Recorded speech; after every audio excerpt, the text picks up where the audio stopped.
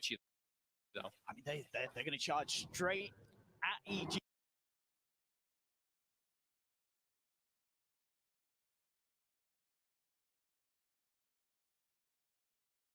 Down here. See who gets the jump first. Smoke dispels on Ori.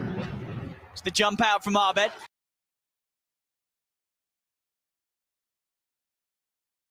Getting himself a good distance away from Vici Gaming. EG they're fully aware that this move is in motion from Vici Gaming. What do they want to do about it? DY getting a real. He's going to shove into the trees. They climb fly. They'll jump in onto the outer tight, seeing a burst, but Arbed's in over to simulate.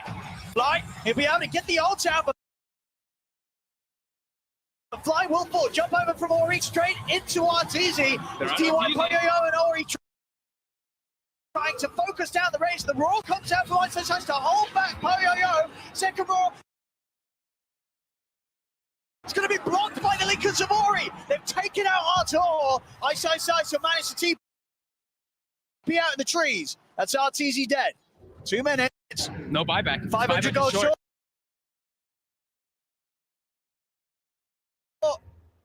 And they still have RP. They can still look to hunt. Immediately pops, I believe, the Ninja gear on Old 11, continuing to hunt. He's still got the RP. He's ready for another catch. If he catches another call. They start the fight on Vici is really smart, too. Like, DY is just like, I'm just an enchantress at this point. All I need to do is give information for my team to stick onto these targets. If they get even one disable on any of these cores we've seen over,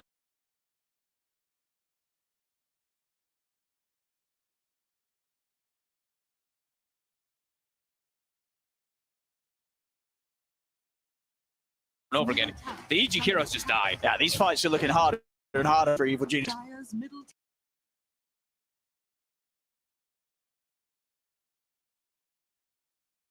Has fallen. Smoke up to set things up, but still 80 seconds, no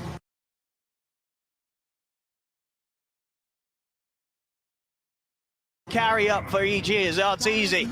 They just have to sit back and watch. And it's how do you actually deal with Ori now? You know, having the Lincolns, having that 18-second spell block that he picked up earlier from the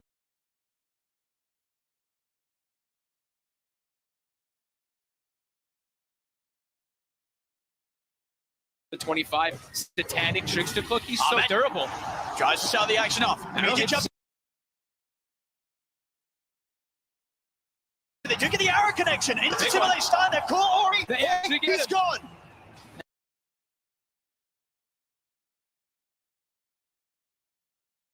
Now over towards Poyoyo. Poyoyo still has the BKB. He turns over towards Arbed. Arbed's got his BKB ready to go if he needs to, but he's not up to hold us. They've got the Hex as well. Arbed still managed to simulate out of action.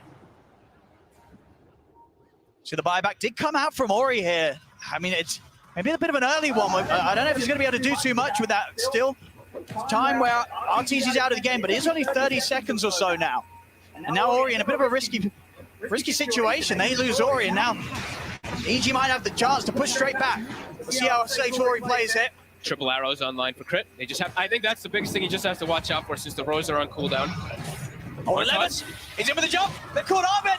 They're able to chase him. He's gone. He pops. Buyback out immediately from Arbed as now EG they'll look to push back in. 10 seconds until Arteezy's up. They're keeping the racks alive in the mid, EG. Old 11. He's ready for the jump with the RP though. If EG step anywhere close to the edge of their base. Grabe, intense. Level 25 is well on him. So longer RP, 4.75 seconds. Nice. The roar. It's got the first opening. As ng BG Anything more to go here? Stop onto the two. Remnant as well. We'll follow up. Dragon forced into the arrow. The force down. Beautiful. Ang galing. Forced into the arrow. Crit. As that is Poyoyo. Uy. Vici game. Come back. There is a buyback available. Poyoyo, if he wants to Come get the fight back, going mga on, he's able to sir. get up to the glyph and TP out. PYW, he's away, but DY caught out by the stomp. EG, they'll run down. Comeback by EG dito, mga sir. DY as well. What a force staff. I mean, Fly? I think that was Fly's force staff. He walked in. I think he used it right at the start there when the arrow was coming in. Or it could have even been a teammate trying to I was going to save. say, I think it was either one Fly the or other. DY. I think it was one of the two. It might have been. The triple arrows coming into play there for sure. Yeah, absolutely. I mean, coming from all angles, And there's now not a lot they Rush. could do. Refresh your shard and blessing on the Rush. Most important thing for both sides. Both cores not having buyback now on the side of Vici. Ori as well as Poyoyo have it on cooldown. Oh, it's risky. Yeah, EG no. Arteezy's just This going is to the run time his to face hit in. hard. He has Old 11. buyback. On the high ground, though, hard to push in this Magnus when the Blink RP's ready. But Vici Gaming, with the state of their buybacks, they're playing it very safe. Back towards the tower. Now they look to get in off the back of their own smoke. They look for the long wrap around. They want to try and enter through EG's high ground. Down this river. Oh, they get the jump on a grip, but now the counter plays in. They're in. PYWC on this kid's going to get proc. BKB comes out from Boyoyo. He's got the Wukong's command now. PYW slides up to the side. Ahmed BKB short to wear offline. Trying to get RP's there with the beat. Oh, no. Down to Autorio, react to blink out. Bellis is down to Arteezy. Fly. He offers some safety here. With the stretch, the stop, the center. Arteezy trying to run, but Ori jumps in. The burst is there from Poyoyo. He's taking down the Spirit Vessel. The burst from Ahmed Dissimulate takes Poyoyo out of the game. 2 minutes. No Monkey King for Vici Gaming. Ori in a bit of a weird spot.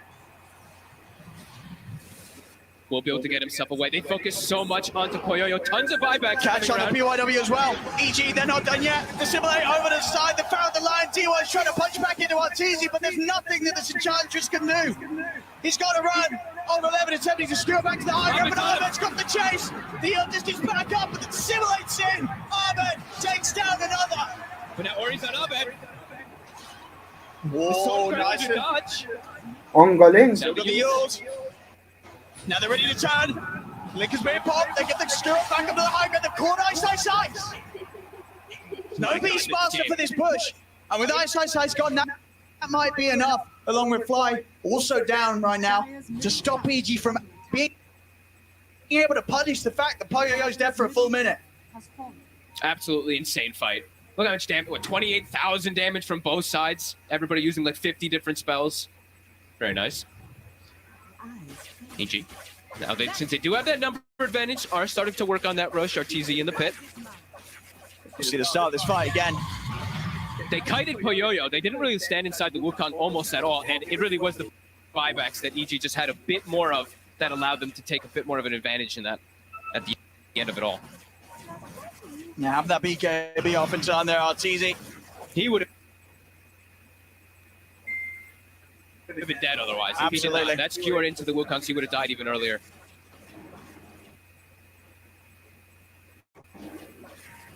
Time to just draw around, just a perfect read of when to get back in on top of Poyo. There you go. We're seeing Abed having some fantastic decisions when it comes to getting out of the fight and knowing when he can re-enter. He had that error earlier in the game where he made that play back into the full squad of Vici Gaming, but now the choices that he's making when it comes to playing these team fights are immaculate. Just a constant reset. They just have so many different methods to get in and out of the Wukongs that it's allowing Abed to get what, like, I think he got like 4 or 5 Dissimulate stuns onto heroes. So it's like 10 seconds of stun that's coming out just from that ability. So we get more of these level 25s coming out. What's he doing with the axe here, Abed? He doesn't have one. Who do you even want to give it to, actually? Do you just give it a crit? I think give it a crit. You don't really have anybody else. Yeah. Like, Fly already has it. He's the most important one besides that, so. I mean, you sell it? You can sell that one, right? Sure. Probably more useful on a hero. I'm sure it is. We'll see how greedy Abed is. So this move on 11. Oh, he's found him. He found Arteezy. Drag back onto Artor. They'll blow him out quick with a finger. That's the Aegis gone. They've got the Wukong right on top of him, too. Sonic wait for Mori, pushing back Fly, so Fly won't be able to get back over and help. Power jump forward onto Arteezy, pop the refresher, the BKB, he's trying to run, another use the refresher shot, and the refresher drop use, but he can't keep himself alive. He's out. 2 minutes. No buyback for 5 minutes. A huge catch as Arteezy on his own with the Aegis and Refresher Shot. It doesn't matter. Did he use? He used everything too. I think he used 3 BKBs. He did. He tried to use 2 or 3 flickers to survive. He pressed all the buttons. It wasn't enough. He was completely alone, and they did do a good job. Ori, he jumped the backline. He jumped onto Fly, made sure that Fly wasn't going to be able to do any type of disengage. Those buybacks from earlier that EG had to use for the fight, now hurting them. DY. Maybe the Aghanim Zone Ice will help a little bit here. Spamming those axes out. Okay, did pass it over to him. Bit of deep push behind. I mean, he's just stepping straight back in. So is Ahmed, though. Ahmed's moved up. This will proc. He'll look to jump in with the 2-man. Dissimulate stun. Gets himself back out with the astral step. Jump forward on 11. RP onto the 2. The BKB was up already, though, from Ahmed. So Ahmed will live, but Crit will not. Morano is gone. Still 1 minute without RTZ. Vici Gaming, they're ready for the next one. Ahmed. He's going to turn over towards BYW, but 4 here is a part of the Hanks is there. Ahmed is gone. No buyback on him. GG is called. Vici Gaming will take this game too. What a wild game. Hundreds of buybacks Wow. in this one, but Di na na-epic Vici, even though comeback. they didn't get the best connection some of the times with their huge wombo combo, Ang galing. they just out-team fight EG in several different situations. EG just kept throwing bodies with more of the buybacks, but as for the scaling way, Oo nga Vici eh. just continued to scale. just Nagsolo that nga much si harder with their RTC heroes. eh. Yeah, that was one of Ganyan those naman games laro where ni the fights were so RTC. frantic that you know that you had to be completely focused, and Vici Gaming and D pulling themselves together. Nahihirapan tuloy In a si fashion, Abed we've seen them struggle to magbuhat do eh. so in a few games here on the main stage, but this game showing that magic's certainly still here from the squad. And especially the man we just saw on your screen there, Ori, walking out of the booth there at the end, made up for Pero all of lakas his din tough ng games BG that he had ngayon. at the main event. 15, 6, and 10 on the Queen of Pain. Item decision actually ended up working Shoutout perfectly. sa'yo, Going flat, Coco Lincoln Player blocked. Wolf. I don't even know how many roars, and his target priority inside the fights was excellent. He always was either finding Abed with the orchid catch, getting him with the catch, or finding Fly in the back lines. And we saw, this time at the start, EG, we knew they were going to try and go for a sort of similar road to victory as they did in game 1. This time around, they weren't able to find it. What do you think tripped them up the most this game? I think this time Vici just didn't overreact. I think the last game, sure, the Beastmaster was a little bit too overwhelming because they didn't have this Enchantress Oo nga eh. to always just kind of deter them at all. But it felt like Vici was just like, oh my god, we have to fight. This time around, they're like, let's back up, push the lanes out, let's get these items online. We're good. We can scale super hard in this game, and we saw exactly that. Hindi nga Absolute hindi nga delight of maano dota2 that mag-Magnus, game, hindi ladies and magaling gentlemen, with Vici mag-Magnus. Gaming taking a game back against EG. We're going to be having another one of these game 3 round the corner, but as it stands, Vici Gaming versus EG 1-1 right now. Thank you so much. Odie picked Sino ka dito?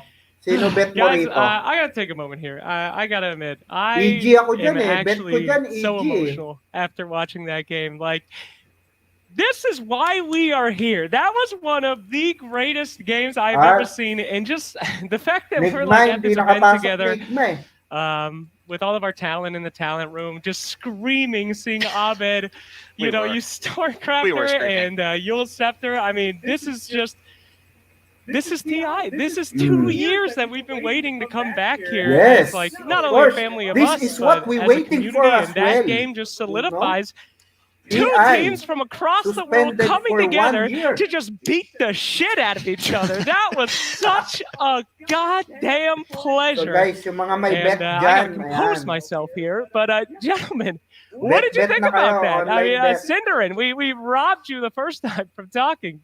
Online What did you think betting about na. that game, man? I don't even know where to start. When there's games like this, you can try to pick apart any specific Basta ako, play from the PS, last hour, Ano ko and rito? well, maybe not the PSLGD hour, ako. but at least the last 30 minutes. And Yeah.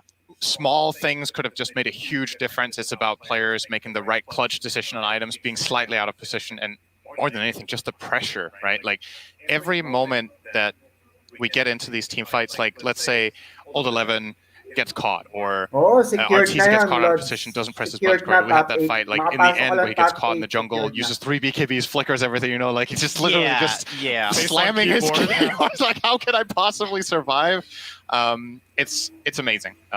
Yeah, I don't know how to pick apart a game like that, It's because hard. Sure. I feel like you could take any given moment and be like, that's where they won or that's where they lost. Yeah. And then 2 minutes later, there's another one. And So- before you continue, I would like to say that I do want to keep it on track. Though. So I have Dota2. implemented a new system. These are called panel points. These are little tokens, and if you make a good point, I will award you with a panel point. So just go about your business, and we'll get them in. And I just want you guys to be motivated to make good ones. So and now, after that, Synderen, we will award some panel Good. points. I don't think I Sayang deserve fanatic, Well, no? not yet, but yeah. Anyway, Jenkins, you were saying.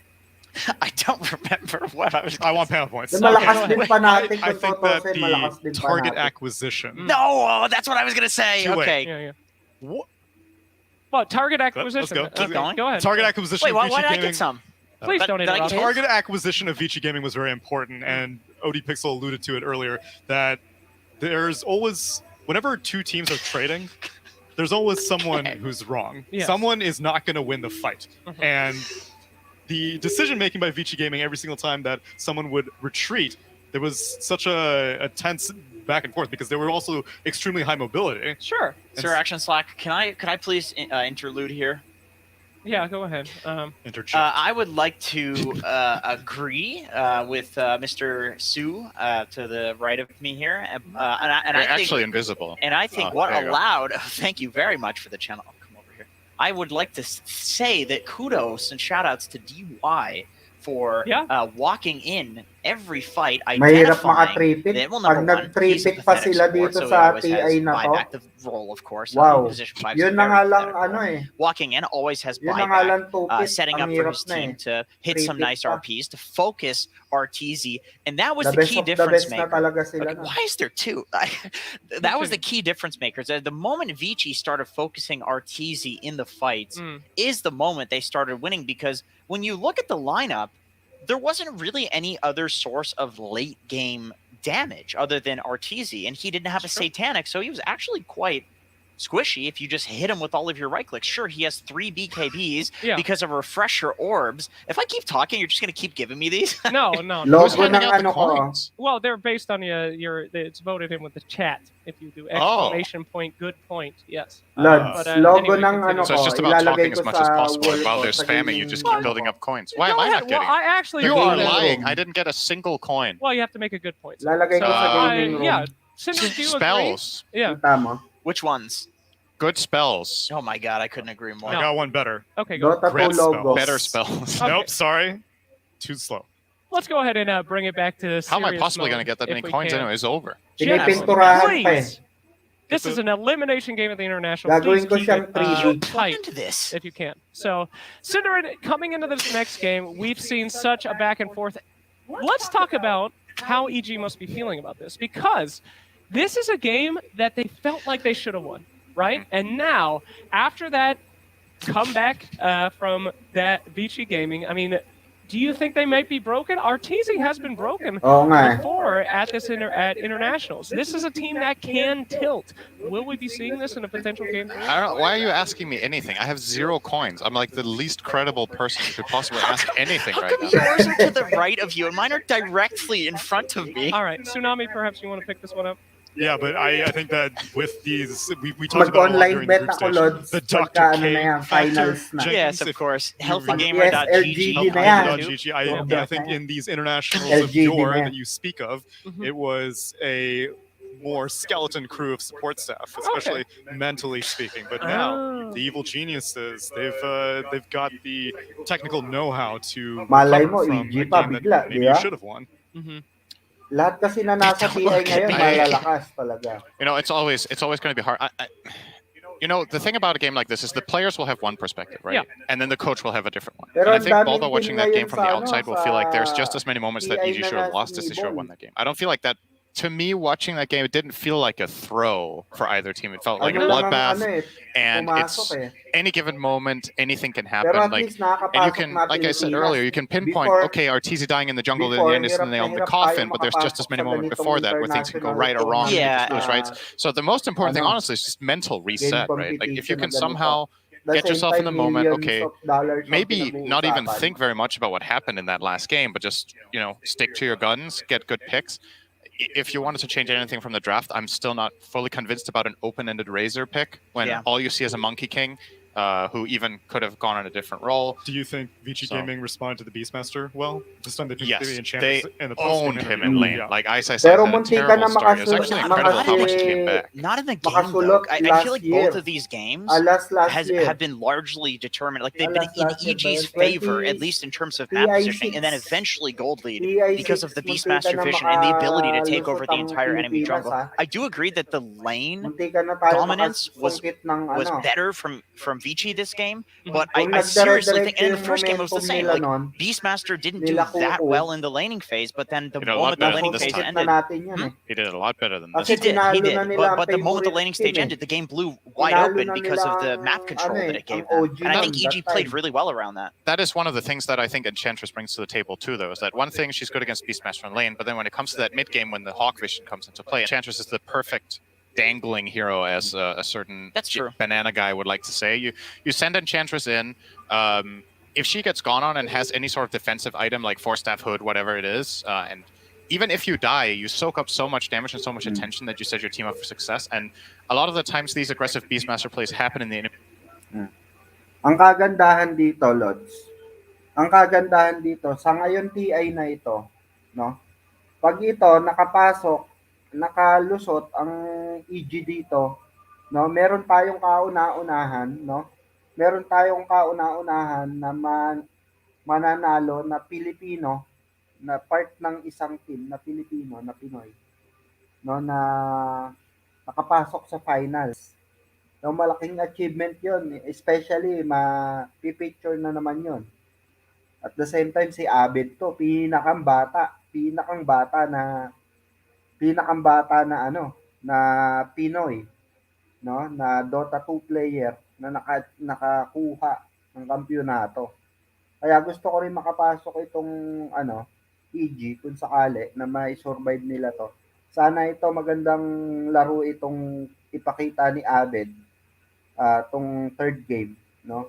Kasi ito na yung unbreakable moments na ano niya eh. Kasi makarating ka sa day 3 ng main event ng TI is napakahirap na. 'Di ba? Sa do or die pa lang, sa do or die day 1 pa lang, no? Siraan na ng career. Napakahirap na makapasok. Ayan, shoutout sa'yo, Jane Reyes. Ayan. Ayan, shoutout sa mga ano dyan, Dota 2 player, shoutout sa mga kababayan natin dyan, no, na naglalaro ng until now, mga tito, tita na, pero naglalaro at fan pa rin ng Dota 2 International at ng larong ito ng Dota 2. Ayan, shoutout sa inyo. Okay, Game 3 na tayo, guys. Okay. EG versus VG Gaming. Ayan. Let's do this. Ayan. I-cheer up natin ang EG na manalo rito, na makalusot, dahil meron tayong kababayan na nag-iisa, isang Pilipino po, no? Nakasali dito sa EG, Evil Geniuses. Ayan. Sa mga hindi nakakaalam, ha. Ayan.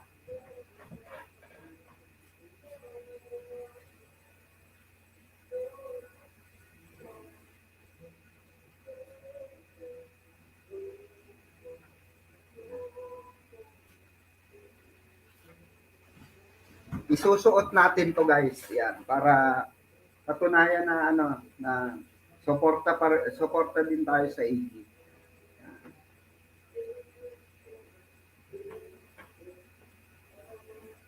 Yan.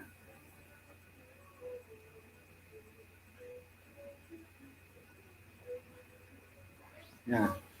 EG. Yan. Evil Geniuses. Yeah. RTC, huwag mo ipapatalo RTC, ha? Ha? Ay, ipapatalo yan, ha? Suot na natin, ha? Yung makapangyarihan jacket natin. Langya ka. Yan.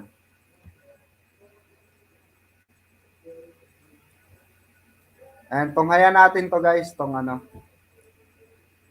Day 3, the International Dota 2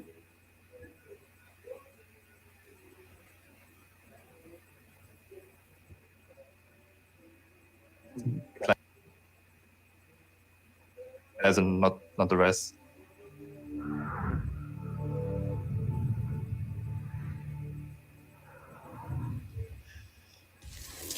Wow, what a fantastic piece about the memories of EG in this, the most critical moment they have ever faced.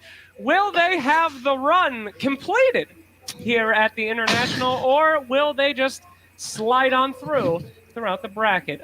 Explosive second game from Thank you. EG. I wish People was here to keep us on track, but we must continue Give that. as we move on to this extremely serious elimination Game 3 match. Gentlemen, this is what we're here for. This is Dota 2. If you are a new Dota player that's watching it for the first time, well, you are in for a hell of a treat. It is so good to have you here, about to witness TI history. So, Tsunami, my friend, course. we have seen so much.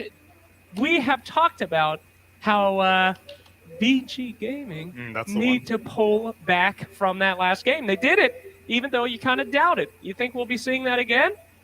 I think that Bulba is a very stubborn drafter, and I think that they have been kind of using Beastmaster as the linchpin for this entire series. And so I'm curious, because this has been the downfall of Bulba many a time, is he is very, very stuck on an idea, and he seems intent that his line of thinking is the best, which came against him in Singapore. It absolutely did. Well, the time has come. No more questions. It is time for the draft panel with Avo, Effie, and Lacoste. Jesus versus BG Gamer. Game 3.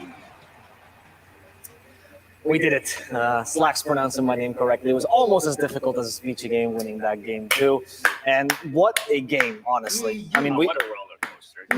See the graph, it goes up and down multiple times. In the end, Arteezy gets caught, but I gotta go back to 11. You know, this is why he's my favorite offlaner, because he can do whatever he wants for 40, 50 minutes, miss RPs, and then all it takes, he can RP the ground, and in the end, all it takes is a couple of skewers, bait them in, one big RP. The man is just, you know, he is what he is. But I think that says more about Magnus as a hero than it does about 11, right? You don't even need to land your RPs. You just have a free setup for your skewer. You can skewer them back a long range, and that's all you really need to do on the hero. I feel like get it out, and they did. Back at the draft of game number 2, I feel they forgot about Magnus, because it seemed like a perfect hero. Veterans he can be the good offlaner, he can be the one who's empowering the Monkey King, forcing him to like skip an item and just get a damage item, which he did, and also someone who can break the static link, work out really well. So yeah, no surprise. They decided to ban it out in the first phase this time around. There's still Tidehunter in the pool. I feel this hero can be flexed if necessary, but as an offlaner, you can protect him in the second banning stage. Doom needs to go 100%. Yeah, I'm surprised that they valued this enchanter so highly that they picked her up in first phase. I guess it just worked out for them, and they don't want to play versus Beastmaster. It was the same secret idea, though, against the other type. That was the same idea. They just first phased the enchanters, deny that buff, and it worked for them. Ba, pwede to. Pwede. Kind of run lanes around if Enchantress is countering a specific lane, but the utility of her in the last game was that she countered both lanes, right? This time around, it's easily dodgeable. I don't think she's more valuable than a lion, because look what happened just now. They picked up the Storm Spirit, and they're probably going to ban Bloodseeker. They need to protect the Storm Spirit. You're correct, Effie. Because throughout the first and second season, throughout the majors, PYW Shadow Shaman, like, you know that his positioning is always going to be good. Anything with a Hex, as he's shown in the previous game on Lion, his Alchemization as well, going for an earlier E on this to be able to protect himself. This time around, EG getting the hands on the Storm Spirit, finally, I would say. I felt the first game they wanted to get the Storm Spirit, but VG Gaming, since they had the first pick in the second phase, they decided to snatch it. Absolutely, and it just didn't perform up to expectations. But they've already begun protecting the Storm with the Buckman for obvious reasons, right? Coil, Leash, Storm, and he can't ulti. So now we're expecting a potential line ban from EG to protect the Storm Spirit. If that's the case, is Shadow Shaman still pickable? Yeah, I believe he is, because you need some kind of control. The way Virtus Pro defends their Storm Spirit is Puck, Lina, and Queen of Pain, sometimes a Dragonite, if necessary, depending what was banned in the first phase and what the enemy bans out. But also, if it is just a support Monkey King, then they're not going to go for the line, and the Storm's going to have the time of his life playing versus these two heroes as supports. Right. So to a degree, this Storm also forces the Monkey King to go at least another position. Perhaps, but it depends on how Vici want to play it, because it's not the end-all and be-all if the two supports don't have significantly good catch. It's just that it just feels too good of a Storm game right now just from these first two. I think next ban from Vici Gaming will show us where this Monkey King is going to go. If they ban out Ursa, it's going to say this is a core monkey. Right. So they do ban out the Luna. EG have had a lot of success running ET and Luna as a lane for the reasons that he amplifies both her right-click damage and her ultimate damage. And they've won a lot of games with this Luna. So they get rid of Old 11 Doom, which is a good hero against Storm, but not what we're talking about, protecting the Storm. I think it's necessary to ban 11's hero pool because that's what's been making it difficult for Vici to play to their strengths, I would say. Mm-hmm. And the Magnus being left in the pool last game was a bit of an oversight. And you'll find that even we forgot to talk about it. Yeah. Sometimes you get so caught up in so many draft ideas that certain heroes slip your mind, and I think that's what happened. I was talking to Brian BSJ, and he said, you ban out Magnus 20 times in a row, you feel like he's banned out. Maybe you just forgot. You always feel like the hero's banned out, he's super strong, and suddenly he gets countered in the lane. Like you pick a perfect counter for your last pick. So Vici do need to address the Storm issue. I really don't see this being good for their supports if they do choose Storm. Okay, and I wonder if they're probably just going to go for another Spirit hero mid here and try to pair it up with something like the Tidehunter in the offlane if it's left in the pool. So like an Ember, for example, and then he gets countered, or he counters a Storm in the game with a Searing Chains combo, right? And that sets up for other stuns? Yes, and we see they decided to ban it out. That Tidehunter that we mentioned at the start now it gets more value now that the Doom is the ban coming out from EG. I do think this is a good Tidehunter game. I hope it does not. So this is also a Spirit hero, right? It can function similarly to Ember. It's just that Ether Remnant isn't as great of a tool for catching the Storm Spirit, but if they pair it up with something else, that will be good enough. Because Void Spirit is actually burstier than Ember Spirit in the first 20 minutes of the game. So I can see the reasoning here. Also, maybe Vici aren't too comfortable running the Ember right now.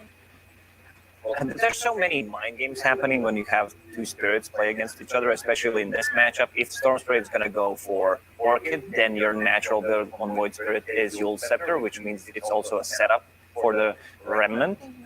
And if he goes for Kaya Sanj, then you can also go for different items. You can go for Aghanim Scepter first, the AoE. So there's so much, like you see just one component of Orchid, and then you know what your item is going to be. That's a very good point. We'll see what comes out here. It's the Skywrath Mage again. The combination with ET once again for burst damage goes well with Storm Spirit. You said last draft you like this more than Moronic. I liked it more in the context of the last draft, right? But the Skywrath Mage here it seems a little bit lost. I guess Vortex is good enough to cast Mystic Flare, but it's not as safe as a long-range Slight Chains into Mystic Flare, which is what gave it the extra value, I would say. We also don't have a real hero that deals with the enchanters. She can be really annoying, staying very long time in the team fights. And all right, they decide to go with the Legion Commander, perfect setup for the Skywrath Mage, and also something that can buff up your carry, something that can remove the potential silence once Void Spirit gets the Aghanim Scepter. So another way of protecting your Storm Spirit, especially with the 20-minute shard. And another thing is actually if they do choose to run this Monkey King safe lane again, this Elsie Skywrath Mage will bully him. It's one of the lanes that he will actually struggle with a little bit more than others in terms of melee heroes. Also, the Skywrath Mage instant silence versus Void Spirit is very useful.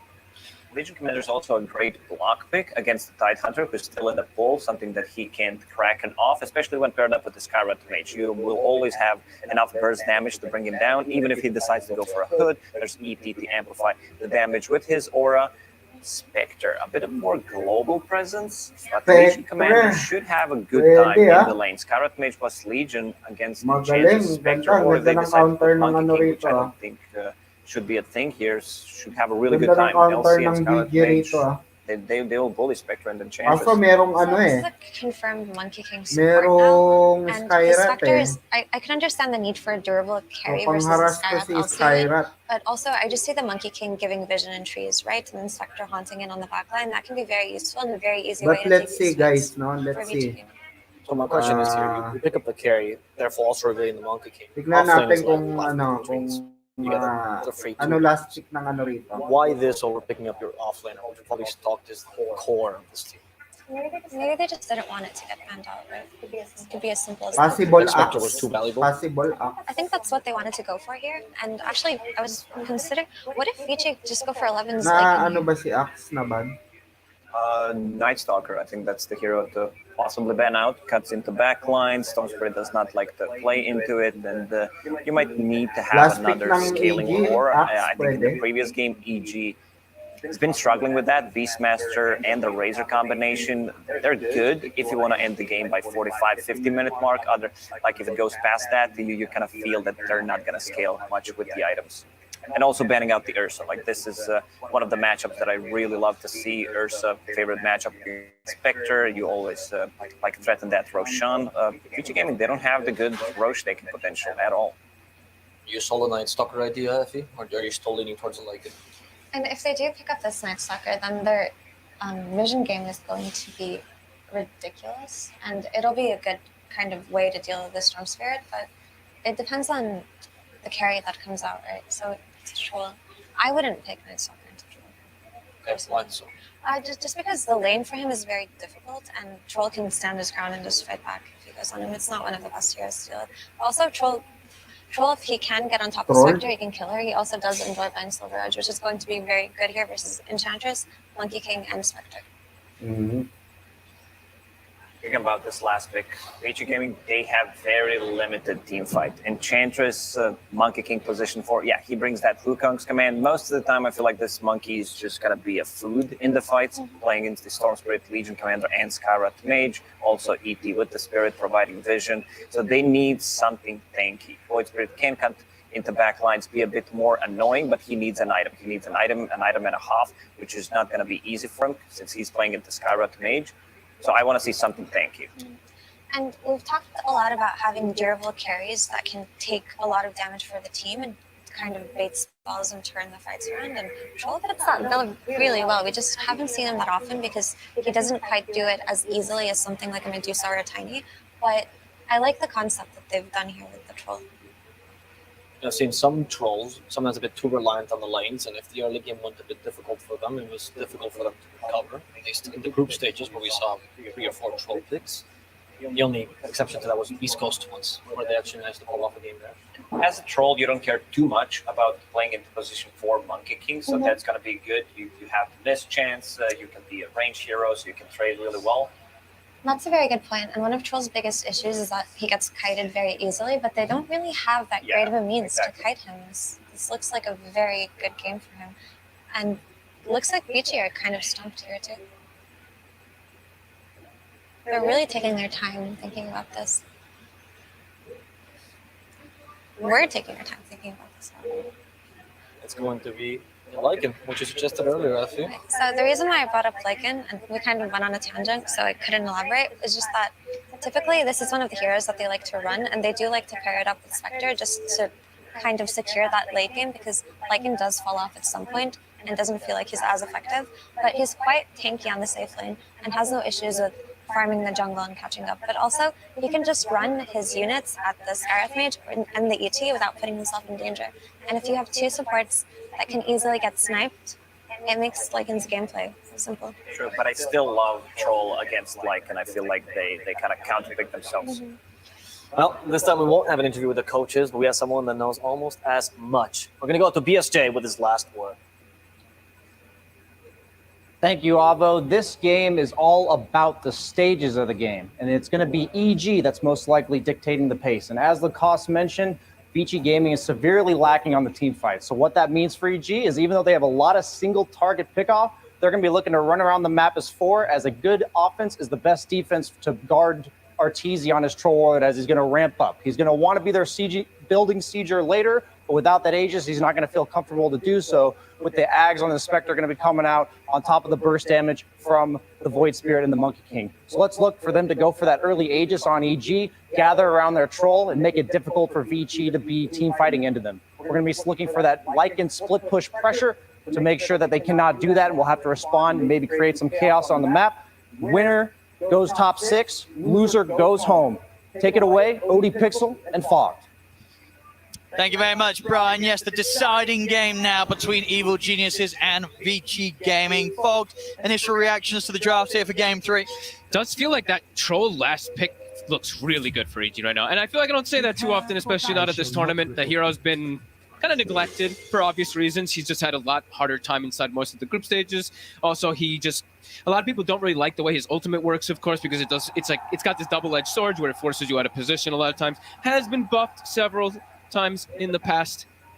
But yeah, AG's draft does look very strong. If Vichi's, it does look like they're looking to go for more of this like snipe plays and vision control with the Spectre, with the Lycan Wolves, with the Monkey King constantly scouting for the backline. So definitely have to keep eyes on that. But early aggression definitely going to be there from EG. They're going to look to hit and hit hard.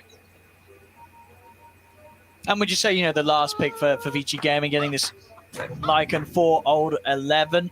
I mean, you sort of agree with the sentiment that it's not necessarily that scary last pick Lycan that we've seen in some scenarios. No, and also I feel like their lineup right now is also kind of one-dimensional, where they're missing a lot, right? Where's their stuns coming from? It's going to be a Boundless Strike and an Aether Remnant is their only disables throughout the whole stage of the game until they start getting some crazy levels and items. EGs, they have the Duel, they have the Stomp, they have the Vortex. Eventually, we'll probably see an Atos picked up on the Skyrest, so just feels like EG's playmaking is going to be a lot easier, while Vici, I feel like they're going to have to avoid fights constantly and just draw the game out as long as possible for the Spectre to get online. I think that's why they went for the Lycan, though, right? It's that, like, exactly what Brian was talking about, how causes chaos, he's going to draw attention away from the Spectre, but into the Troll lane could be maybe a bit difficult.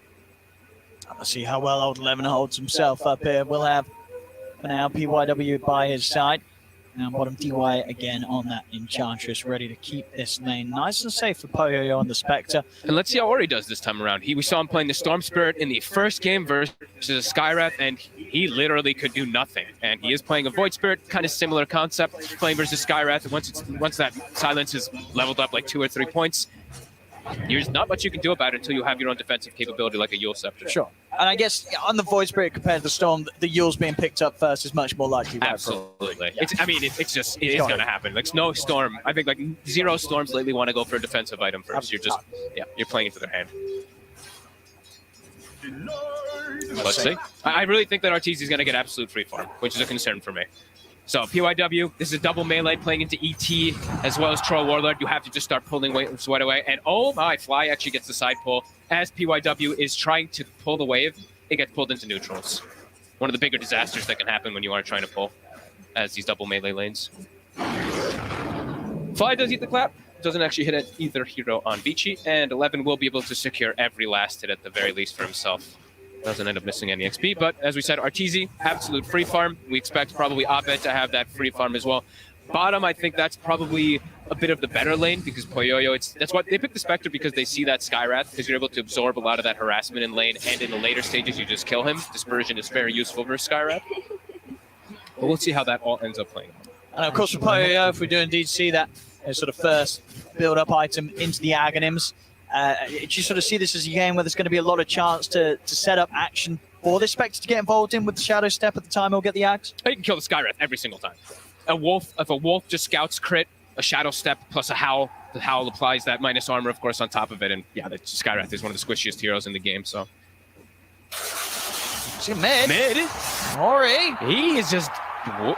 All right, first blood just like that for Ahmed. Wait, he just walked up? You can't make those mistakes. No. That hurts. One game away from elimination. Mistakes like that could come back to haunt you. It's on the water runes, Owen, as well. So Abed fills his bottle top, he pushes in the mid wave. So Ori misses out on almost a full melee wave. He's going to get the water rune bottom as well. A huge mistake from Ori. And this is the second time now. We saw it yesterday versus VP. He was tripped up by the Storm Spirit as well. 7-1 last hits. 15-4 on Storm. And quite the difference there. Missing more last hits than the viewers are. If we could get that CS up on the side. Beautiful. Thank you.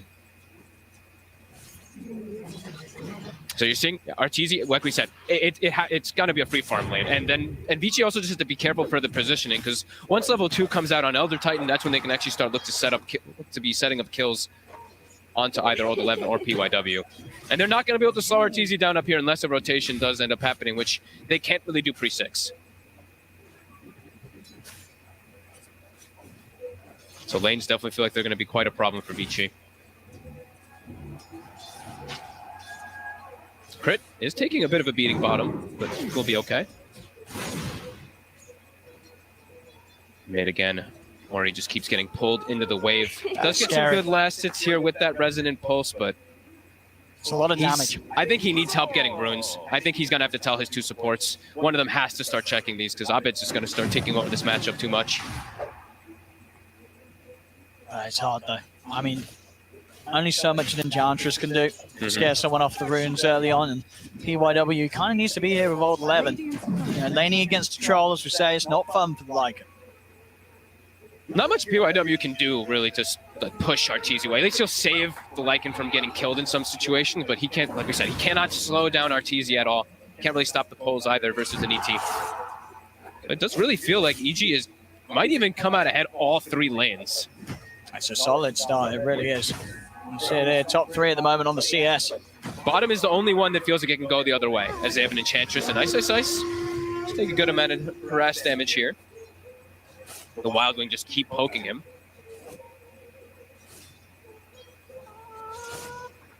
DY making the lane pretty robust here for Poyo.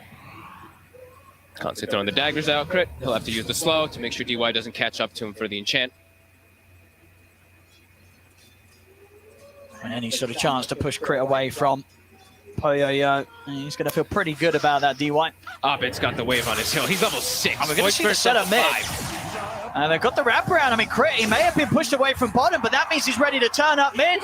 And it's another kill onto Ori. Ori saw the rotation coming, too. He had the ward. He saw Crit making the move. That's true, yeah. He saw him go the whole way. Yes, he did. That is another big mistake there from Ori. Bottom, though, as we said, Poyo, he's going to be able to get that kill with the Enchantress as soon as the Skyrat does leave.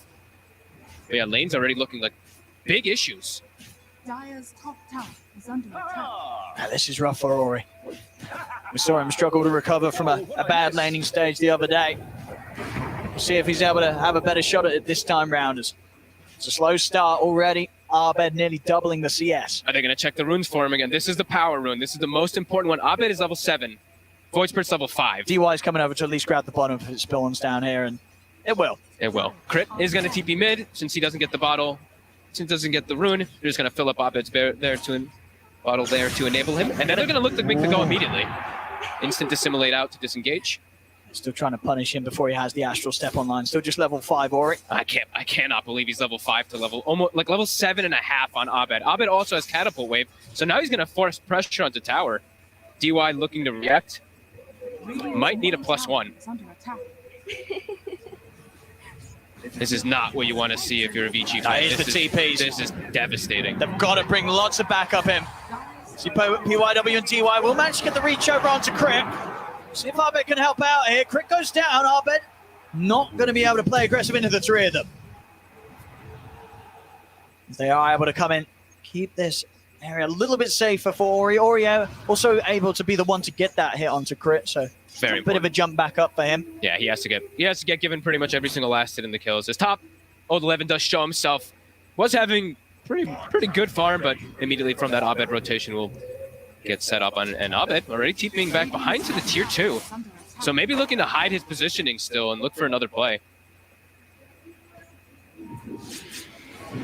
We got maybe another to dive in onto Ice. Pretty deep here, Ice. They got him. Give it to Poyo. Nicely done by PYW and DY. And they're going to be PYW is probably going to have to be the one that has to bail everything out of here. They're going to try and get him again. Does get the dissimulate. Very quick there to react. Radiant's bottom tower is under attack. He's ready now, or he knows that they're looking to make his game as tough as possible. Look at the chain fills that's coming from EG. It's getting spotted too. That ward that we do see Vici place early on is going to see it. And the move onto Crit. I mean, they're able to come in with a horn as well. Straight over to Crit they go, but the Stomp comes out, catches the two of them, the silence on Ori. Ori zips over with their Astral Set, takes out Crit. Now they turn over towards Fly. It's Vici Gaming, bring the numbers mid. First ult from Poyoyo, and it's an effective one. 2 heroes down around the mid lane. Again, it really is the 2 support movements. I'm watching that from Vici. They're really making up for that hard start in the laning phase. Just paired up together, looking to just help Ori so much as Abed. Shows himself mid again, has an illusion rune, so he's just fine. As both safe laners are really starting to get ignored. RTZ is starting to make the move down toward bottom. Probably expecting a rotation to come out toward top soon. And he wants to look to take out this tower. It's already less than half HP down here. Abed also swinging over. Is going to be spotted by the ward. Poyoyo is going to be very careful here. He does. He knows with the way that EG plays, this sort of timing every game, they're ready to get aggressive onto the safe lane. Closing in. And they're able to lock him down. Not quite playing safe enough there, Poyoyo. You could sense it. He knew that they were going to look for this sort of play, but getting a little too far up to the creeps, and EG able to run him down. Who got the last hit as well? It was RTZ. And it was a killing spree, so enabled toward his next item just a bit faster. Fly. I'm going to go for him. He's still got the Stomp, but the Centaur Stomp comes out a bit early. Might actually give the chance now for Fly to get his own one off. Trying to jump to the side there, PYW, to avoid the sleep, but it won't happen. We do see wall chaos was happening, of course. Old 11 takes the top tower. He's gotten a lot of space to just be farming up their top net worth for his team. Looking to swing toward mid, trying to collapse onto another tower. EG bringing the numbers themselves. They really are. I mean, Vici again, they're going to try and fight this. They get the open up with the stun onto Ice's side, but the Stomp comes out. Gives Ice time to heal up. Isn't enough. He tries to turn down his grab. PYW finishes him off with the Boundless Strike. Abed fights back, brings out PYW. Agency up from Crit onto Ori. Abed goes for the zip TP. He's away. Ori still wanting to try and fight here. Single balls Fly, but Fly's pretty beefy. They've got a catapult wave coming in, though. Pretty ideal timing for Vici to continue with this push. And Ori still wants to go for the catch onto Fly. He's going to miss the Remnant, though. That's going to put a stop to any sort of setup. EG thought they brought the numbers, but Vici brought just a +1, and they also will have Haunt available in about 20 seconds. But EG does stop the push. Ice comes in as well. I'll be able to hold this all while RTZ gets the superior space out of the 2 carries. He's going to have a very early Maelstrom. Treads, Maelstrom plus a Falcon Blade any minute now. That farm is just going to continue to accelerate, and are they stacking it all for him? They are. So they're starting to get some Ancient stacks prepared. We do see Ancient stacks as well on the side of Vici. So both teams preparing themselves for these later stages. EG's heading in. Vici Gaming, they've got to be careful of this ball lining initiation from Abed and the follow-up damage from Crit. Especially now the 6 is online, Mystic Flare ready to go.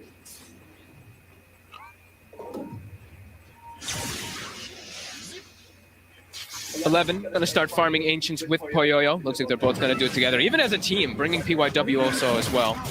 So let's see if EG's aware that nobody's really showing on the map. They're going to look to hit a tower because of that. Poyoyo, he's getting rather low here. Just going to stick around, get that XP at least, mid lane. Setting up the defense with the Wukongs. It's a nice hold. It's his bluff play too. They're getting a lot of farm from that Ancient play while also defending because of this.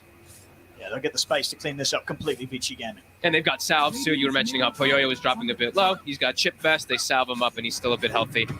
He's got Haunt also to join inside the fight. DD Rune does spawn bottom.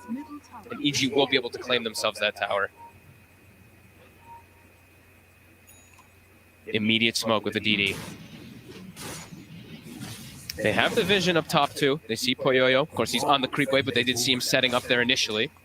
The smoke was seen right there. Mm-hmm. They're already setting up for it. They're making the right read too, because they know EG wants to make the move onto the Spectre, because otherwise Spectre's just going to haunt into the fights and they're going to get outnumbered. So. See PYW, he will get caught out here. Did try and come over and was by the looks of it trying to at least dispel the smoke. Yeah. Keep the info ready for his carry, ready for Poyoyo. It does cost him his life. Gotta just protect Spectre. Everything is about Spectre this game.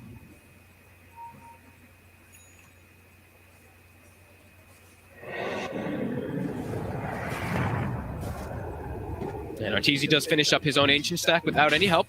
Up to 7,300 net worth. He's pretty huge. 2K ahead of that Spectre at the moment. Quite the start. I mean, and it's a good troll game, as we mentioned. It is a very good troll game that he's not really playing into any of the traditional counters of that kiting that just allows you to play around that battle trance. I also see that he's gone for, we'll wait for that for as Abed finds an easy pickoff. He's gone for the build, which I've seen more and more players do lately, is you max your Berserker Rage rather than maxing out your Fervor. Just scales really nicely, and if you do get involved in the fights, which he can with Treads, Maelstrom, and Falcon Blade, the Root is very effective. Absolutely. As it does increase. 2-second duration is pretty good when you're playing versus elusive heroes like a Void Spirit or even like Lycan who can be speedy away. You get like 1 or 2 Roots and they're just dead. So the setup down bottom here, they're looking towards Ice. So 11 comes in. Can they set up? They need a +1 though. They're a little hesitant. They know that there's going to be more behind Ice. Yeah. You know, Abed just being in the neighborhood. We'll secure that Helm of the Overlord pretty much done for old 11 though. A smoke up here from Ori.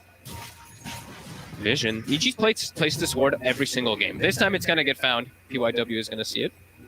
I don't know if Ori's going to be able to quite find anything even. He's got UI. They could set up potentially for Abed if they have the follow-up. Look at yeah, but Abed's got backup. Yeah. Both Flight and Crit just sitting behind him, knowing that that sort of timing was going to be coming out from Ori and making sure that there's no window for the play to be made by Vici Gaming. They can always bring the numbers because of that Spectre. Seeing DY also, making sure that he's keeping Poyoyo healthy at all times. Going toward the Ancients, just popping the Nature's Attendants on him, so they'll be battle ready at all times. You see the men on pretty much all 10 heroes. Everybody's battle ready in case something kicks off.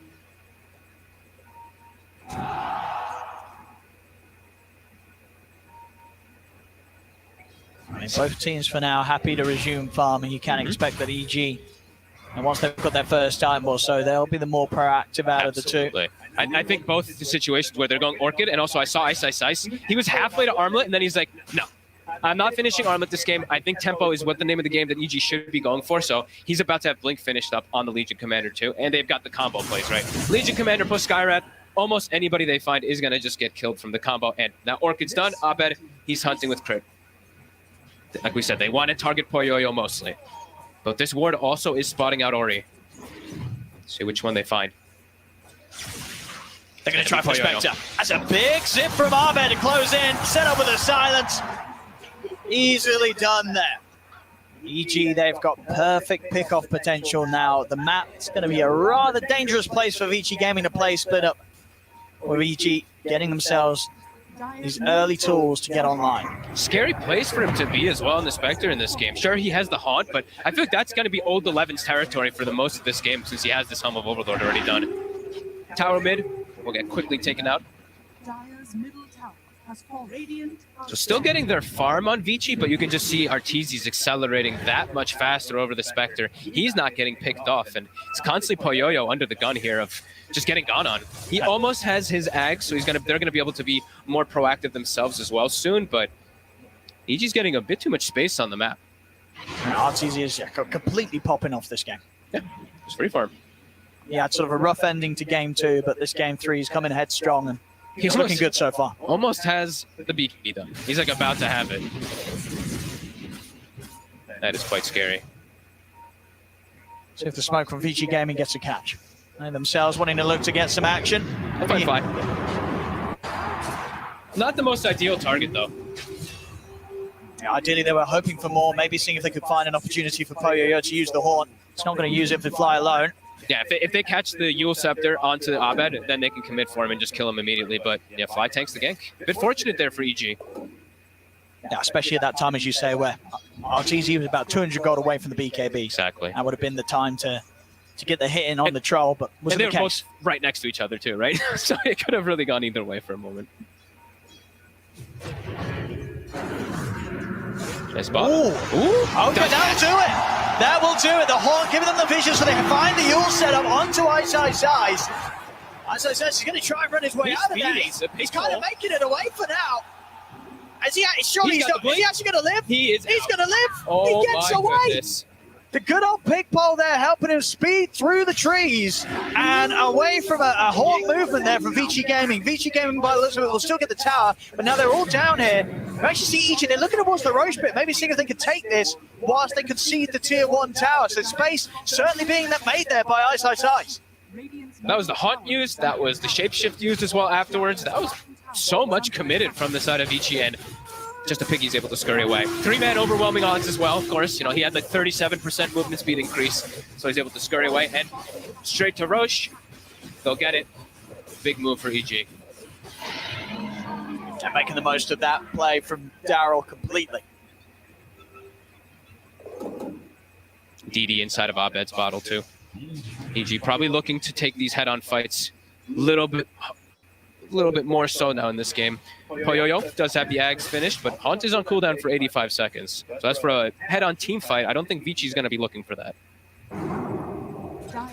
We'll continue pushing this bottom tower with the Helm. PYW scouting the tree line.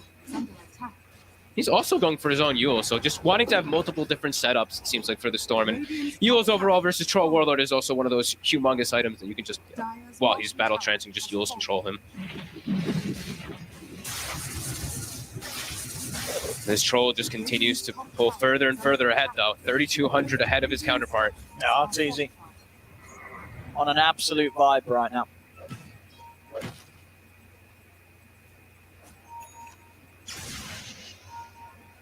Dire's bottom tower is under attack. EG, again, managing Similar. to find this sort of area they want to play around. In up to the triangle of Vici Gaming, and they'll always look to try and initiate from this angle, keeping Vici almost awkwardly pushed over into their own jungle. Haunt is up in 20. And those backline heroes, as we mentioned, they will get ripped to shreds very quickly on the side of EG. But the ET as well as that Skywrath, you're going to see the flank around that's just kind of quickly hit as soon as Haunt does come out. From Haunt, from Shapeshift, from all the summons just running on top of him. And there's not too much that they can do to protect themselves. I think that's why we see Crit. He went for a different build this game. He's got to go for Glimmer Cape to protect himself because he knows he's just going to get hard committed on by the Spectre and by all these summons. So wants to have some type of protection for himself rather than a setup for kills. Does mean we'll probably see Dust picked up on Poyoyo and Dust picked up on the Lycan at a very early point in the game, but you can see the different direction that he's looking this time around. I mean, they're strong. They can go high ground, maybe. They're thinking about it. At BKB, 2 minutes on Aegis. We'll see how much EG do want to push it, but they've got some real power right now, and indeed, they're going to step up and start having a poke. There's no glyph either.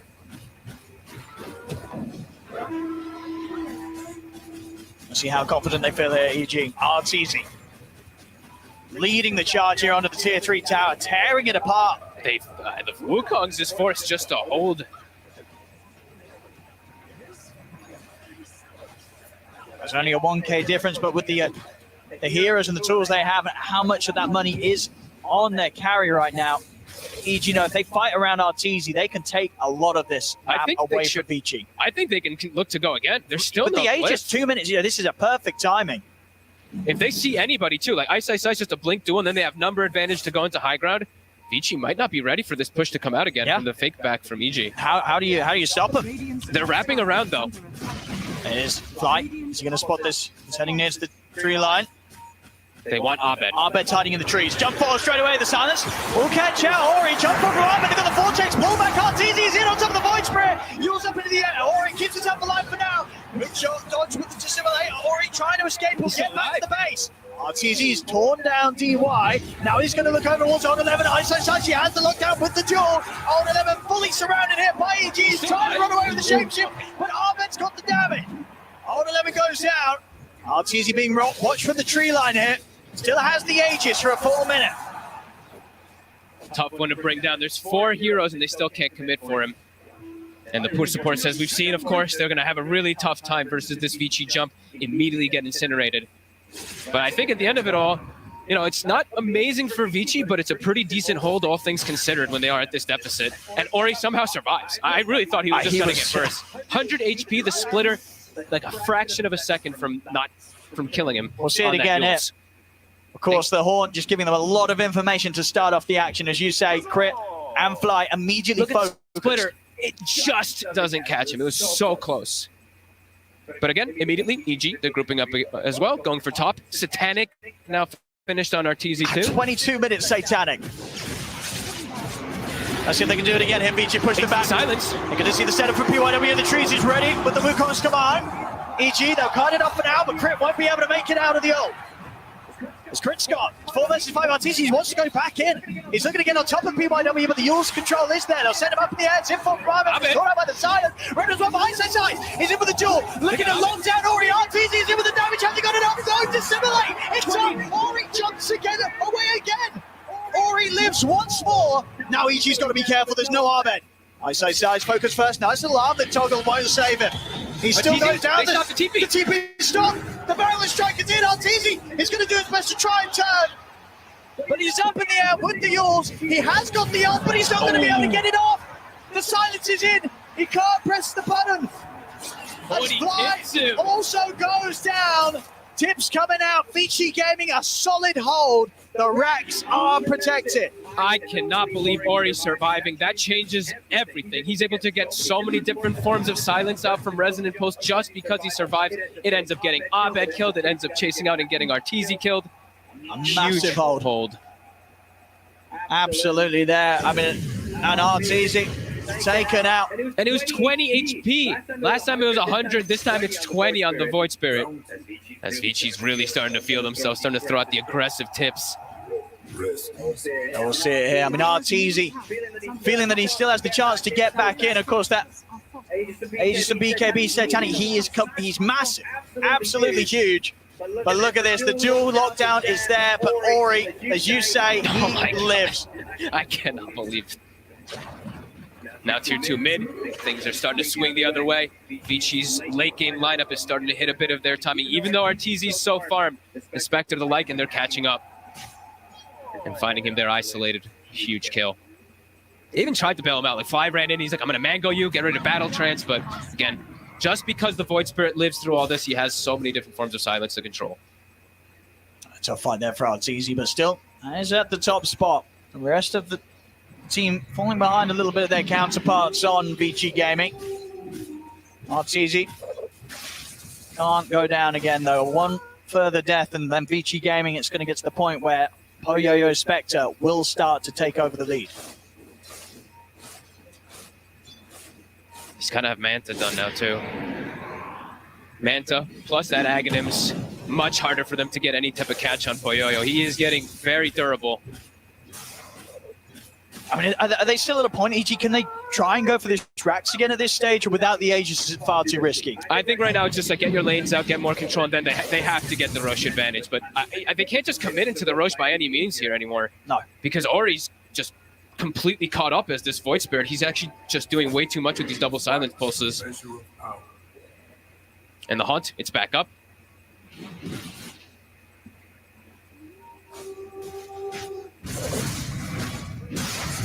Let's see the plan. 4K lead here for Vici Gaming. Manta done on Poyoyo. Each of these fights, he's going to be ready, as we see, to get on top of Crit and Fly. Arteezy's still looking to threaten that Rax. Hey, really? I mean, it's just the two of them, really. The rest of PG a little further away. They might just get full engaged on him almost immediately as soon as Vici's on position. I mean, Arteezy's going to start things onto the Rax. I mean, they do at least force back 4 members of Vici Gaming to the base. But now EG's got to deal with their lanes. Bottom's pushed in, mid's pushed in too. Roche up in 15 seconds.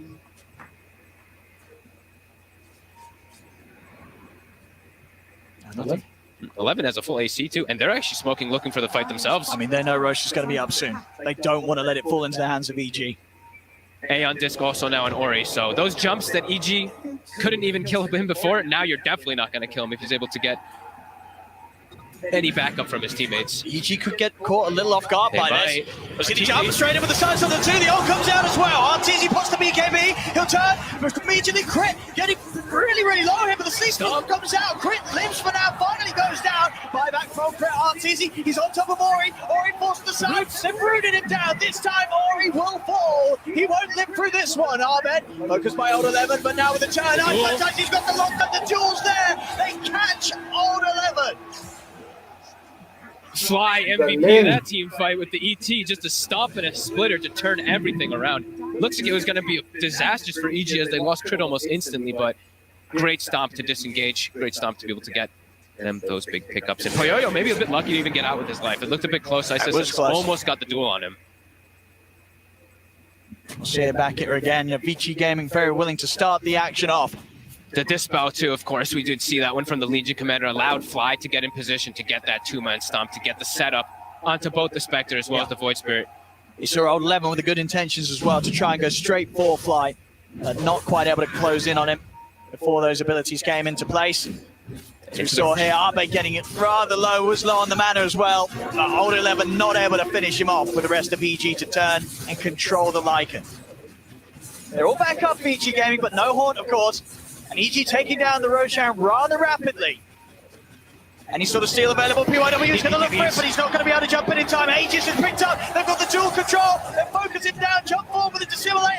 Ori, he'll burst on the right side. Side to go down. Arteezy, he's got the battle trust, but he's up in the air. They're kiting him the first time round. Pull back as well with the Remnant as Arteezy's been separated from the rest of the team, but he's still got that Aegis. He still has ult to use Rampage. Oh, okay. Same noise. That's right. He picked up the shard there off the Roche. See if they can kill him off. Stomp. Gives him the cover, but there's the jump with the Remnant. The first and once. Fly getting pushed back as well by Old 11 and the army. Poyo, he's back in action with the Hood. The Shadow Depth jumps over. Now he's going to look over towards Arteezy. He needs buybacks. He needs backup. It's Arteezy. He's still scary. And they're a little cautious on how they go back in on him with the buybacks coming into play. Ice. He's got the duel back up in 5 seconds. And they'll respect that. Buybacks come out, Vici Gaming, they'll pull back and they won't push any further for now. But they do take away the Aegis as soon as it is picked up from EG. And EG, like you're mentioning, they wanted that timing to be able to go for a push of their own. Ori still has his Aeon disc up. We'll be able to get out of there. Denying the Aegis away from a troll lineup when you have Spectre at this point in the game, though, is phenomenal. Vici probably feeling very comfortable with the state of the game. Also, EG having to use 2 buybacks in that fight. Yeah, we saw how much they needed that to try and attempt to get this top racks taken away. Now that whole plan's going to have to be put on hold for EG, which is going to hurt. And the fights for the supports on EG is just impossible. Like every single time, they just die almost instantly. Starting to pick up their defensive items. Arteezy does find a DD down bottom, put inside the bottle. But with that Aegis gone, can they push on for that much more here? It's so hard without that ability for Artur to have a second life. But just the one, Vici Gaming have shown they can deal with him.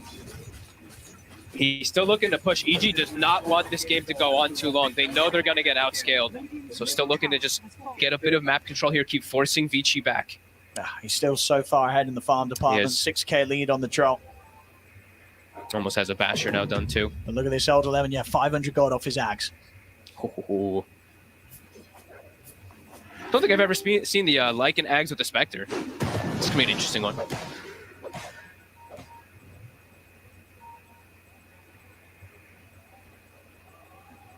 Vici. Try and get out here with just the 2 of them, Ori and PYW.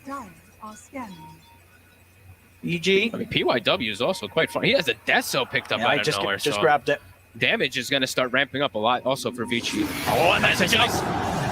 That's a dieback. 80 seconds, no Legion Commander. See what I can find with this there. I've got the mid lane pushing in Vici. EG trying to keep this top one pushed out, but we've seen pretty much all the time. It's always been 2 lanes of Vici Gaming that's been going back over to EG's half of the map. A lot of focus from EG still on this top lane and hasn't really turned into much more after they took that tier 3 tower. It's that invisible impact always from the Lycan, just seeing the constant wolves, a minion sent out to the lanes to push it out, and EG just, they keep having to address those lanes, and still 40 seconds, no Legion. Arteezy. They're going to get the jump. I've got the set up here from the Spectre, but flying crit by Arteezy's side. Still with the DD in the bottle, BK being satanic he is. It's a scary target to commit on. Shadow step back up in 15, Horn at the ready as well from Poyoyo. If they want to try and make a move. It's just 20 seconds until Ice is back up, so looks like that time will pass. Yeah, he did just commit for the Moonshard. Okay, so we've seen this build a couple of times also on the Spectres. We've seen Bloodthorn Nullifier builds too, but just looks like he just wants raw attack speed just to be able to clear out through those back heroes. And also, of course, your illusions get that attack speed too, so it's really beneficial once you start using your Shadow Step and also your Haunt inside the fights. There's Arteezy with DD. Quarter of it left. They're trying to find a grab. See who's going to show themselves. Ori. He's got the A on. And Poyoyo. They might get the wrap onto Poyoyo. We're going to see Ahmed. He's looking for the lead in. He's trying to get out here with the Manta Star, but they grip the grab back with the Vortex. Right. He's going to get focused here, though. Ori's jumped over. The damage is done, though. Arteezy commits with the BKB. Poyoyo gets taken down. He spent his gold, too. He does not have buyback. 11 will just be able to kill crit with some minions. What a bully. Can he get anything more here, old 11? Lies a little low, but it's a big kill here. No Spectre. 60 seconds. What can EG make with that? Lanes are all just pushing it onto their side, though, so I don't think they can actually do anything. I don't think it's still a long time, of course, until Roshan. It's just every time I look at a lane, there's an Enchantress creep or a Wolf or a Helm of the Overlord. Vinci's doing an excellent job of just keeping these lanes pushed out, so EG can't capitalize on any of these pickoffs that they do find. And even though Arteezy is continuing to be at that top spot, as you mentioned before, the other heroes are starting to dwindle behind. Abed is going for more of that supporty kind of Storm build where we're seeing him go for Aghanim so he can be that AoE black hole for Arteezy to focus fire targets. But Vinci's just getting much more on the map and they're scaling way harder. Everybody getting farm. Monkey King and Enchantress soon to surpass Ice. Vinci Gaming, I know that when Poyoyo's back up in 10, he'll have Horn. So ready to try and start something and they see crit as soon as he's back in action. They just saw crit also. That deep ward they have placed is scouting him. So they're going for the big wraparound. They're assuming that he's going to go connect to his team, so they're probably just using him as that information tool. They'll go for him. They'll just kill him.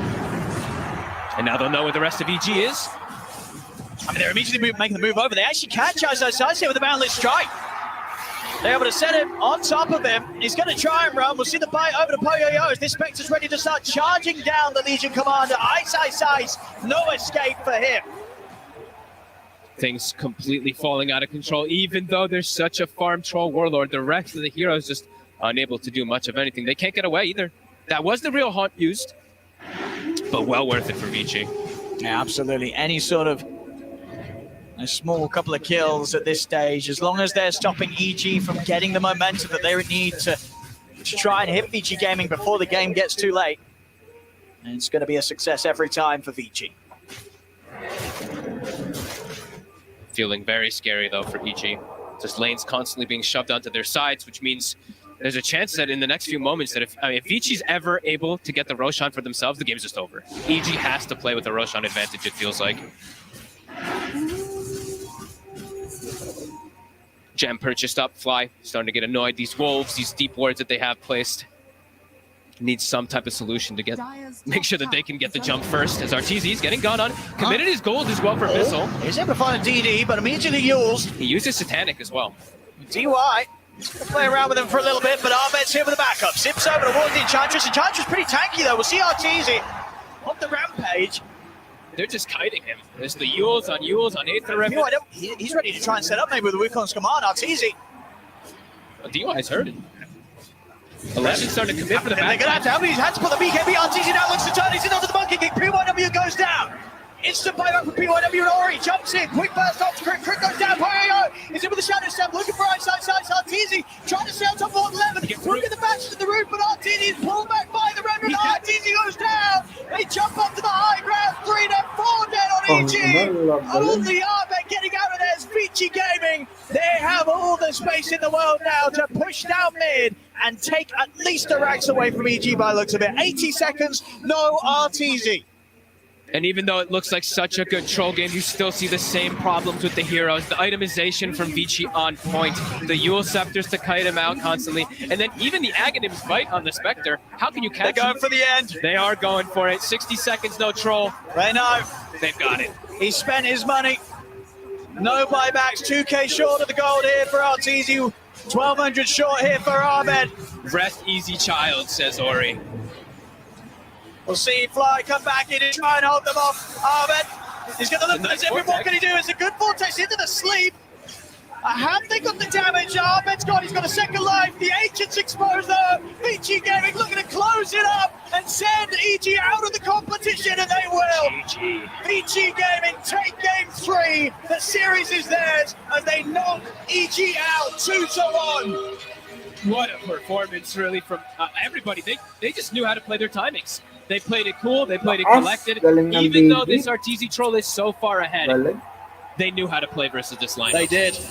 They knew that EG had that one avenue, that need to force that top lane push as much as they did. And those times we saw Ori surviving on a slither of health. 100 HP the first time, 20 HP the second time, and somehow that really is, these little things are the things that dictate games. His Void Spirit surviving really changed the whole outcome of the entire game. It did. And that series as a whole, I think Vici Gaming got to be very proud of. You imagine what we saw back in game 1 to come back from that sort of loss in the first game, turn the series around. Incredible stuff. As Vici Gaming, they'll be the ones holding on in TI and moving on, knocking EG out 2-1.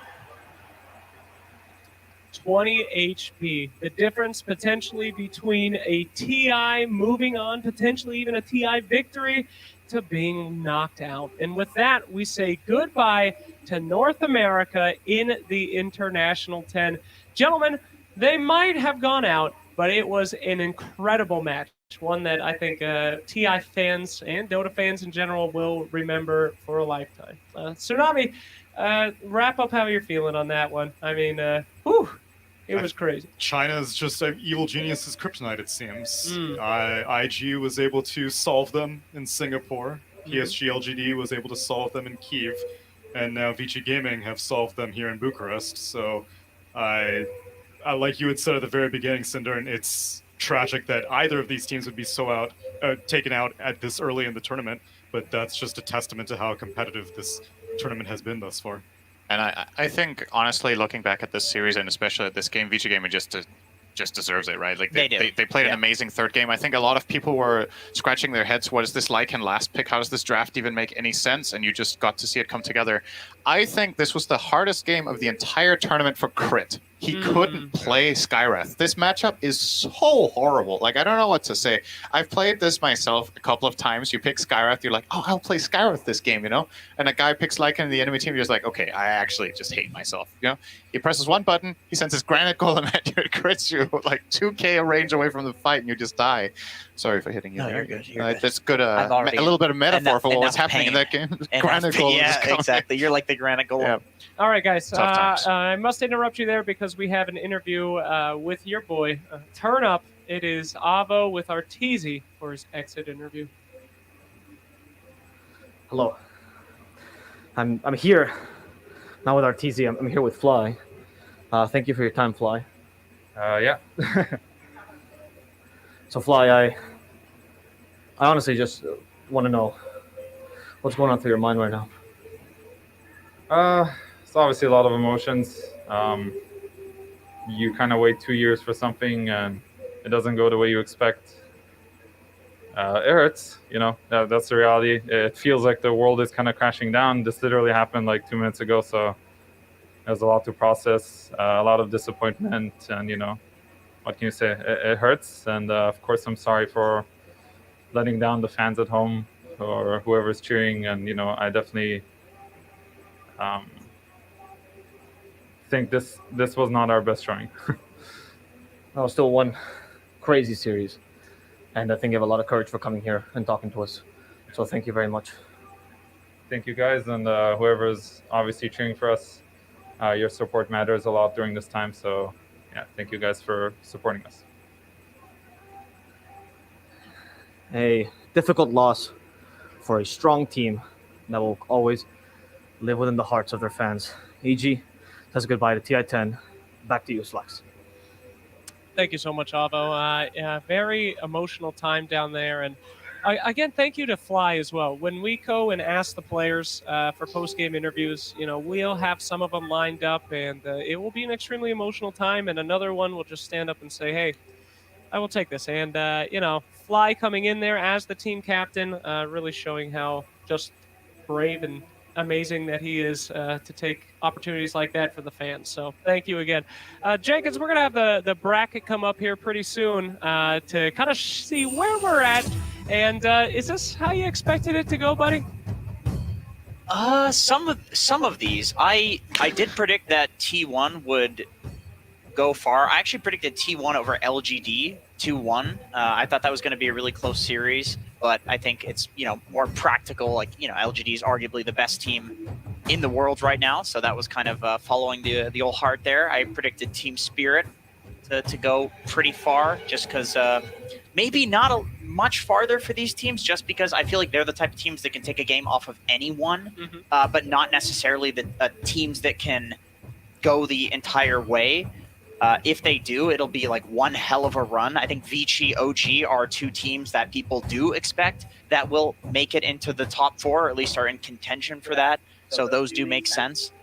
Yeah, and one positive, though, as we move away from EG and go into Vici Gaming, China needed some wins. It was a brutal lower bracket so far, so shout out to them. I mean, they are just moving ahead, covering that bottom bracket, LGD covering that top bracket, and I'm so excited to see all these different, regions still be represented as we say goodbye to NA. Tsunami, are you excited for anything coming up here? Yeah, regional distribution is something that I would not have predicted to be like this. Like Eastern Europe has 2 teams right now, which is wild to me. And VP and Spirit are both looking like top 4 contenders. And China holding it down. They have 3 teams right now still, IG, LGD, and Vici. And then Southeast Asia, T1 has been consistently slaying any region that comes up in front of them. And then, of course, the 2 Europeans with OG and Secret are carrying the torch for much of the English-speaking audience. I think this is something really unique to this TI, I want to say, compared to some of the previous ones. At least it feels that way, that this time around, with the exception, unfortunately, of the Americas this time, that both South America and North America are out, any of the regions can get top 3 right now. Yep. That's really what it feels like when you look at the bracket and see the teams play, is that I guess the favorites from Eastern Europe probably still VP over Spirit, but Spirit definitely have it in them. T1 have looked really good here at the main event. China obviously have 2 of the strongest teams in IG and LGD, and then you've got Secret and OG that, even though OG got crushed by Secret the other day, they showed good form in the lower bracket. So, honestly, it's completely impossible to predict, and that's awesome. Absolutely. And we have a real treat for you. A Dota legend having with us here, Frankie, is with Old 11. You're not joking when you say he's a legend. This is his 5th TI, so it's quite the honor to be interviewing him now. Old 11, first of all, congratulations. Second of all, how did you turn things around for Game 2 after that Game 1 loss? 首先恭喜获得胜利，在第一把之后是怎么调整，然后扭转局势打第2把的呢？就是因为第一把输了，第2把当时打起来的时候，我们也没有特别的去应对吧，我们只觉得尽力而为，然后尽可能的抓失误，然后就抓到失误，然后就赢了。而且第2把其实我打得不太好。So we weren't really targeting to adjust. We tried to do our best to find mistakes, and we caught their mistakes. Actually, for the second game, I didn't play that well. Well, it doesn't matter. A win is a win. You're still in TI. Do you think it was a mistake for EG to draft Troll Warlord in that 3rd game? 赢了就是赢了。在第3把，你觉得 EG 选巨魔战将是一个错误吗？说实话，巨魔战将不是一个单金版本胜率比较高的英雄，感觉有点，确实是到绝境了，但是在我看来不是一个好英雄。对。To be honest, for this patch, Troll Warlord's win rate isn't that high. They do have their back against the wall. However, I don't think it's a good choice. And so I need to ask you what it's like for you right now, because at TI6 you played on eHome alongside Ice. Is it hard to send an old teammate home? 要问你一个问题是 TI6 的时候，你跟 Ice 是队友，然后现在要把前队友送回家，是什么样的一种感觉？如果是别人的话，可能会比较悲伤吧。但是如果是三哥的话，还是挺爽的。If it's someone else, I think I would be a little sad, but if it's Ice Ice Ice, it feels great. Okay, I would love to ask some more about that, but you know what? I think we need to send things back to the desk because it's always lovely to finish on a zinger, isn't it, Slacks? Absolutely. God damn. That is No brutal. mercy. That's Oh, brutal. man. We were talking about how My Peachy God. isn't good at going for the jugular. Man, that man right there. No mercy. Oh, my God. Oh, well, that is fantastic. And a little bit of, that's the Dota spirit, guys. If you're joining in the Dota, you know, some gentle ribbing, that's what we're all about. Who hasn't done that in a pub? And we welcome you to join us here at TI for some gentle ribbing yourselves. All right, guys. Well, that was a fantastic series. Coming up next, we do have Secret versus IG. So go nowhere, my friends. You thought that series was hype? We're about to jump into another one. Gentlemen, it has been an absolute pleasure paneling with you guys. It's been a joy. And that's my done time for paneling, by the way, as well. I'll take this last moment to give you a very heartfelt last saying, and that is, please buy my voice back. There it is. There. Thank you very much. Okay, coming up next, Art of the Juke. Let's take a look at some of the best memories and the best jukes from TI. Bye.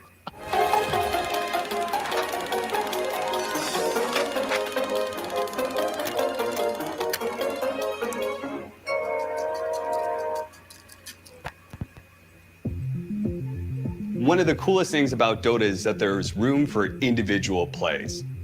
And nothing stands out more than a simple juke. And now Burning, he's got the jump again. Oh, he's going for the mind games there. He's doing it. Oh my God, does he actually get out of this as well? I think what makes a great juke in Dota is the anticipation and understanding of the situation. One of the best jukes that I've ever seen was Zai when it came to Evil Geniuses versus Newbie in the upper bracket at TI6. He had this sick play as Elder Titan where he completely lost Newbie. Around as best as possible. Zai trying to play around this course. KP trying to juke out the Burrow strike. He knows it's coming. Did he just do it? Oh, he's at the stop. Zai, he throws at the stop. KP, he forced half himself away, blinks back in, goes for the right click. Unbelievable. Jukes him out beautifully by Zai. One of the biggest things in Dota is what's going on when you can't see parts of the map. You know, like if you can't see it, you don't really know what's going on there. You don't know where people are, and you're scared. Such as me left against KPI. I think I'm super low on HP and I'm pretty close to dying, and so I just like gave it a shot. Because the rush areas, it's incredibly tricky with fog sometimes. So if you see from his perspective, I'm just like disappearing and popping out over and over again until I finally leave the pit and then manage to force stuff on the high ground. Yeah, double fog, 4-step high ground, juke the stun. Nasty. That's just Zai. He's very good at positioning, and he's rarely wrong. So if you think you're out-calculating him, you're probably not. He's a pretty serious, kind of stoic, quiet guy, but in game he plays with a lot of personality, and I think that's why he's a huge fan favorite amongst everyone. I think the pressure is definitely on the person trying to catch the person that's juking. So KPI probably felt a little embarrassed after Zai got away in that situation. He just got played, you know? It happens. Okay. What does that take you back to? Looking back, it's not a really good play anyway. In a real situation, I should get the kill like 100% almost because I have stun available, I have 4-staff. Maybe if I like 4-staffed first up the hill and then saved my stun, I would have got him as well. But I just stunned because I went with my instinct and I missed. And then he TP'd away, so it looked pretty bad for me. But yeah, it was a good play by him. Like, and you missed by like a unit. Yeah. Evil Geniuses, off of winning this match, managed to go forward all the way and place third and win $2 million. Newbie, on the other hand, they just bottom out of the tournament. So this match mattered a lot. A good juke is tough to come by. There's, really just a best way to play every situation. But occasionally there's some wiggle room, and that's where the outplays and the jukes become possible. I think juking is always instinctual to some extent, but probably for every great play, there's a bit of luck involved as well. Jukes happen all the time at TI, but you know, hindsight is 2020, and players always say they should have got it. But I mean, that's just a testament to the skill of the opposing team as well. Gentlemen, we are here to talk about Secret versus IG. Here with me to discuss that are Gods, Lizard, and Insania. Thank you so much for joining. So for this series, we're returning back up to the upper bracket, so a little bit less scary because there's no elimination. But at the same time, being at the top is still scary going down to the potential lower bracket. So tell me a little bit about Secret versus IG's play style, gentlemen. Well, for these two teams, it's going to be, I think, a bit of a clash in style. I think for Secret, they're going to be a bit more kind of focused on the laning stage, the early game. And while you kind of mentioned, yeah, they're in the upper bracket, they're a bit more comfortable, what they are competing for is a guaranteed top 3, which is a huge increase in prize money. So I think there is still going to be a lot of pressure on these teams. Yeah, and at the same time, even though perhaps their playstyles in-game are a little bit different, the way they got here isn't. They secured the spot very early on in the DPC season and then just, you know, chilled a little bit, said, we're not going to be really revealing any of our strategies. We'll be saving it all up for TI, and this is the match probably that they were waiting for a lot. Insania, what are we going to expect? I think what Lizard brought up is a really interesting storyline where you have two teams that haven't really been like on the radar the same way a lot of the other teams have been. Like in Europe, for example, you've had OG that I think has had a lot of the attention directed their way, and in China you've had PSG LGD. So both these two teams I think have flown under the radar a little bit, both like among talent but also among the players, just based on like the vibe I get from talking to people. So it's gonna be interesting to see how they match up. I think Secret is like a little bit of the wall, and they proved yesterday, or yeah, I believe it was yesterday, against OG, that you know they can hold off the aggression, and I think IG wants to put the pressure on. Well, it looks like both teams are ready to come to the stage. Let's bring them on.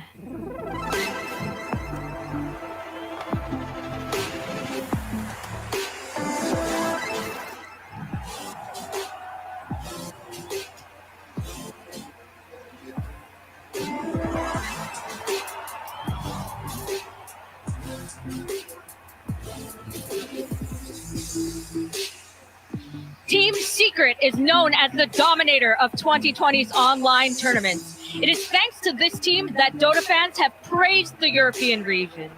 Since TI9, they have kept a rather static team, with Powerhouse Batubamen being the only new addition to the likes of Nisha, Zai, Yapster, and Puppy. People have speculated that this team ran cold in the 2021 DPC to take the heat off, and they are proving that theory to be correct as they emerged second in their TI10 groups and have remained in the upper bracket by defeating defending champions OG in a whirlwind 2-0. On the TI stage, it is time for Team Secret to remind the world why their adaptability and the EU Dota region reigns supreme.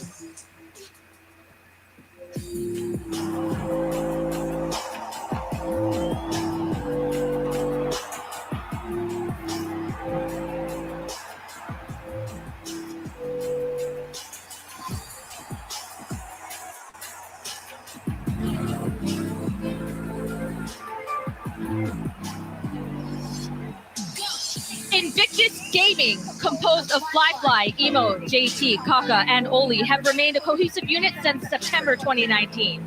Taking first and fourth in the DPC's Chinese region, IG showed their true power in adversity after reverse sweeping Evil Geniuses in the Singapore Major Grand Final. At this TI, they placed first in their group with an impressive score of 14-2, and then sent Dark Horse Team Spirit down to the main event lower bracket with a 2-1. This year has heralded the reemergence of Chinese Dota as leaders of the pack, and IG is, with their pace setting and versatility, one of the reasons why. Let's take a look at the journey for IG. Team IG's road to TI10 started with a bang, winning the grand finals in the Singapore Major in March. With Kaka, they're led by an experienced captain, one who has played in 10 majors and 5 internationals. After reaching second place in TI7, he's now heading to TI10 with a unique perspective and a roster of new teammates benefiting from that experience. Somebody just walked back up to him, and now with the Hex, Emo's able to set him on to crit. The Hex into the stun. A question mark in the old chat. All right, I love that. GG's called. He was just standing there. All right. There we go, ladies and gentlemen, spicing it up a little bit. 转眼间过了5年之后，现在称呼你一声卡师傅或者是老将也不过分，而队里也有比较多的年轻的选手。那你现在再和大家一起去冲击 TI， 跟以往会有什么样的心理上的变化吗？还是你觉得，我卡卡依然是一个非常年轻、有冲劲的年轻选手？我觉得我个人感觉就是我跟什么队友区别不大吧，我觉得跟自己心态可能有点，心态上会有点变化吧。因为我觉得我之前 TI 打的就是有时候我会打的感觉，就我现在看啊，就感觉之前打的可能想的东西太少了。然后现在我觉得就是我的思维会格局会更大一点，就包括就是不止于我自己的位置，我会去说一些就别的位置，然后该怎么去运营，然后该怎么去打团之类的。就现在我觉得这种思路会更宽大一点，因为我觉得之前打的太偏个人了，然后偏的打的有时候也会就看起来就没那么有章法吧。 It's been a season of high highs and low lows, ending with a tough performance in June's Ana Major when the wildcard round sent IG home before they could even see the main stage. 然后，有别的队伍在聊到你们的时候，或者是有些观众在聊到你们的时候，认为你们是有隐藏实力，或者说不一定是刻意的隐藏，但是可能就是主观上没有那么大的强的动力，导致你们没有打出特别好的状态。你们会自己怎么来评价自己在 Ana Major 的一个表现？ 里面就是我们也没有隐藏实力吧，就是我们就是5号位不在嘛，然后就是我们教练上会在那个线上的时候，有时候会出一些小问题。我团战其实还是蛮好的，就是我们线上出的问题会比较大，所以打的没有特别好，但也没有隐藏实力啊，我们也是在认真打的。所以其实就是人员不整，其实是成绩波动最大的原因，和主观能动性关系不大。对的。然后我觉得外卡赛队伍也是非常强吧，然后 打比赛我觉得更看一个状态，就是谁状态好谁就能赢，这样。你可以想象一下，现在登上 TI 的舞台要出场了，然后这个时候播放的是你们的采访片，这个时候屏幕里的卡卡说一句话，用一句一毛大神的话就是让我们来看看谁才是真的 TI 冠军吧。 Let's see who the strongest TI champion is. Those are very, very, very strong words from a very strong team. Now, a lot of people, when people think about the Chinese region, obviously one of the teams that people will think of is PSG LGD, but IG is also a really strong team as well. Lizard, can you tell me a little bit about what makes them a strong team? Oh, well, they came into the first season of DPC in the Chinese region not really with stellar performance. They had their ups and downs, but instantly into the major, they take it after the question mark. The mental strength that's necessary to go from 0-2 into winning a major, I think that's probably their strongest thing at the moment. Even at the TI, the fact that you have, besides them being obviously extremely good players with a lot of confidence, they can go as far as to the grand finals. And basically, since this team formed, I feel like they've been successful. Like right after forming, they won a minor to qualify for one of the old majors. I think it was the MDL major where they got 3rd place. So, like even right after forming, they're getting top 3. Then the new season starts, they get 1st place at the Singapore major, and their result at the Ana major, as they kind of mentioned in the interview, was pretty much entirely down to having the stand. Right, because they had their coach stand in for them. Now, Insania, tell me how the TI experience might affect them here, because I believe that for IG, Fly and Kaka have attended TIs before, but for the other 3 players, this is their first TI. I think where you would imagine for a lot of players that adds a lot of pressure, I feel like Emo's the kind of person who just wants that. I think he thrives off He of feeds it. off. Exactly. To me, when I watch IG play and just the vibe that the team gives me, I feel like they're a team that likes this environment. They want to play high pressure games. And, you know, like we said, top performances at all their LAN events ever since the team formed, I think is a sign of that. Interesting. Well, while IG is a very, very accomplished and strong team, we also have on the other side Team Secret, right? And they've been doing extremely well at this TI. A lot of people were thinking, oh, maybe Team Secret is hiding their strats, and they came to TI and boom, they came out with a bang. They had impressive games, and now they're kind of looking like they're set to win in a lot of people's minds. What makes Team Secret a good a good match for IG? I mean, with Team Secret, there's always been a bit of a meme around this team about TI form.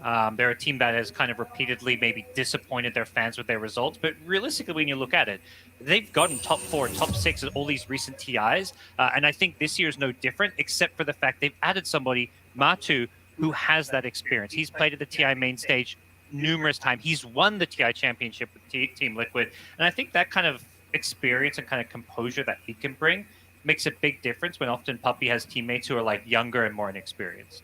Also, TI was moved away from August, which is usually where Secret hit maximum TI form. October, they're usually very, very good. So I think that might straight after the TI, usually they're precisely. amazing. October's a good month for Team Secret. So are you saying that moving TI to October was a Team Secret buff? I do think so, yeah, absolutely. Also being in that incredibly strong wildcard at the NA Major with IG, I believe Nigma as well, and falling out of the Major very early on, made them take perhaps some vacation a little bit earlier and come refreshed to the TI. So Matumbaman is like their new player, and Gods, you said that he's really, really strong. Do you think that the addition of Matumbaman as their newest player has changed how Team Secret has performed?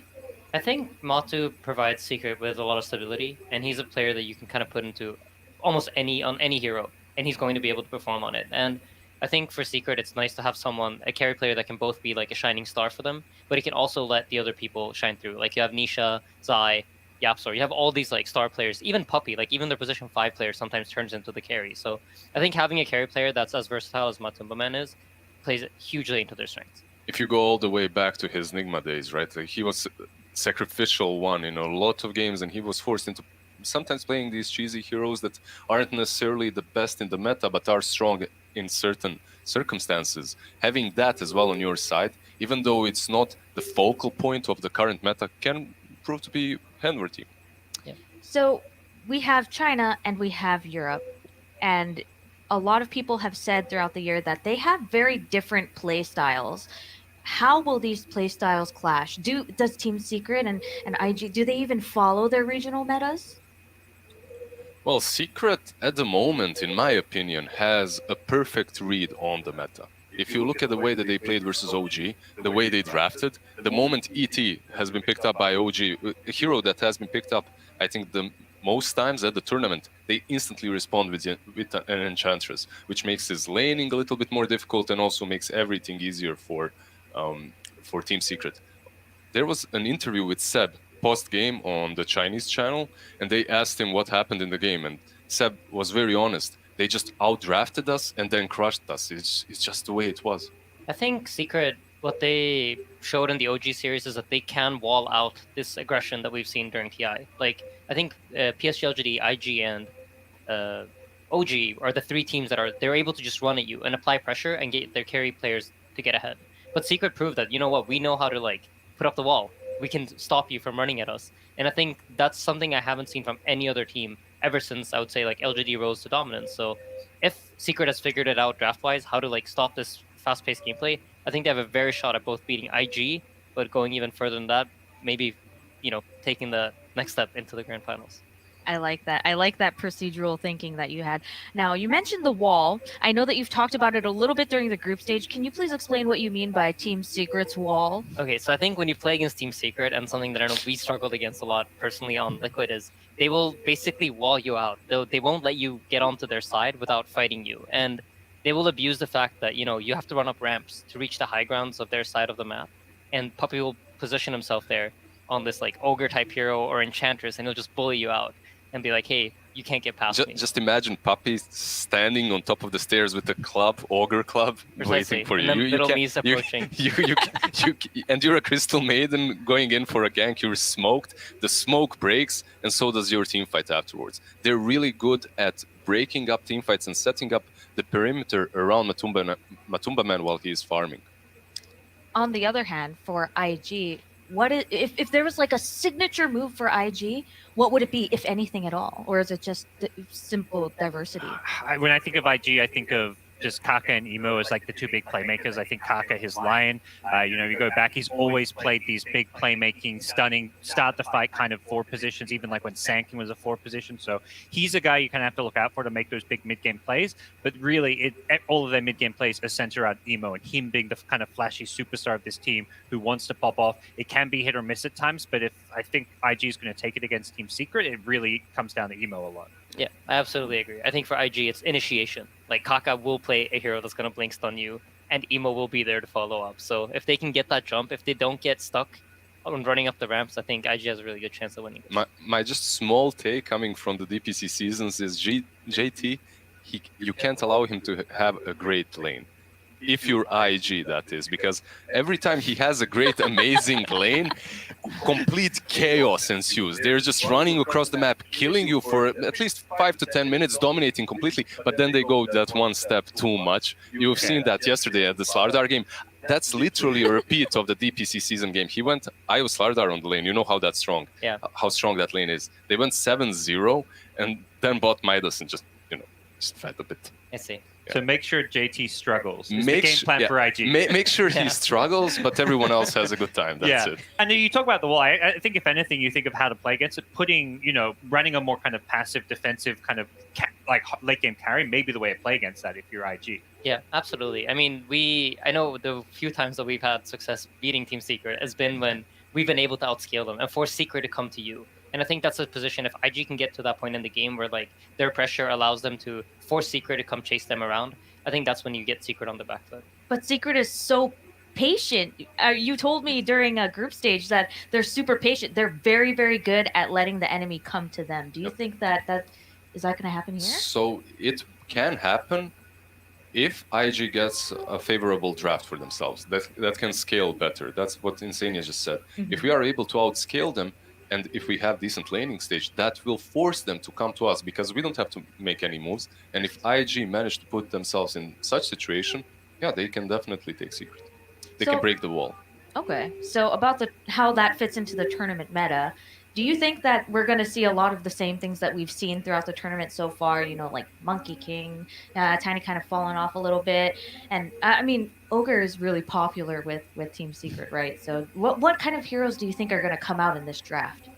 It's going to be tough to say. I think yesterday when we saw Secret go up against OG, that was a really prepared Secret for OG specifically. I felt like they had hero answers for that team. And, they've had the luxury of playing against OG for months in the European region. So I'm not sure how prepared they'll be for IG, but I'd expect to see them, probably coming in ready, like having ideas for whatever IG might throw at them. Interesting. Look at this graphic here. Favorite heroes of TI-10, Ogre Magi. Okay, that fits. Snapfire, Tiny, and Morphling. With a picture of Magnus. The funky looking Morphling. He's morphed into Mag. He morphed into Mag. That's it. But that's definitely Morphling though, right? Like that's the stat for Morphling.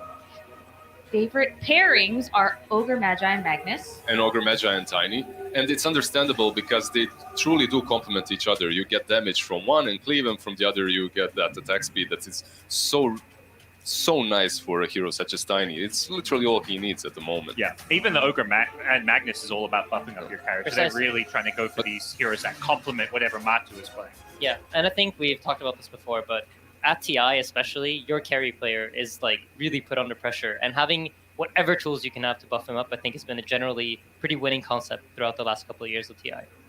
So you said earlier that I think a lot of people said that this is kind of like a patch that heavily favors supports like that 5 position. Do you think that either team benefits from that over the other? I think Team Secret is like very well rounded. They have basically both Yapsor and Puppey that are star style support players, and I think one of the biggest strengths that they've had throughout the years is that they've managed to enable both supports in most patches. I think right now Yapsor suffers a little bit from the way the patch is set up. So I'd say probably IG has a little bit of a bigger edge because I think Kaka just, he wants one Blink Dagger and then he's going to go in and die anyways. So Only is perhaps a little bit more predictable when it comes to the drafts and position 5s that he plays throughout the seasons. He's played very stable heroes such as Phoenix and whatnot multiple times. Sometimes if there is some innovation coming from the Chinese region, it's mostly Aster that will do it with gyrocopters on 5. Lanham with Treant Protector and Abaddon and just running down people. Meanwhile, Oli, he would let Kaka have those flashier, more innovative heroes while he'd go with the standard ones. He's trying to secure the lane, or maybe just like he's play a Phoenix where he has this big team fight thing off, but he's not trying to be that big playmaking hero that impacts the mid game. I think he's more of like a very positioning heavy support player. I think he's the kind of guy that if you give him an Oracle, or you give him a Phoenix, or you give him a Wisp, he'll always get his spells off and he'll get him off at the right time. And he always knows how to like keep himself alive until the clutch time in a team fight comes. Interesting. I wonder if either of these teams have been affected by the no audience here this year. Like, do you think either of these teams are affected by that at all? You know, we have Emo with the question mark famous, but exactly. Maybe Secret has been affected, but I doubt it. I think However, it could benefit them if anything. I don't. Yeah, sure. I feel like Secret's sometimes a team that has a lot of like weight and pressure on them. So if anything, I wouldn't think of Secret as a team that really like feeds off the crowd like an OG does, for example. I agree. And then on the other side, IG, they've already proven to us that they don't care. That question mark, that was also at an event without an audience, and they thrived on it.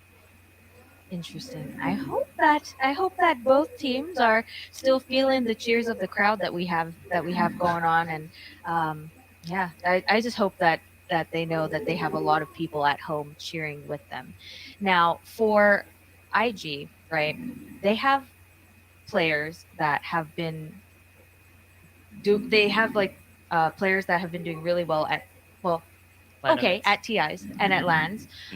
But do you think that their coach has been supporting them a lot, other than their performance at the Annie Major? Like, how do you think their coach Like the has... mental performance Yes. and whatnot? For Yes.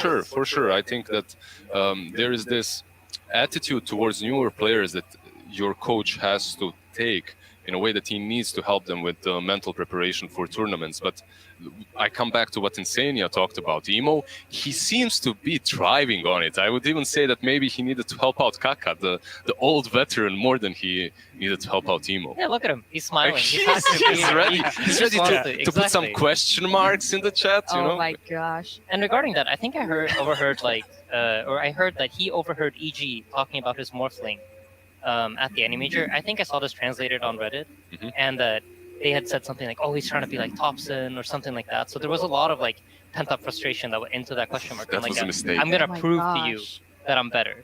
And I think like that kind of attitude, TI is the place, right? That's the place where you prove that you are the king, you are the greatest of all time. And I think, it's hard not to love the guy. I think for me at least, this is probably the reason I like IG the most is just his personality and who he is and what he brings to the scene. He really gives off like young Sumail vibes. Yes, I was thinking the exact same thing. Everything you're saying, I was like, this is Sumail back in 2015, 2016. He's just like this young, really confident, cocky kid who just thinks he's better than everyone. And he was better than everyone. Yeah, Right. 9 times out of 10. And when you so. think about it, Sumail is the one that made this prophecy already. He said that Emo will be the next superstar.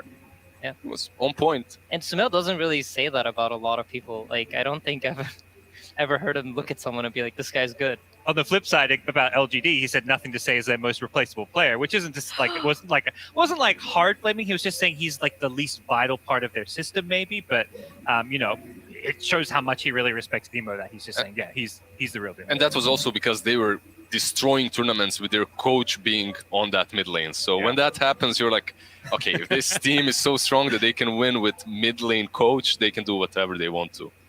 Now, on the opposite side, Heen is the coach, right, for Team Secret, and he has performed at TIs as well, and he's also won Esports Coach of the Year last year, I believe. So tell me a little bit about him and how he has benefited the team. He's a TI champion. Everyone I've talked to who's worked with him has nothing but like the highest praise.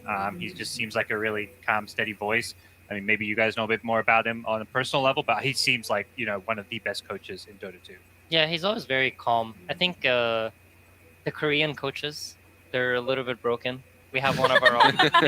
I feel like it's just the meta. You have to have a Korean coach. It's an advantage you get automatically. What is the advantage that I'm you not get sure. from that? It's just, I feel like, so we have Blitz, and I get a similar vibe when I talk to Heen at events, but it's just this very calm person. They give off good vibes. They're very smart, very intellectual. I feel like this has just been my experience with with the Korean coaches I've Did, ran into. Did Blitz pay you to say this? No. But he's on his plane on his way here now, so I'm a little so bit you're afraid. prepping the I ground. need to make sure I butter him up a bit. So understandable. At the same time, Secret in the last year, it was all online events, but they won pretty much everything. And if anyone will get that award, it should be their coach. Interesting. Yeah. So if you were to, on a completely different note, if you were to nominate another coach for best coach, what would you nominate? I'm just curious. He would nominate Blitz.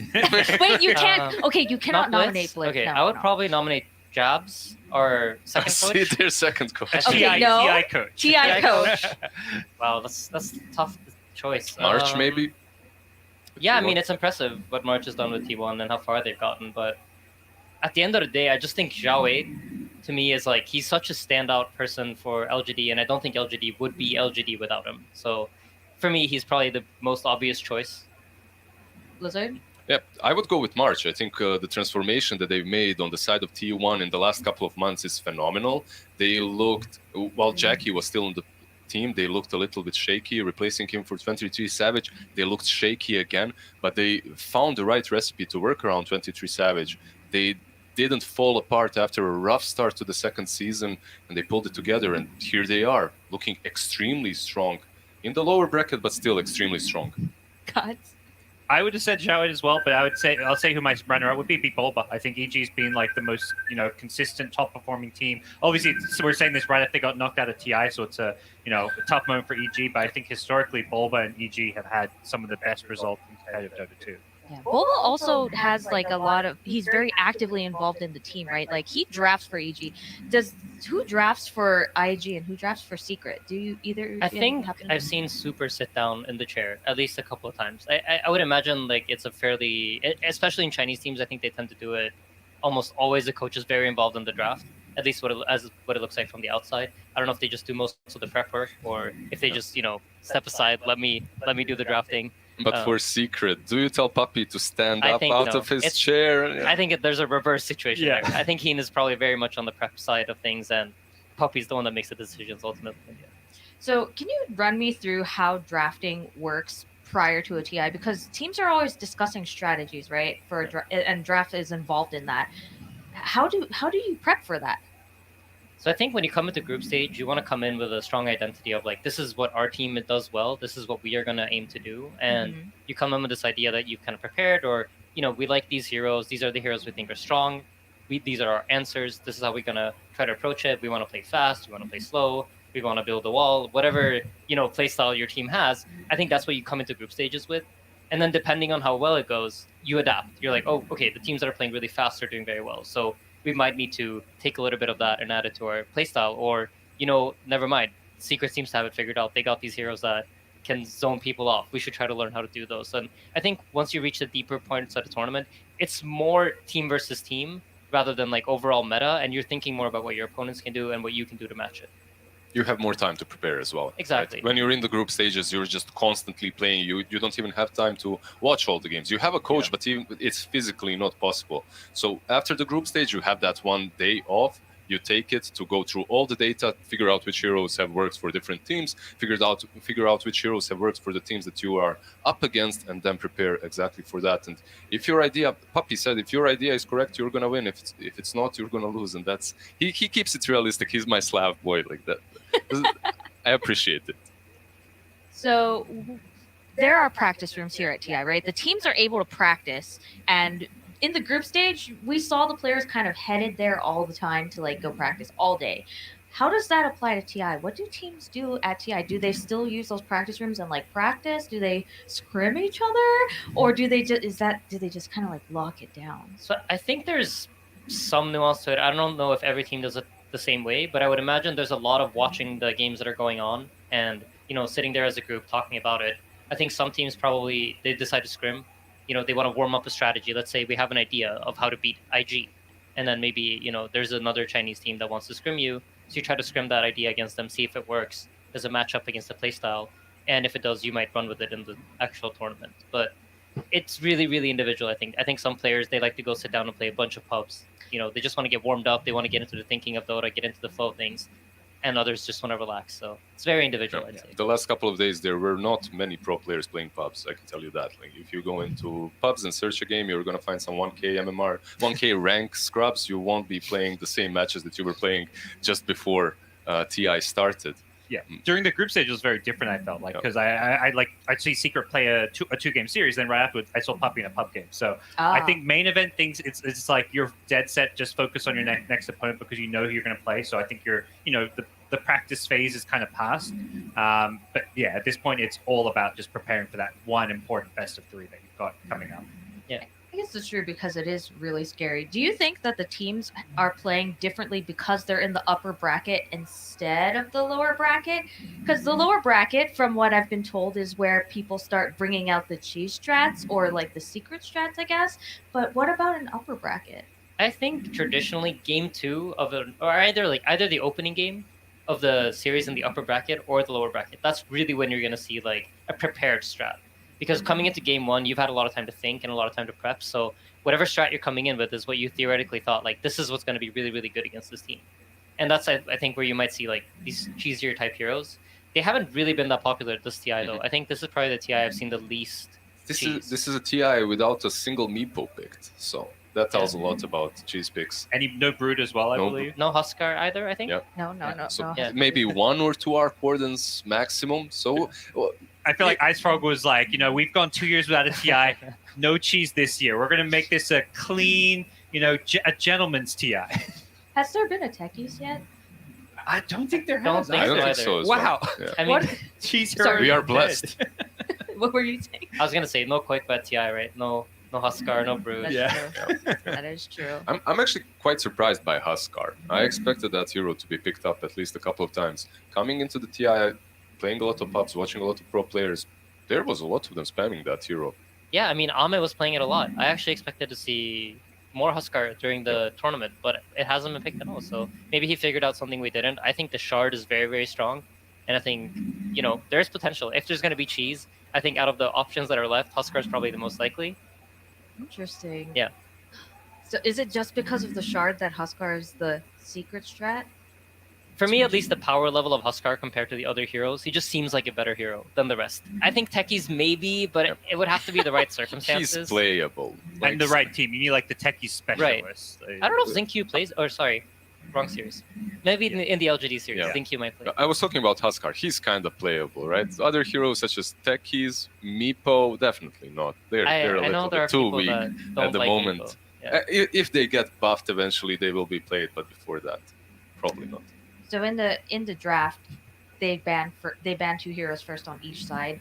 Do you think that we're going to see like tournament standard bans that same bans that we've seen pretty much all through the group stage and through most? So of the when it stage? comes to Secret, I believe they will stray away from the tournament bans and ban out the heroes that are aimed at IG. I feel that they've prepared really well for the Chinese teams. They've had 2 ties in the group stages versus them, but also if you think about the series versus OG, that's not what they banned. They let the Elder Titan go through, they banned out OG specials, and they just picked Enchantress against it. They counter it. Yeah, I think Puppy, especially as a drafter, likes knowing what the opponents are going to pick. So leaving something that's maybe strong there, it helps you prepare, especially as Sam mentioned for that game 1, you have a prepared strat. It's a lot easier to prepare a strat if you know what your opponents are going to pick. So leaving something in that you kind of like dangle in front of them, you tease them with this, you can get this first pick ET or this first pick Tiny, and we have an answer for it. That's quite likely. So pretend that you are the coach of IG and you have your hand in the picks and bans. What would you ban first phase? What would you pick first phase? Oh, it's crazy hard. I unfortunately have not done my homework well enough to be able to answer that question, but it ties back to what I said. I think if I'm IG, what I'm aiming for, what I'm thinking, like I want to accomplish the goal of breaking down the wall. I want to feel like we can move into their side of the map, and then as soon as we've established control of the game, force Secret to come chase us. Do you think that Mars Phoenix is something they could go for, or is that going to play in the Secret? You think if IG can pick it, or yeah, IG can pick, because that's one of their kind of bread and butter strategies. Yeah. No, I think Teamfight, generally speaking, always does well at TI, and I mean, I think Secret's this game is not gonna end in 20 minutes, I think. And with that said, now I'll probably curse the game, but most likely, I don't think the game is gonna end fast, because of the way both these teams play, I think it's quite patient.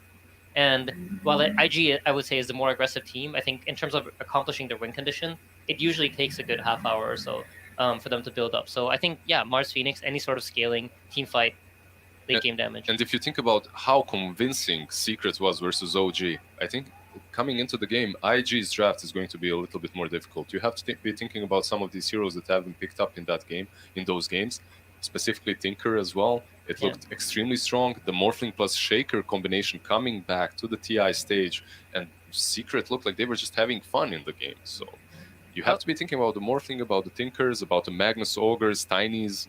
There's a lot on your mind. And I think you have the pressure, right? Secret has shown that they can beat Elder Titan. You know, the Enchantress has to be going through the head of IG. Whereas maybe IG don't want to play against Elder Titan, right? So now they're forced to ban it, even if they're on the first pick side of the game, where normally you wouldn't have to. And I think this is the big advantage you get by proving to everybody that we can beat one of the best meta heroes. And that's something that I think in terms of like the first pick draft, here it plays into Secret's strength that they've shown everybody like, yo, we can beat this. And I'm not sure, obviously, what they're going to be banning or not, but I'm sure that Secret isn't the most capable, let's not put it most capable, most successful or proficient IO team. They never were. They were never truly playing this hero to the fullest. Even when it was an IO meta, they weren't picking him.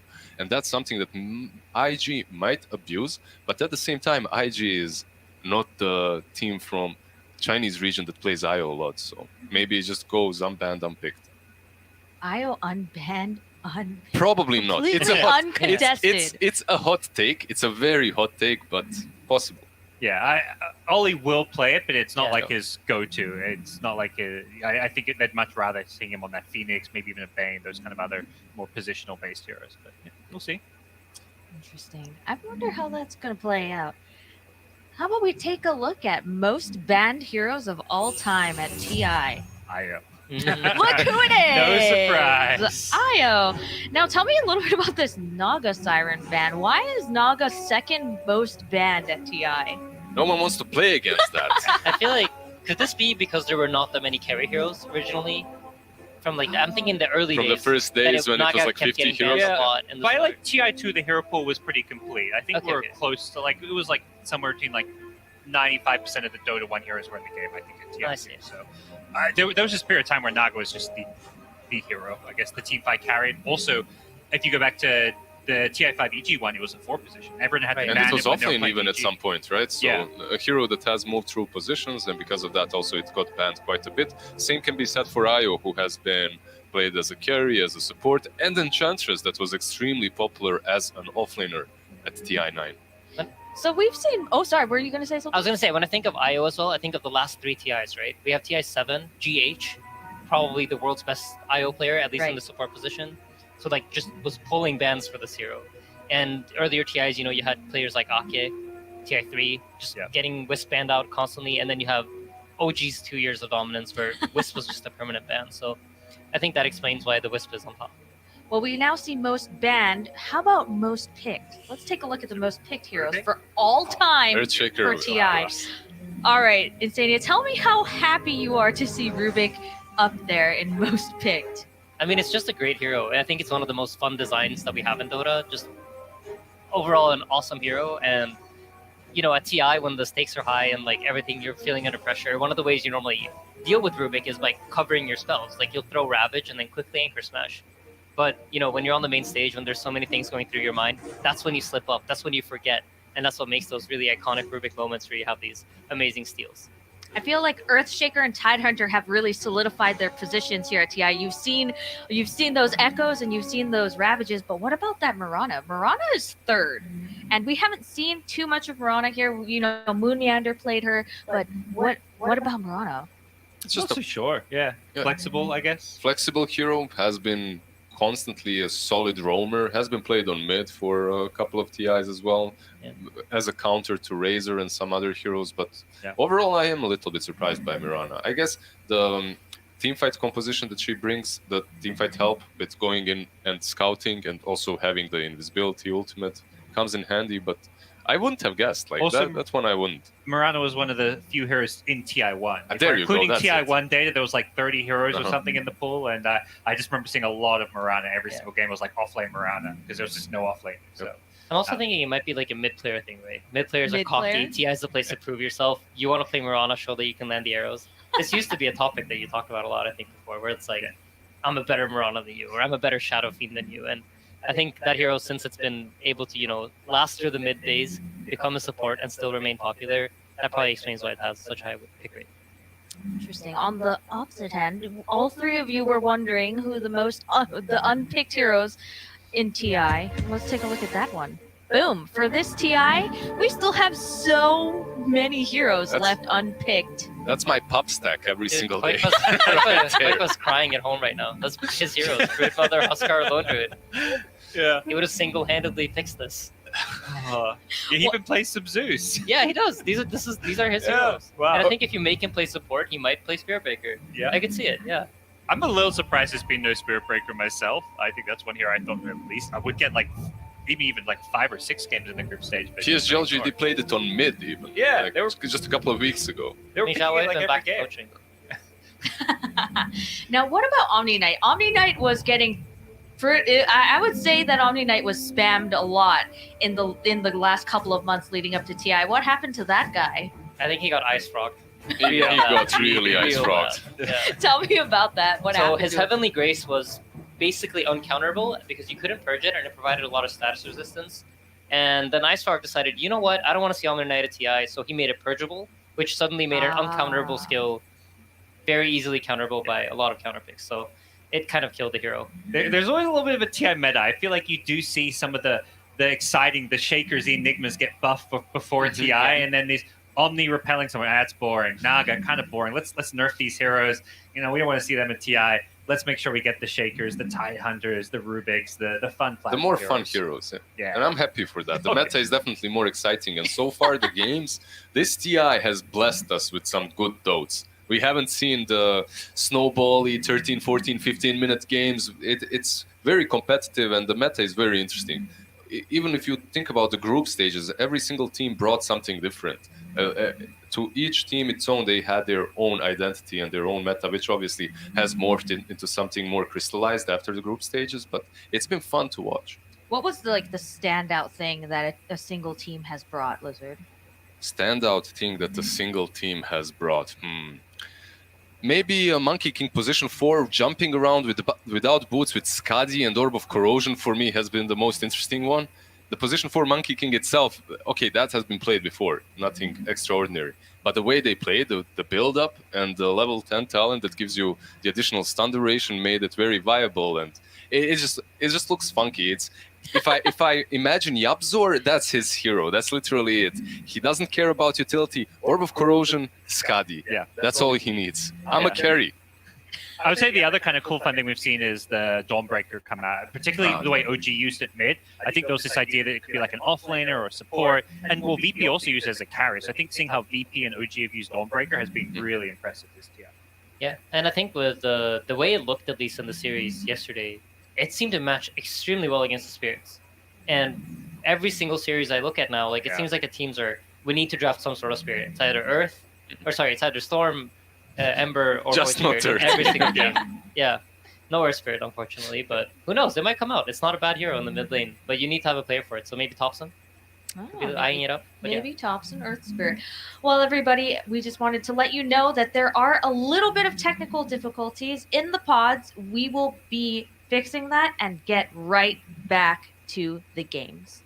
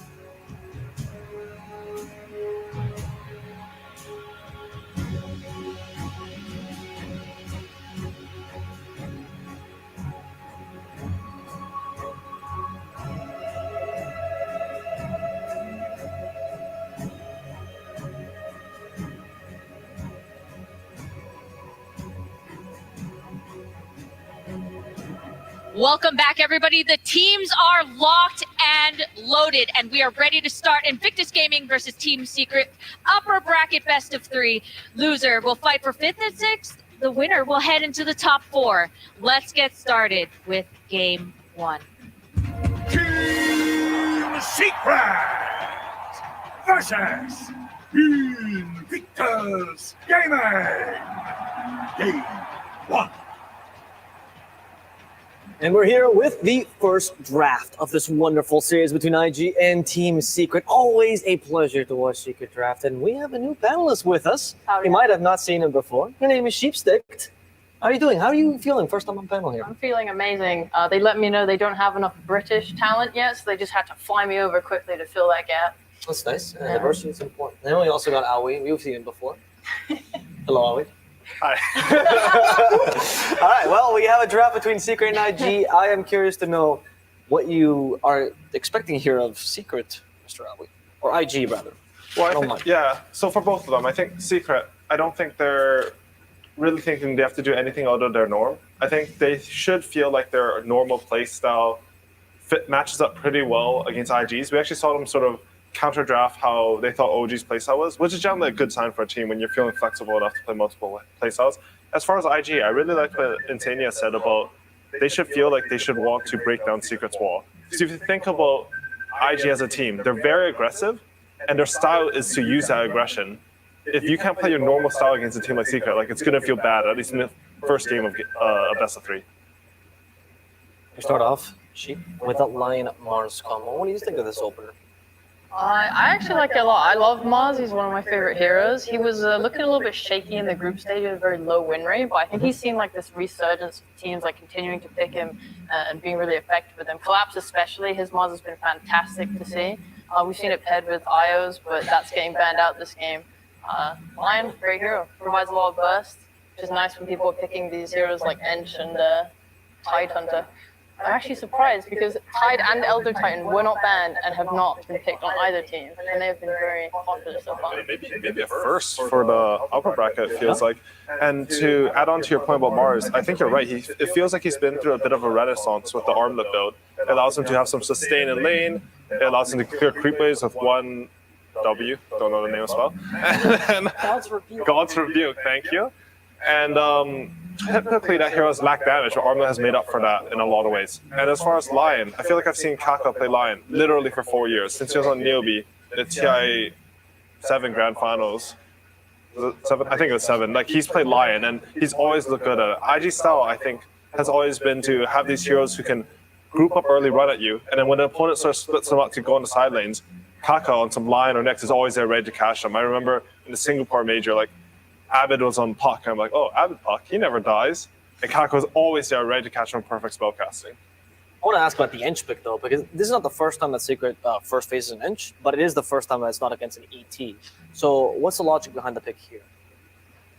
I like Ench a lot because she secures your lanes. She provides a lot to a draft, actually. She's, you can send your creeps like down lanes to push.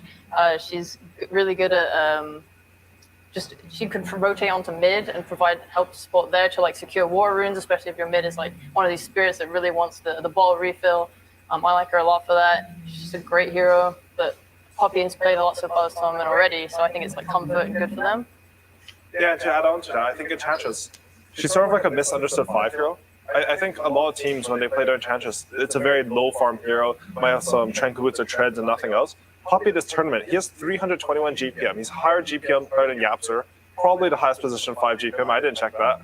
So Enchantress with items, she's incredibly well scaled. And when you think of these heroes at frontline, you think of the Ogres, the Banes, but Enchantress, if you pop that heal, take the 15 talent, have a couple items, she's a better tank than all of them. I think we saw that in the last series where DY, he was just running in on Enchantress and he was giving vision. They saw her, she's razor, they just blow him up.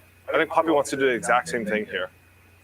Actually, Quincy Crew did that a lot in the season with MSS. They would put him on Enchantress, and that's exactly what they would do. Tank and use your body to stop smoke, stuff like that. Yeah, and I think Enchantress, she's, like, you mentioned for MSS, it was a 4 position.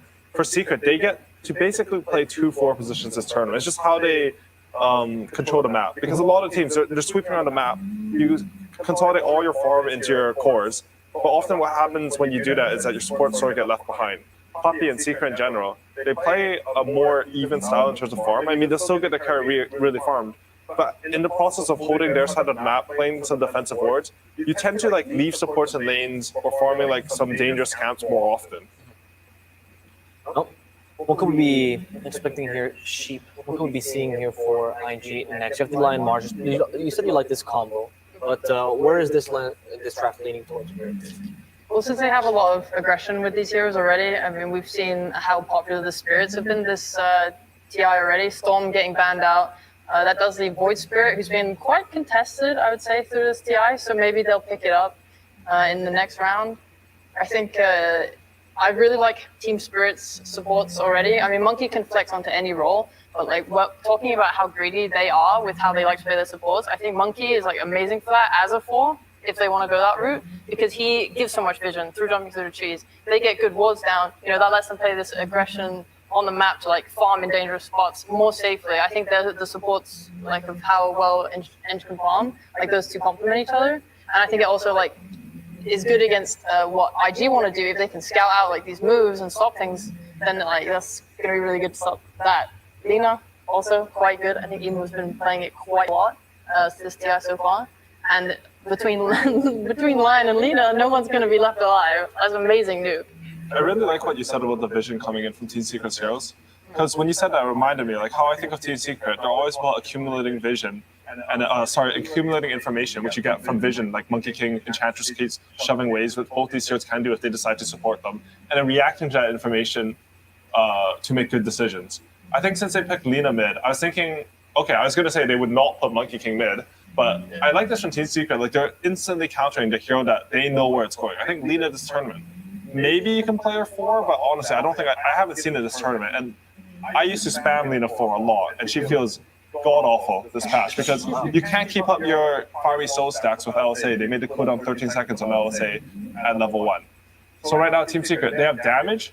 They have some like lane shoves, some vision and annoyance. I think right now they need to consolidate their team fight. Because if we look at the two, if Secret wants to form a wall, hold their jungle, it's looking a little bit spooky here. When Mars goes in an arena, like what's your real reaction here, right? We discussed the Lina TA matchup though for Sheep. Because I know that obviously that's very obvious counter. And you can stop Dragon Save, stop Light Strike Array. But I know that with the attack speed and the way the Lina's being played right now, the matchup doesn't seem so one-sided as it used to be. I would say Lina looks decent here. Like it can go either way. If you build the attack damage on Lina, I love that build. Lots of people have been doing it. You can burst through this Enchantress. You can burst through this Templar Assassin, get through her refraction charges. I personally think it's it can go either way as the game progresses. I do think though that Team Secret getting this TA, getting this Vengeance they also just picked up is going to allow this TA to kind of snowball through this game pretty hard. It looks like an all-in to like help her. So that makes Lina's game pretty hard because if TA gets a good start, gets her dagger, so on, jumping this Lina, she's a squishy hero for a long time, man. Yeah, we've been seeing Lina's go for like Travels, BKB, Silver Edge almost every game. That's no cost armor. And IG, they've actually reacted to that lack of physical mitigation. First you have the Mars, you can like maybe absorb some of this with Bork, but now to pick up the Winter Wyvern. I think it's a really good pick because right now, like, before that pick, I felt like Lina was a bit vulnerable. She might still be vulnerable because Lion, Winter Wyvern support, so I don't think you can deal with the aggression of Puppey's Enchantress, but they might be able to, I don't know what their plan is for that. Maybe their plan is just pressure the lanes really hard. They do have last pick, so if they pick something that puts a lot of pressure on what I'm assuming is a Zai Ventress Spirit, not the best laner, then I could see them like trying to hold Yapstra's Monkey King and Puppey's Enchantress to the side lanes. What's the logic behind the offlane Vengeance Spirit? We theorized this pick would be maybe present at the TI, but I think this is the first time we see it. I think Venge got picked a couple of times. I saw position 1. Yeah, someone played at position 1. I think it was Secret. I think it was Secret played at position 1 with a sniper, right? Was that Secret or Secret OG? I don't remember who that was. I do remember looking. Yeah, they had a lot of the 4-mass armor heroes and sniper. Yeah. I think. Well, I don't even know it's position 3 Venge for sure. Okay, but it could be flexed. The single target save is really good here because Mars and Lion, Mars, you think of this big AoE arena, but honestly, it's a single target kill. You're just spearing one hero after your arena. And Lion, if you hex on, you can save them.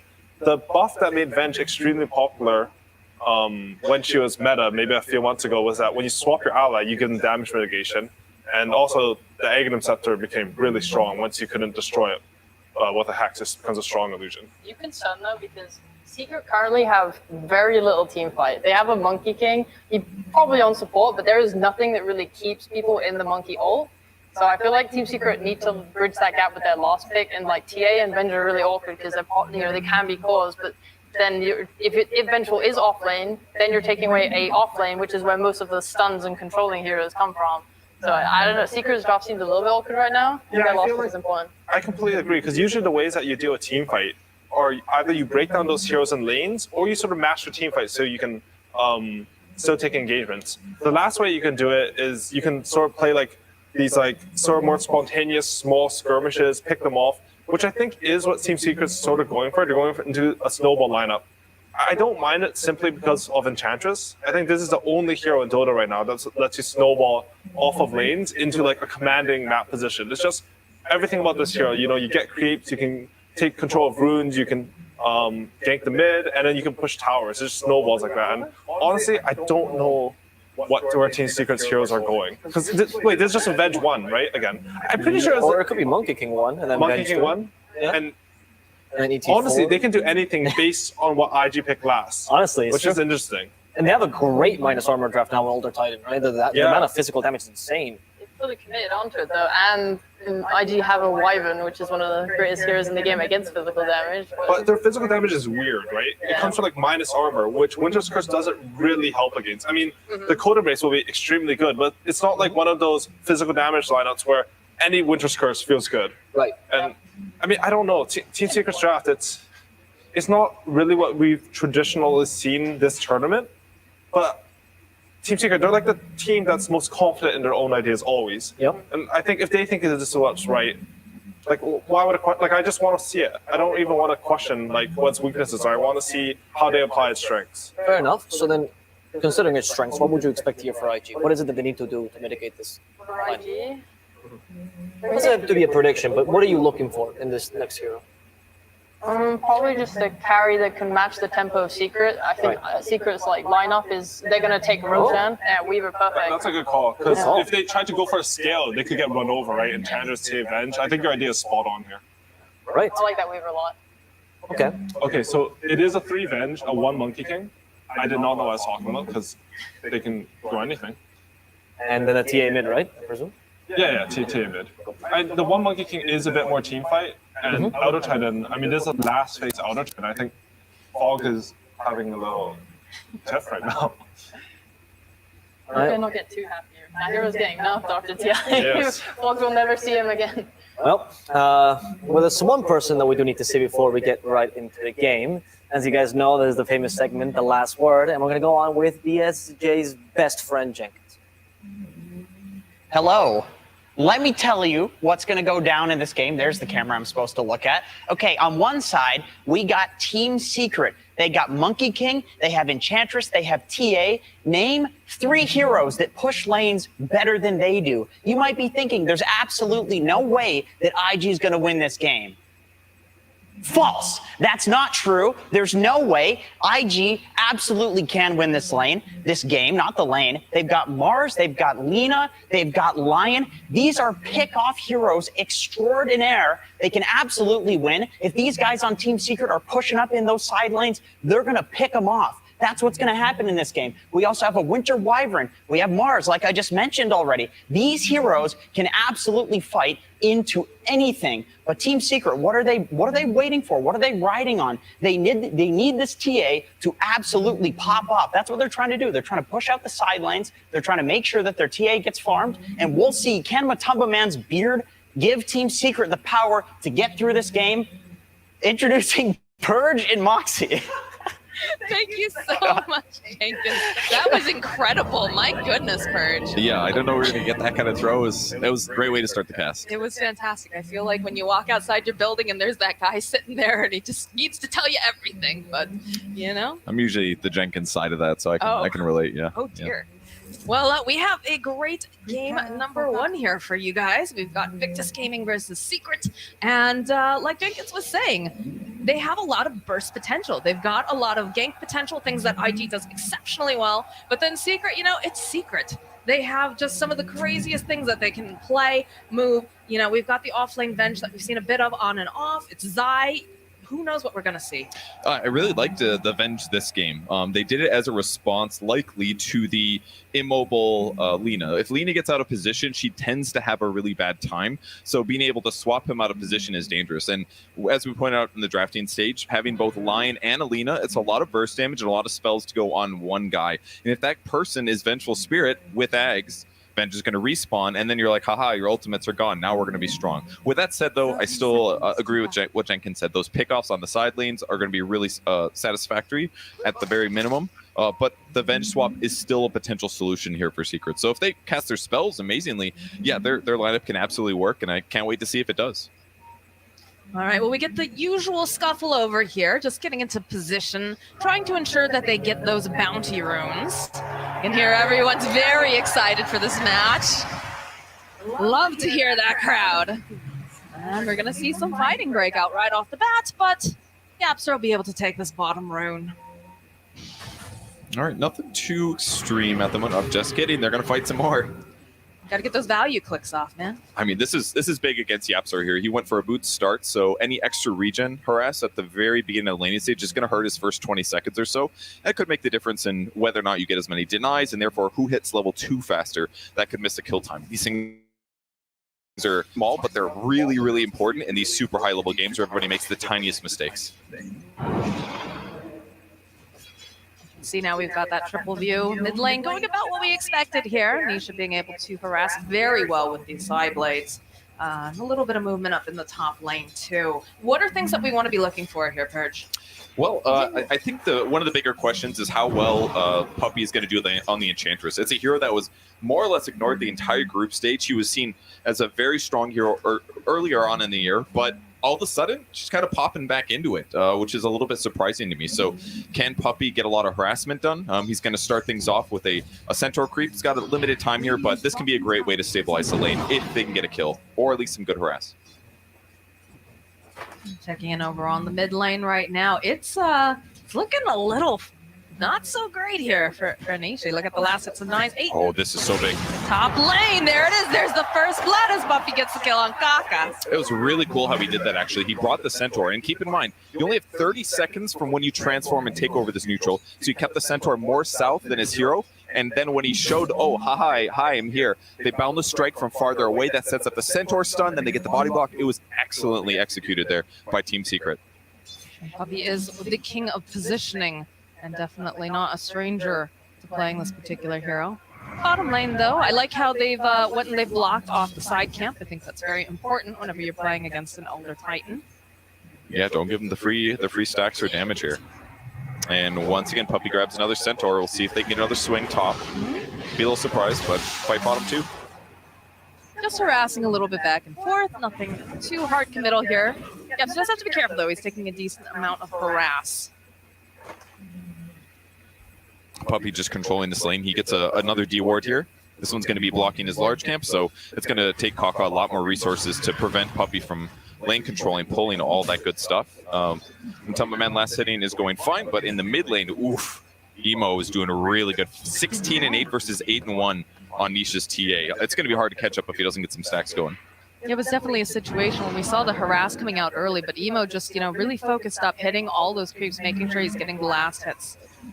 And clearly that has paid off. I'll be interested to see, too, if the way, because IG is a really interesting team, the way that they like to move about the map. A lot of the times when they're creating stacks, they usually, instead of, some teams that go off into different lanes to try to create pressure elsewhere, they usually play around that area. So do you think we're going to see something very similar to that, or are they going to try to be more aggressive, try to take away stacks from the TA?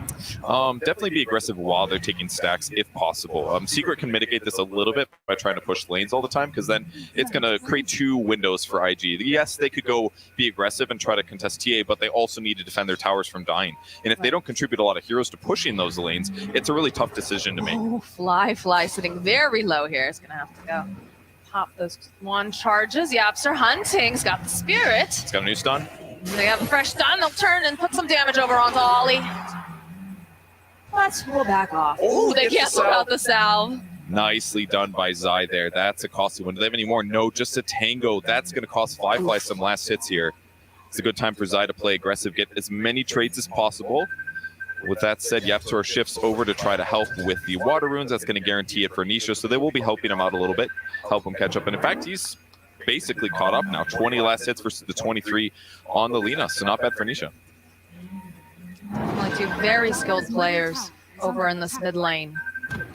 Bottom lane, a lot of harass coming out over onto Kaka. They're out the Hex. They've got the net though from the Troll. Turn around, nice Earth Spike, Kaka. They're trying to get the body blocks off, but not going to be able to succeed. But still, they're making good pressure up there. Puppey is not super highly leveled, which is going to make Matoma Man get his levels more faster. JT pushing him back. Good Earth Spike again, but they'll put some more harass over onto JT. He got the stun. He's going to heal off of this creep wave most likely. There it is. Very nice. And he went for 3 points in Jingu Mastery, so he wants as much lifesteal as possible. And that's probably because he knows that Puppey's not always going to be in the lane. So making sure that he can lane sustain without a support coming over is going to be really helpful. Seeing a pretty even matchup now here in the mid lane, 29 and 14 over on Lina, 28 and 5 over on Nisha's TA. Have some beautiful stacks though, and Puppey, he's creeping in. He has an idea that these are being made. This is the best thing to do. Oh, stacks, cool. I can pick the best neutral creep that I want. And that takes a lot of the gold out of the pile. Fly getting a Zai kill though. Indeed he is. And honestly, Good moves, though. it's very normal for Venge 3 to die at least like once or twice in the lane stage. It's not easy. What about this Puppey though? That's a Laguna Blade. LSA doesn't quite connect. Puppey hiding over the tree line, putting out some of the impetus. He is going to fall, but we have that high five coming out over here. Nisha gets the kill on Emo. A very big juke by Puppey. That forces Emo to commit and gets him that easy return kill. So excellent trade once again for Secret, but the game is still even. Indeed it is. Wouldn't be surprised to see some more movement going around those stacks over in the top area. At the very least, they're going to keep blocking these camps, move Enchantress over to limit the large camp, or they can start getting aggressive on the map. And while Puppey's accomplished a lot, he is still level 2, which can have its downsides. It's a little bit harder to make as much happen for you to be survivable if you have that trouble. Matoma Man getting a great trade off top once again, gets a Jingu stack, harasses JT, but... Zai, the bottom lane, they're going for the dive. It's going to be Ollie who collects on this kill.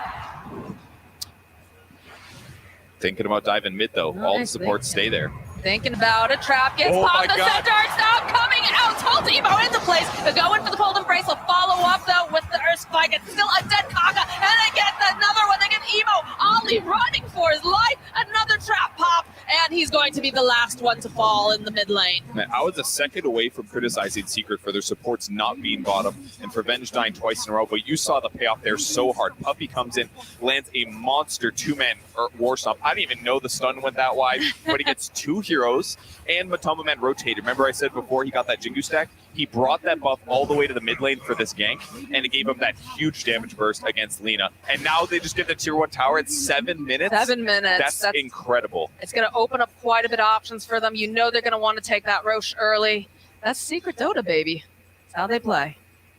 This is the dangerous thing about these successful early game heroes is that it just creates this weird tempo and puts IG in a bad place. It does restrict Nisha's farm normally, but this guy's great at jungling and clearing stacks, so he doesn't really care that much if he sort of loses his mid lane for a while, because now he's just going to farm really aggressively on the other side of the map, and we'll see how long it takes for Secret to take this safe lane tier tower for IG. Give me a prediction, Purge. How long do you think this is going to take? Because they're making those moves right here, right now. They've got the vision. They're poking away at Fly. Ooh, Ollie's going to try to slow it down, but... Ollie, this is not good for you, my friend. Matu just whacking away. Yaps are following. They do have the flight, but they have the tree jump. Hopping right back down again. They want this kill, and it's going to Matoma Man. Bottom lane, more pressure being placed on Fly.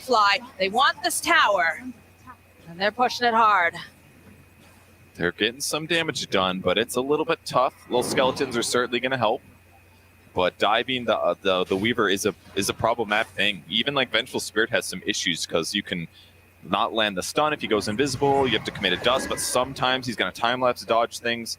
It's a little hard for them to secure that kill on the Weaver, and as a result, not as easy for them to force this tower as much as they'd like it to.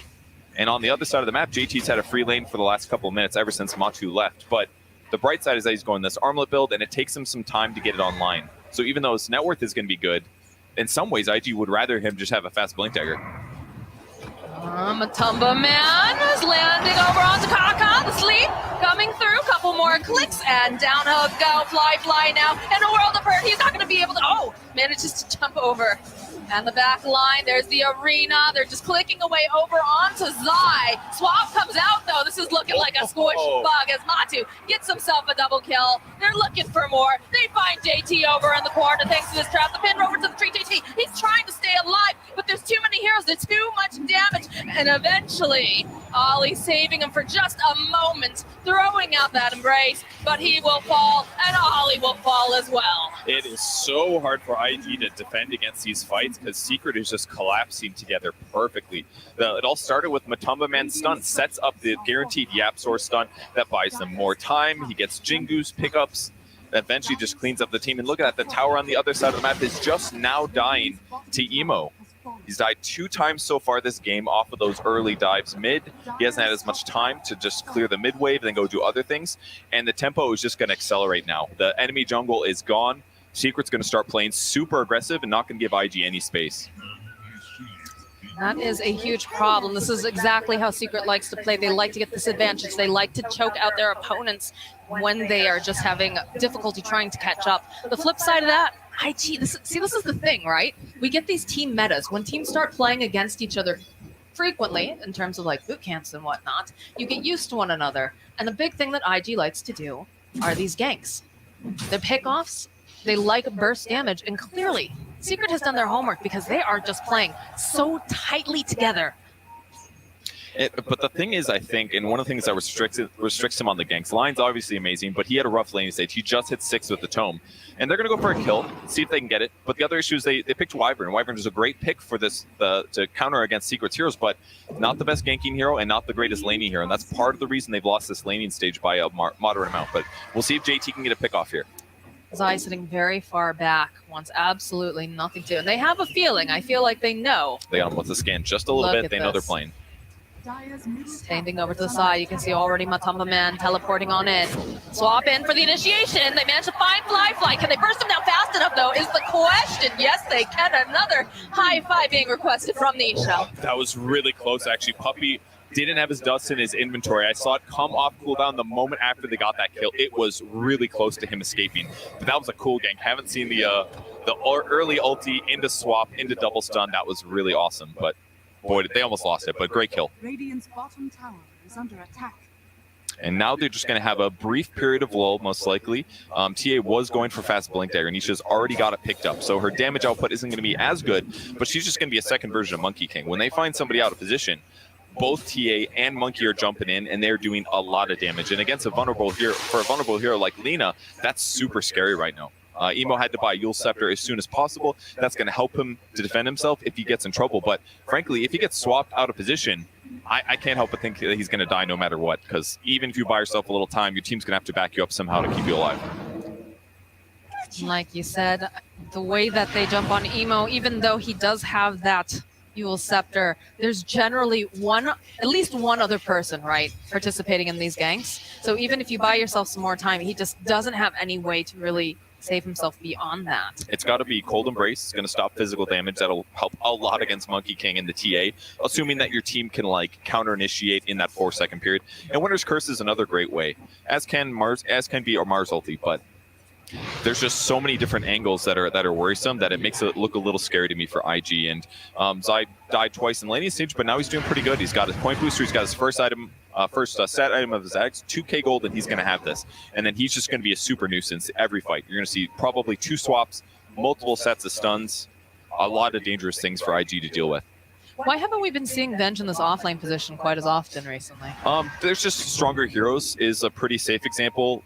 Heroes that can win the lane. Venge basically never wins the lane as a 3-position hero unless they like really mess up on the enemy team. So the nice thing about Venge is that you basically have free Aegis. You can think of like Venge Ags as like being a Wraith King. which is a huge advantage. That's his ultimate. You can get it with just with an item. So having that advantage is great, but it isn't very good at the laning stage, and that can really get a lot of drafts off to the wrong start if you can't really feel your hero's advantage in those early positions. So it's just a high risk, high reward kind of setup is what I'm getting. Yeah, that, and also you have to worry that if they have like a greedy carry, you're going to want to punish that. Otherwise, they're just going to go crazy. And Venge can't really do that as well. It's more of a mid or late game hero. Kaka standing on the high ground. There's a swap over onto Emo. Immediately trying to keep Emo alive. That double damage on Licky so good. The sleep comes out though. Able to get the kill on Emo. Follow up with the Winter's Curse fight over onto the back lines though. Kaka running for his life is going to get punched down by Yapsor. And they'll take down Ollie. Yapsor still hunting, wants to get his hands on Fly. I'm not sure if he's going to be able to quite do it as he does have the Shikuchi up, but they'll happily turn around on the side of Secret and go into the Roche with the double damage. It's so easy for them to do this now, but that was legitimately a two-shot on Lina. That was a melt strike with a second hit from Nisha. Obviously, there was also minus armor from Venge, but that was all about the tumbler toy.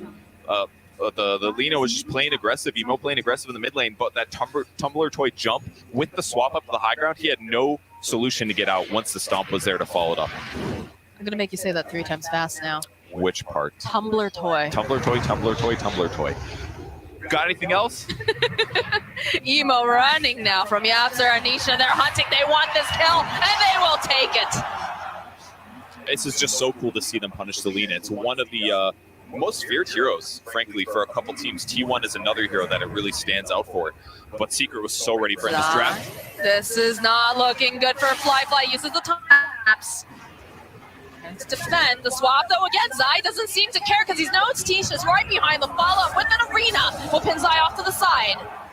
And IG will get themselves a kill. Bottom, Matu going to get a solo kill. Pretty sure here. Oh, Kaka! Can he get out time? The monkey's got one more hit, and there it is.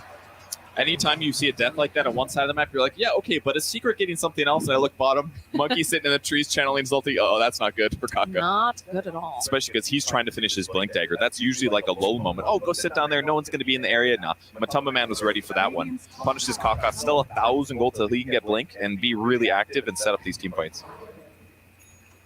So what's the play now going here for IG? How do they move about this map? How do they get this real estate back? Because it feels like Secret is just fighting them tooth and nail for any inch. They're being really impressive, and I think the scariest thing for IG is that Lina is struggling so hard. JT did a great pivot. He stopped his Helm of Iron Will, and he went for Blink instead, so he stopped building the armlet, recognizing what they needed. So that part is online, but Emo just looks like such a vulnerability in this game so far. We've all seen in these fights a wave of terror and a little bit of pressure, and he just goes down. And in fact, I almost wish that he had the Arcane Ring on his hero instead. He needs all the armor he can get right now. The jump over into the mid lane. They spotted Zai. Nisha's here, though. Look at the damage. 2 hits will take out Kaka, and there's the Laguna. They can't finish Zai. He's going to be able to just walk away. Emo running for his life. Nisha looking for the opening. LSA will connect. But now Fly joining into the fight. Has to be careful. They'll throw out the dust. Force the Weaver away. That was so cool. He swaps while the Dragon Slave is mid-air, so he's not there for the fire to get hit. Uh-oh. Emo. There are monkeys lurking in the trees, and Anisha who wants to cut you into pieces. I just don't know what they can do about the Monkey King. He's already got Orb of Corrosion. He's got Echo Saber. He's getting pretty close to the Deso, to be honest. They're going to have 2 Desos on their team. That just means that he blows up these low armor heroes. If he ever catches Wyvern or Lion or even Lina, without a defensive item or an ally nearby, he's just going to blow them up. And that's the case for both of these cores. And that just makes the game so much easier for Secret, because they just need one of those guys, they're very mobile, plus a support, and then kill almost any hero. JT has got to be feeling nervous. He's got Blink. Does have the Blink. He's just going to get into the corner, teleport out. I'm sure that trap popping probably scared him a little bit. It's like, oh no, is Nisha here? No. It's a little scary. Or Monkey King. Well, I mean, Monkey King's got his eyes on a little bug, and monkeys like to eat bugs, Purge. Not going to land the Boundless, though. Not enough time to force Fly back. Oh, he changed his build, actually. He went for the Basher instead. I wonder if this is because he recognized they already had a Deso. It's a little bit unsynergistic for you both to purchase it. It would have been good. But Basher's great, too. It's going to make it even easier to kill Lina, to kill those supports, to kill Weaver. So I like the pivot here. They're in such a good position. This doesn't bother me at all that he's gone back for a slightly inefficient damage item. It's perfect for the utility. And I also feel when they're, sitting pretty like they are, it's a little bit easier to be able to make these more creative choices, right? Not necessarily the ones that you're expecting, but the ones that are going to help you seal the victory. Exactly. It's easier to talk about the what's the 4th, 5th, and 6th items you buy. Right. It's like saying what are the best 6 items on here. It's all game dependent, and when you're this far ahead, you can really just be flexible and do something that's going to help you close out the game, not necessarily just get ahead.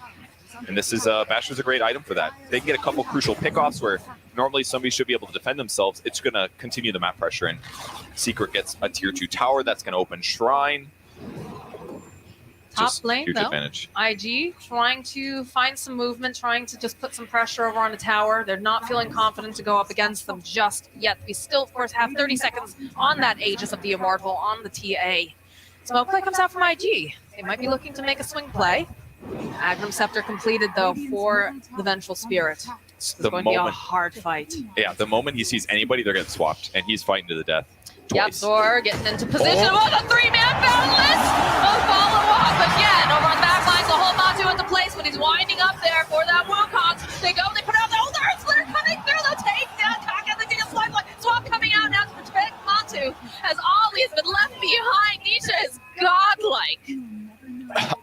I really thought that Matu might be in some trouble there, but that 3-man Boundless Strike was incredible. Also fortunate for him that at the same time that came out, Winter Wyvern ends up cold embracing the line. So even though they did disable Matu, he's not able to fall off right away. That hurt IG's defensive play there to try to catch him. They put the burst damage in him, but he survived just too far ahead. It is getting so spooky for the side of IG. Very little vision up. They still have some towers, right? You've got the top tier 1 over there. Double damage now for Nisha. What is this? His 3rd double damage? It helps when you control the map, but whatever rune does come up, it is a lot of DDs by all means. There's like, 6 power runes it can cycle through. And this one's going to be huge. 120 damage right now is his bonus if he gets it. He's got the Grove Bow as well, so its attack range is legitimately like a normal ranged hero. It makes it even easier to get those pickoffs. And still no Blink Dagger for Kaka on the Lion. Definitely struggling, trying to find any opening. But it's one of those situations where his cores need this. They need the farm as well. How do you move about the map? Because every time they show up, it feels like Secret is just there. Yeah, that's the hard thing about being behind is that you don't have as much safe places that your core can be like, yeah, you know what, you can just have that one place that's like slightly safe. Instead, it's like those places have to go directly to your core so they can try to catch up as much as possible. Right. I really like Emo's item pickup goes for the Dragon Scale. It's absolutely the right item. He needs as much armor as he can get right now to keep him alive against these heroes, but here comes the possible swap bottom. Again, they have the dust. Couple hits immediately over on the Fly. He's going to have to time lapse away. Ollie in position, worried. He's going to try to turn this around. Does have the Winter's Curse. Should be able to take down Puppey, but is going to pay for it with his life. And that's now a Winter's Curse that they don't have to worry about on the side of Secret. That's true, but any kill they can get right now with being this far behind in gold is going to give them a nice advantage. And that's 260 going to Winter Wyvern, and now he's got a Blink Dagger. Oh, Emo, do you know what's lurking in the darkness? Oh, that's really scary. Look at him. He's just like, something's wrong. I don't want to be here anymore. Yeah, when TA sits like that, she's prepping a double Melt Strikes. That's minus 16 armor on top of her Desolator. That's a lot. That's like one shot. Well, it's not going to be one shot, but do your math. I guarantee Lena would die in 2 attacks from that. That's like if he gets within 600 units, which is quite a lot right now, death if he doesn't Yule's it in time. BKB picked up now for Fly. It's going to give him a little bit more survivability, but it is still very difficult, very dangerous, because he's got to make sure that he does not get stun locked before he's able to get off that BKB. And even then, it's not a game you want to buy BKB, in my opinion. Like, you can stop like Echo Stomp easier, but Vengeful Spirit Swap still goes, and yeah, you'll stop Monkey Stun, but like, if Monkey just gets on top of him, he doesn't care. He's just going to auto attack, slow him with Orb, slow him with Skull Basher, stun him with Skull Basher. But it's just it's an item he has to get this game. There's too much at stake, and it's too scary. I'll say, though, both of the cores over on the side of IG have been not making space, but finding the farm, finding the space. If you take a look at just what the network's looking, obviously we've got the TA, who's just been falling out of control, 14K, but everyone else is fairly close, right behind, because they are finding these openings, but looking for the pickoff, the fight, the advantage on the side of IG as they are smoked up and they're making their way over towards the Roche Pit. Zai is, I don't think, the person they want, but they're going to have to take it. So they'll open up with a stun, they'll fall off the finger. Can they do enough damage? That's the question. Zai, all right. coming in place. So stop going in. Nisha will take down Ollie. There's Litter coming through. JT, he cannot survive this. He's going to be the next one to fall. As they'll turn around. Another swap though coming out. It's all right. It's eventual spirits of the illusion. It's absolutely fine. As they'll go right back, try to put the pressure over onto the mid lane. And all of that, and they only killed one hero. They had to kill Venge twice. They almost killed Monkey, but that defensive swap was huge. And after that fight, I was thinking the same thing as Matoma. You know, maybe it's time for a BKB. That was a little too scary for him. If he has BKB, he can definitely continue fighting there. But in that moment, it looked like a big weakness for Secret. But either way, that's the advantage that Secret wants. Put the Venge way in the front, let the enemy jump on him, and he just gets to make the team fight pretty decent for them, whilst the rest of Secret rolls over and takes a 5v5. How do you position yourself in these fights, right? Because obviously... So obviously, like, Zai has just been running at them because he is the initiator. It's definitely at the point where, you know, they're not as afraid to take these fights because they do have the backup. Elder type, an incredible hero for this sort of thing. But for IG, it just feels like they can't quite figure out how to get around. How do you get around the defensive wall that is, of course, Zai here? It's very difficult. The best thing they would go for, obviously, is a blink disable kills on either TA or Monkey King if they can catch them. And this is part of the reason Matoma Man's playing trees right now, because he can basically kill a creep wave every boundless strike. Once he hits 20, that cooldown goes down a lot, and that's even easier for him to do it. So he knows that he's the obvious kill right now. So until he gets BKB, he's not going to feel very comfortable being aggressive on the map. And that's why Secret's playing a little bit carefully right now. If they just keep the net worth about even, and then he gets BKB, the game's going to get... It's going to feel like very, very, very winnable. Oh, look at this. The swap immediately just going to get rid of Kaka. He's going to buy a bit more time. Nice echo stomp. All against position. He wants to try to find the opening. He's not going to be able to do it. Fly with the BKB now. Buyback coming out from Lion. They'll turn their attention to get over onto the Winter Wyvern. He's going to fall next. Ali will fall. Swap out again, though. This axe on the bench doing so much work. Boundless comes in hot. Kaka's not looking very good right now. They get a nice arena. Do they have the damage, though? They have the BKBs. They turn it back around. Emo, he's not looking like he's going to survive this. He gets taken out. Nisha just chipping away over at JT. That's a dead Mars, and it's looking like a dead Fly. If they could just get their hands on him, and it doesn't matter. They have the spear. Zai got 2 kills in that fight with a Wave of Terror. That was pretty sick. First picks off Fly, but ultimately amazing fight. They got separated a little bit. It looked a little bit rough for Secret, but Zai just swaps out any danger. Matu gets a great ulti to set up and guarantee the Lina kill, and this is that advantage that Secret got. BKB's online. Zai's going to respawn here on his illusion, ready to go, despite everybody on IG being dead. Here's a clip once again. Swap instantly on Kaka. So important so that he can't disable those important heroes. BKB gets used on Fly so that Zai can't really grab the guy he wants necessarily, but that's okay because he's just buying time and getting vision for his team. Ollie lived a little bit longer than I expected there, but swapping in the TA. He gets speared back with a lot of damage reduction. There's Lion coming back again, but he gets cleaned up. JT trying to force him out of the base. Important to note, the swap from Zai. Emo trying to just run away. LSA connects. They get a kill on Zai, but he's back up again. He's got that axe. Tumba Man, Echo Stomp landing the swap again into the boundless, into the burst damage. That's known as Nisha. But the follow up with the Winter's Curse. This is not looking good for them right now. They'll be able to take down Matu. Follow up with that arena. IG, they're coming back up swinging. They're trying to get them out of their base, but they don't have the positioning. They don't have that damage. The Hex coming out again over on the side of this TA. They need to put out more. Can they do it? Fly with the BKB chasing him down. He has to turn back around the punch. He's gone perhaps a bit too far as he's going to get held into the trees with that spear. And Nisha and Poppy and Zai are just going to run the heck out.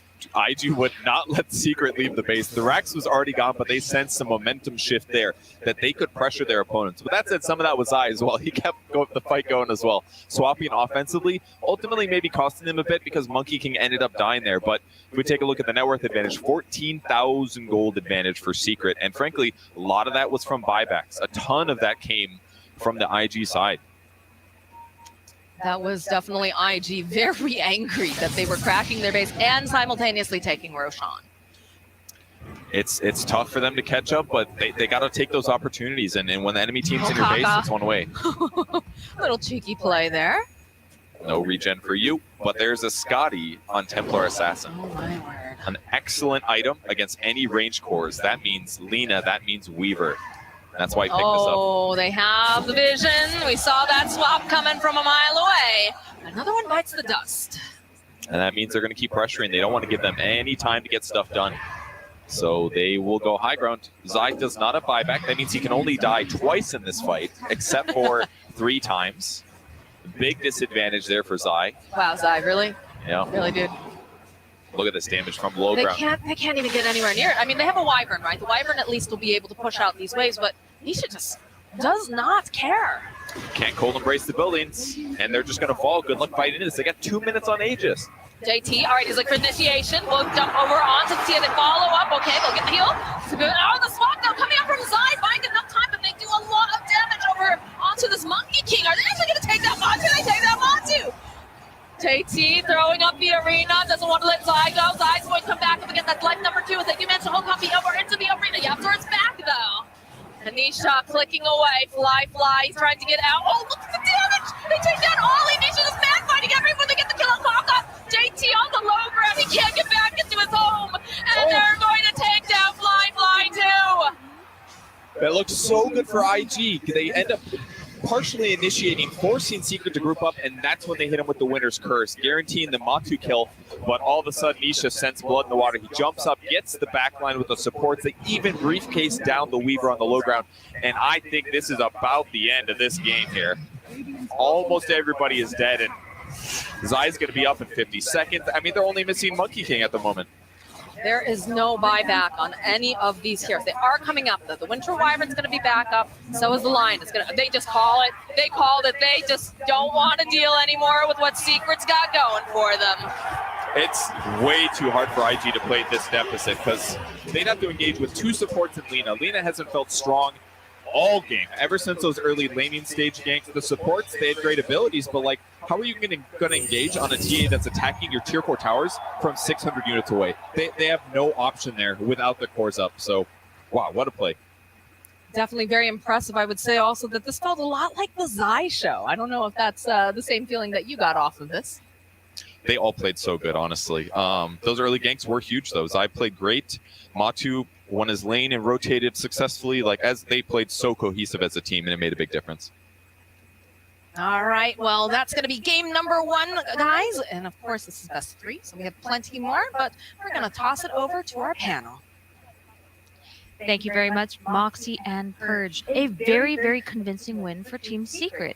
Now, when we were in the green room talking, Insania didn't have a lot to say, but when he did speak, he said, if Venge stops Lina, then it's over.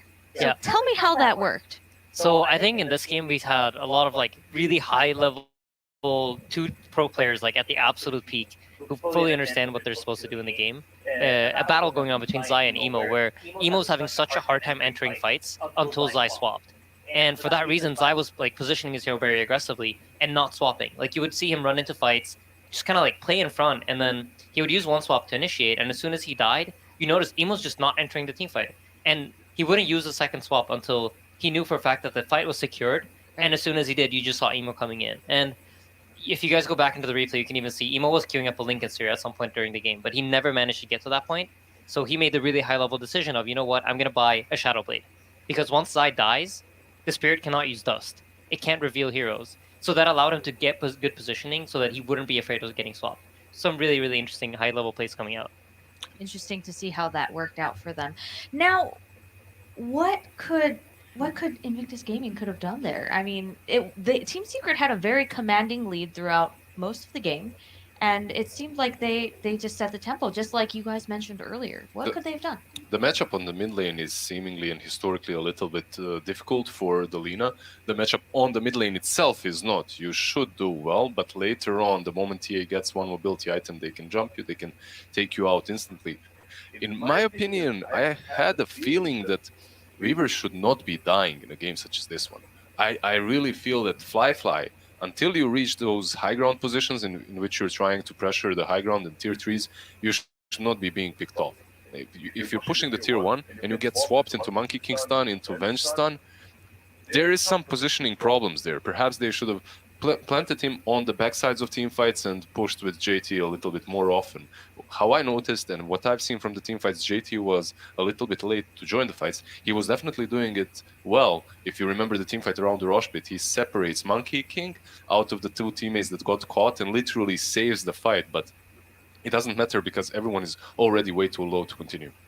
Let's see how the stats played out in this game. It was pretty difficult for IG. It looks like Kaka had 0, 11, and 6, and for the people at home, that looks like a really rough score, right? But he is playing Lion. So tell me a little bit about how the support works in this way, right? I think for both Kaka and Ollie, once you're on the back foot and you fall behind, you're naturally going to have to die to try and make some plays. They've got to move out on the map, try and contest Roshan, if you just stay in your base, you're going to eventually lose because you're just getting more and more outbound. And it was up to Kaka to start these fights with his blink stun initiations, or up to Ollie to get a really nice Witch's Curse off. So naturally, these supports, they're going to feed a bit. And then Nisha and Matu, they reap the benefit of that 14, 0, 11, 10, 2, and 12. Great stat lines for them. But just a tough game for IG. I think a game where we haven't really seen IG on the back foot, and they didn't really know how to play from behind this game. Or they really didn't have the heroes for it as well. Yeah, I absolutely agree. We were talking a lot about Secret's wall, but Secret can do more than one playstyle, right? Right. And I think yesterday when they were up against OG, that's when they needed to set up the wall. Today they decided, you know what? We're going to take control of the game ourselves, and we're going to take the pace to them. And I think IG hasn't really been tested in that way. I think in almost every single game IG played during their group stage, they were in dominant control of the games they played. And this was the first time I saw a team take over. I really think that they had one big issue, and that's the fact that the mid lane and the safe lane kind of want to be playing the same style, or they have been playing the same style. I feel Fly should have been perhaps just a tiny little bit more active with a different item build. I don't even think that BKB, it was necessary, but it came a little bit too late. Or just get a hero that's more mobile for Emo. He's an extremely good Lina, but the game plan is so much easier. The fight plan is so much easier if you have your Void Spirits, Storm Spirits. I believe 2 were banned out, but 1 was still remaining in the pool. They could have gotten it. And so much goes back to the way Secret prepare for best of 3. They left that lean in the pool knowing that most likely IG would take it, and I feel like they had that Venge up their sleeves as the answer, as the counter. They did the same thing against OG with the way they give OG some specific heroes and then counter pick it. It felt like IG just fell into Secret's trap here. Yeah, that is exactly what you guys said right before this game. It was Insania's point, and it's still the strongest one on this panel. I believe I liked it a lot. It's the Vengeful Swap. No, for real. The Vengeful Swap made IG's draft and IG's strategy look feeble. You cannot play this Lina plus Mars if there is a hero that puts you out of position so easily. You have to be hiding constantly. And that's exactly what Vengeful Spirit did. That's exactly what Zai was doing. The only reason why I laughed is because when you said it was his point and it was good, he just turned and looked at the camera and smiled. It was like, yeah. very, very good. All right, so it seems that all three of you agree that there were issues with the draft in there on the side of IG. So what adjustment would you make to their draft? I think this is one of the things you have to understand about playing up against Puppey. And it's like he will give you your comfort heroes, but he will have an idea on how to beat it. And I do think this game was it was that. Puppey knew the Lina was coming out. He had an answer prepared. And I think IG just oh, this draft's going great for us. We're getting everything we want. And I think OG was in a pretty similar position yesterday. And this Secret, to me, looks really scary. This is looking like a TI contender Team Secret. But what do they do then? So they can't pick their comfort heroes because Team Secret has the notes. They know what to expect. What do they do then? Do they pick something unexpected? Or what is the solution here? I feel they shouldn't be thinking that way. Yeah. That's first.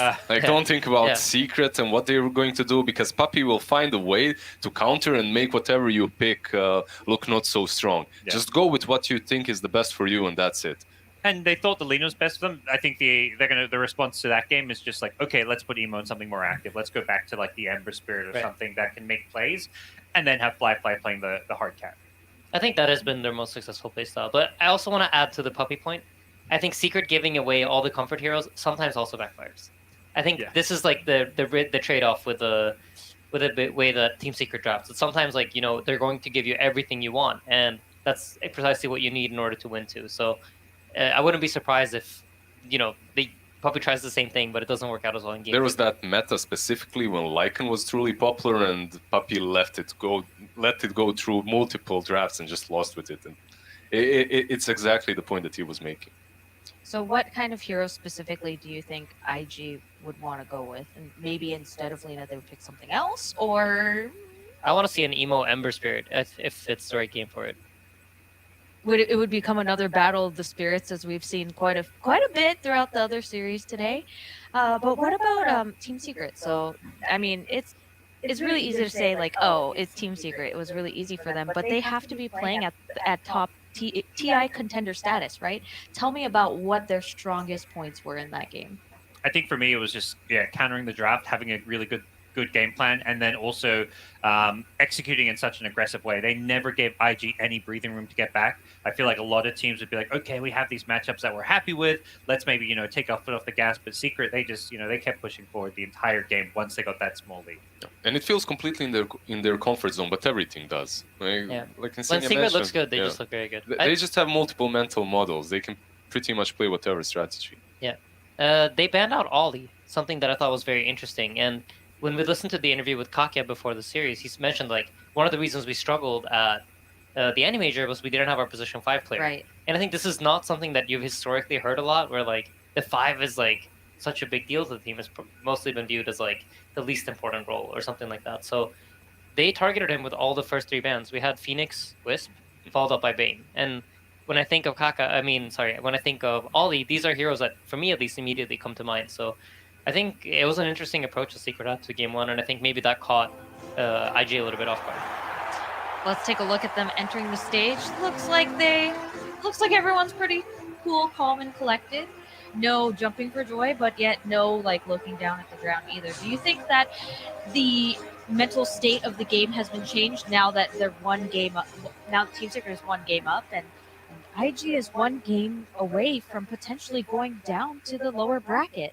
It definitely reassures Puppy and what his whole draft and strategy is about. Meanwhile, when it comes to IG, I don't think it matters that much. These guys came from being 0-2 at the grand finals. This is still upper bracket. They're in a fine state at the moment. Yeah, this is where the coach Super just has to kind of reassure his team, like, okay, we're going to make some adjustments. We have a game plan that's going to, make things look and feel very different so that we actually get to play our game, because it didn't really feel like IG was ever at any point really playing Dota in that game. They were just constantly on the back foot. And I don't think I've ever seen Secret smile this much, if I'm being honest with you. At a LAN, they're usually the silent killers, like no emotion. They just show up, destroy you, and then move on. So I definitely think Secret seemed like they're a little bit relieved, at least, how that game up. Right when you said that, Albo turned around and looked at you and laughed too. He gave you a little smile as well.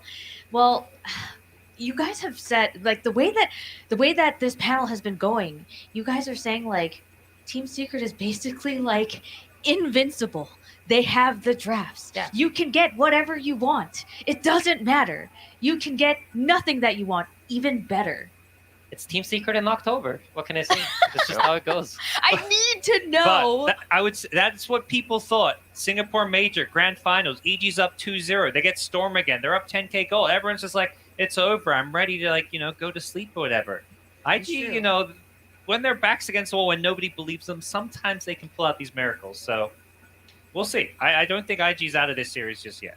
Do you think that the miracle might be like a pocket hero? Cheese strat maybe? Maybe some Huskar?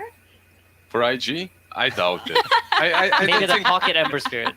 I don't think that they're Pocket feeling Ember. that low to resort to some Meepos or Brews or whatnot.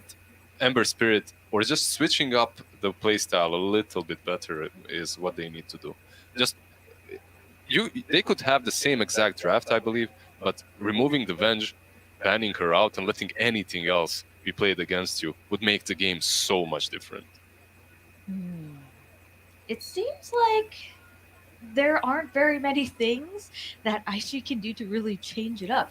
That's what I'm getting from this, but there has to be like something there. I think What maybe the support hero pool. I think they're used to Ollie playing more dominant laning phase heroes that enable Fly to have a better start to the game. And this time around, he was playing Winter Wyvern, which in theory had a good matchup, right? You were playing as Monkey King, you were playing as TA, you were playing as Venge. There was a lot of physical damage coming in from Secret. but I think they just weren't able to set up the game plan the way I think they're used to playing, where Ollie's like enabling Fly to get off to a good start, and then they're able to support Emo and for him to then take over the game. So maybe slightly shifting their game plan a little bit more into what we've seen them play throughout the group stages and the first round of And they do make the game easier for you, right? On one side you had this Winter Wyvern, on the other you had Enchantress plus Elder Titan. Enchantress and Elder Titan, they'll pretty much dominate on any single lane. Yeah. It's so much easier when you have your 2 lanes set up from the get-go. So much easier to play. But if they're banning out the supports, what do? Like, 2 bans come out immediately. There's a bunch of them. We have over 100 heroes. They can find something. We still circle back to the mid lane matchup and circle back to the spirits. Get the real playmaker on that position 1, on that position 2, sorry, because I feel Fly should have covered that role in the first game, and it wasn't truly covered. Yeah, I think with the Lena, they felt like they didn't want to go too greedy, and they picked this kind of semi-carry Weaver. Where they look best, like I go back to that first series, is like they have this Storm with a Spectre. They need this more farm priority on the carry. Well, let's get this game started.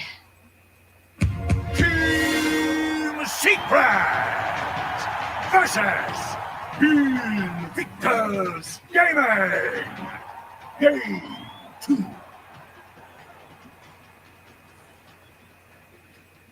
Welcome to Game 2 between Secret and IG. We're your draft battle, Level Plus, We2000 and BSJ now joining me.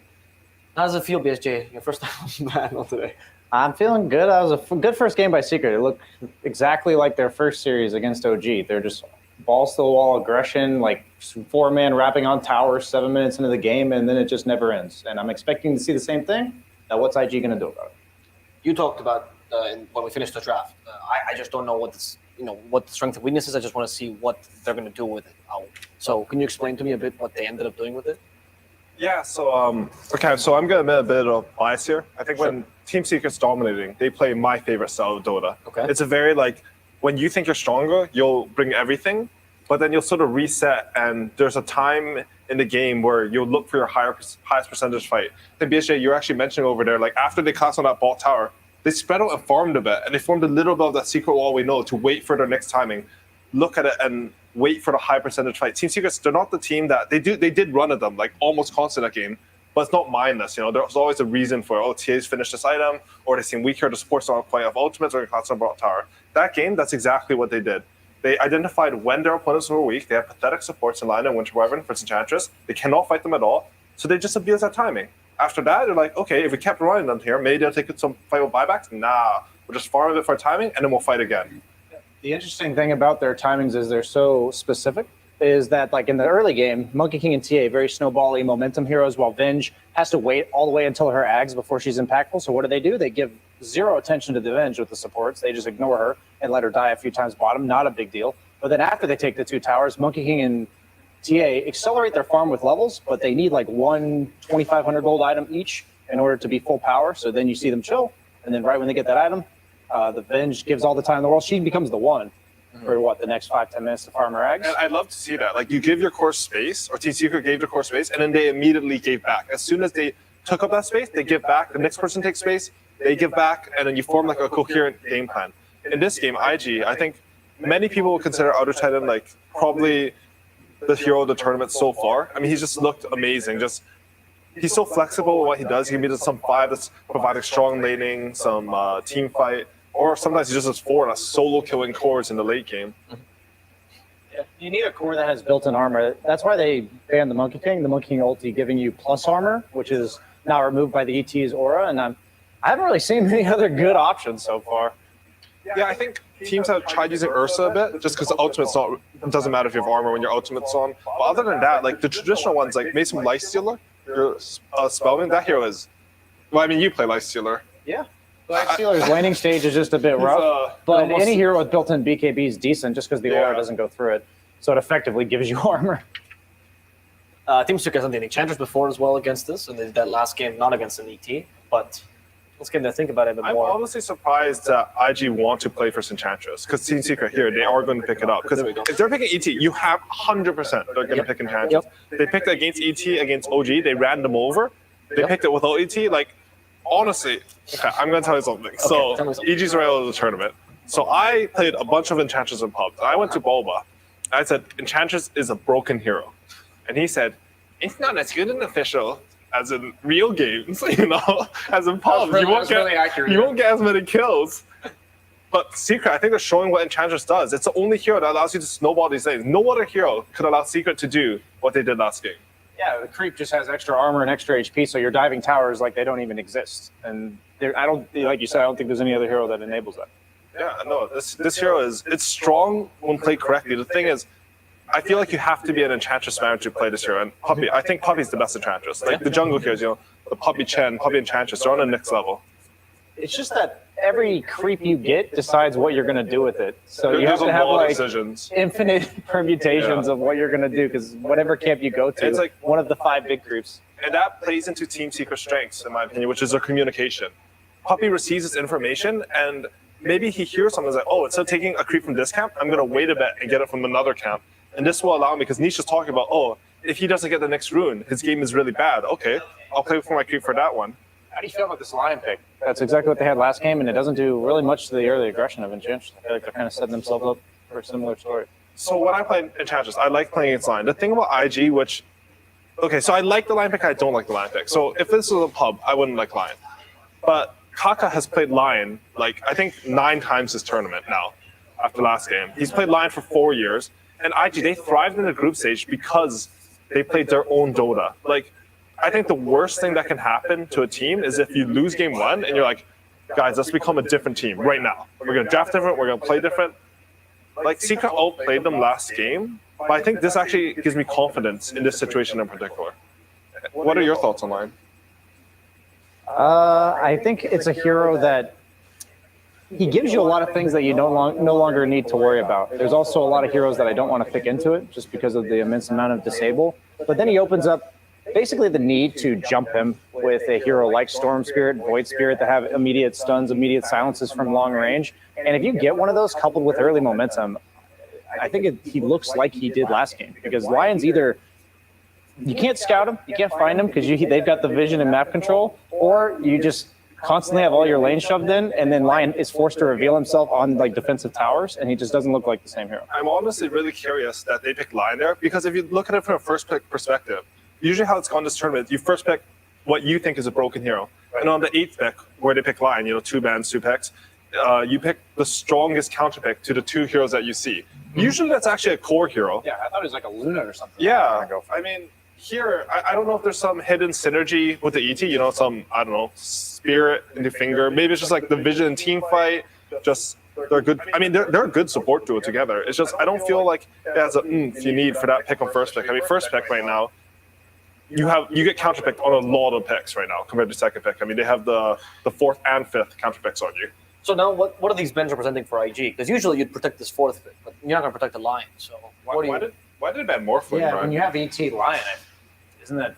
I guess it's the Morph Shaker. They're just that terrified. It has to just be Morph Shaker. Like, maybe they think even though they're countering Morphling, they'll take over the map too much with Enchantress, and you'll hit that timing with Shaker Morph. But I mean, it feels wrong to me. Like, if you're going to dedicate this much to Lion, and they're going to pick something bad against Lion into it, like, I feel like you should just let them have it. Yeah, you might as well just pick a support or a core that's weak versus Morphling. Yeah, trying to ban it. Yeah, it's.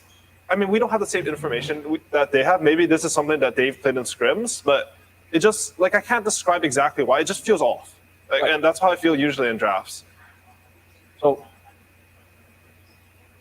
they did go for the Ursa ban, which I think is for the Outer Titan. I think, I can't remember who played it, but it was at this tournament. I'm not making it up. It was Ursa versus Outer Titan, and it looked very nice. It might have been Secret themselves, actually. Multiple teams have played it. Multiple teams. Just versus Outer Titan? It's just the enraged damage reduction. One of the Sure. few heroes makes that sense, yeah. can run at you early enough that the thing ET doesn't want is a core just running at him and not being afraid of just instantly dying. Yeah, that's a good. Also, when he gets its eggs, like usually in this tournament, I've seen like ET versus I don't know, like Limp Sniper. I saw ET solo him 100-0. If you have an Ursa carry, he just waits for ET. It doesn't matter the magic commune. You just go on him, you bash him, you kill him. Yeah. Now they ban out the Vengeful Spirit. So what is the purpose of this ban? Probably a save from the Lion. A lot of times, the best way to deal with heroes like Lion is just a simple force staff. Same with ET Stomp. They have pretty predictable. Like they're going to put one hero in front on the side of Secret against these type of heroes like Lion and ET, And since it's a very obvious time when you're going to use your spells. And when it's like ease of execution, you also just lost to it. Maybe you're going to pick another hero like Lina in the mid lane. That's positional based. Venge, surprisingly, before TI, for people who haven't been like playing a lot of pubs, it was very popular. It's received several nerfs, but the Ags itself, when you're basically a reincarnation Wraith King from the off lane that purposely dies because you get all your spells again. So when you have Lion, you never really want to deal with a hero that you can't comfortably burst down. Sure. They pick up the Wind Ranger Secret themselves. We have seen it on Yabzor earlier this tournament. We did theorize it could have gone mid, but they ended up putting it as a 4. So this could move the Earthshaker to a 3. But they just a little bit of flexibility, right? Yeah. This is from first pick. IG now have sort of 2 counter picks ish. I mean, not really, but you do see 3 heroes. I think picking Wind Ranger, as you mentioned, like you don't quite know what Secret's doing. I do think this is most likely a Wind Ranger 4 and Earthshaker 3. But honestly, like it couldn't be anything. I want to add on one more thing about the Venge pick is that when you play Enchantress as 5, because I play a lot of Enchantress, one of the things you want most is simple stuns. Venge is a hero that, you just have that simple stun. It's why like when you play Chen Enchantress, it's nice to have like a carry Sven. The other thing is when you play Enchantress lineups, your teamfight damage is weird. Like Enchantress, she does a lot of damage, but it's slow single target damage. Venge is actually a 3 that if she has a good game, she provides more damage than you think just because of minus armor and aura. Just, stun, you die, you stun again with eggs. You're also going to get the long fight. Yeah, because if they try to go on your teammate, the Venge saves them. They go on the Venge, you got 2 lives. The duration of the fight, I think, will come into play pretty heavily here. IG can either choose to build like sustained damage, so once they burst one target, like you could have a Medusa type carry, or they can go all in on the first 5 seconds of the fight when they pick an off-lane team fight like Mars. That does seem like what it is, though, right? Like if IG don't get a good arena spear finger, some ET spear on it, like I feel like Secret's lineup is set up to kite them. It doesn't mean that IG can't win the fights. It just means that a lot of this game from the first 6 picks looks like it's going to be around that initial initiation. And Spectre, I mean, you know Spectre better than me, bro. What do you think about this pick here? I considered Spectre in regards to the fact that it's good against the 3 heroes that Secret has, like individually in team fights later on in the game. But laning stage wise, I'm imagining it's going to be a core shaker since they picked a melee carry and Spectre one of the weakest melee carries early, and then potentially just a 4 Wind Ranger, which Spectre's good against Wind Ranger because her Desolate procs can't miss, and oftentimes Wind Ranger, when she focus fires you, will just kill herself. But if it's a support, that's not really that big of a deal. So I'm worried about her laning stage. She's got a pretty weak 5 if it is the Lion, like if they decide to rotate there. But if they do the ET, Wind Ranger as a 4 is pretty good against ET because she can't attack when she's Wind Run. So this is a hero that I was talking about leading up to the TI so much. I didn't see it. I got really sad. He had a pretty poor win rate in the group stage. But we talked about the magic immunity against ET. You have full armor because the aura doesn't go through you. And Spectre Dispersion also doesn't do any damage to magic immune targets. So looking like a pretty free lifestealer game for Matamaman if he just gets like 1 or 2 items. They're going to need a hero IG in the mid lane that threatens physical damage. Single target, like something like a Razor. Necrophos would have been okay, not because he's physical damage, but because Lifestealer does play around using most of his hero or health pool and then infesting a target. But this last hero for IG, it's going to get lane countered, and it has to deal with Lifestealer. So, yeah, I agree. I feel like there's a lot of conditions needed to be met for IG's last pick. And Lifestealer, honestly, I thought they were going to pick Sven there, but not to Lifestealer. Like that's a classic, Even on Team Secret, I think your signature heroes do come out. And yeah, I'm trying to think as well, like just what do you need from IG side? I feel like they sort of need a bit of damage, like sustained damage right now, right? Because they have a lot of bursts. Even the Spectre, I would say, going to eggs build. You're building eggs because you want to burst, double dagger, 15 talent, some 700 nuke damage, Mars Arena Finger. They're all like, you see a target, you burst them. And I want them, I'm trying to think of, like in my head, it's just a spirit hero, but I feel like the game plan that's going to happen here is that Team Secret, what Lifestealer does as a carry is he has innate harass with Feast as well as his Ghoul Frenzy, which gives him a lot of attack speed and bonus damage, but it's also sustained.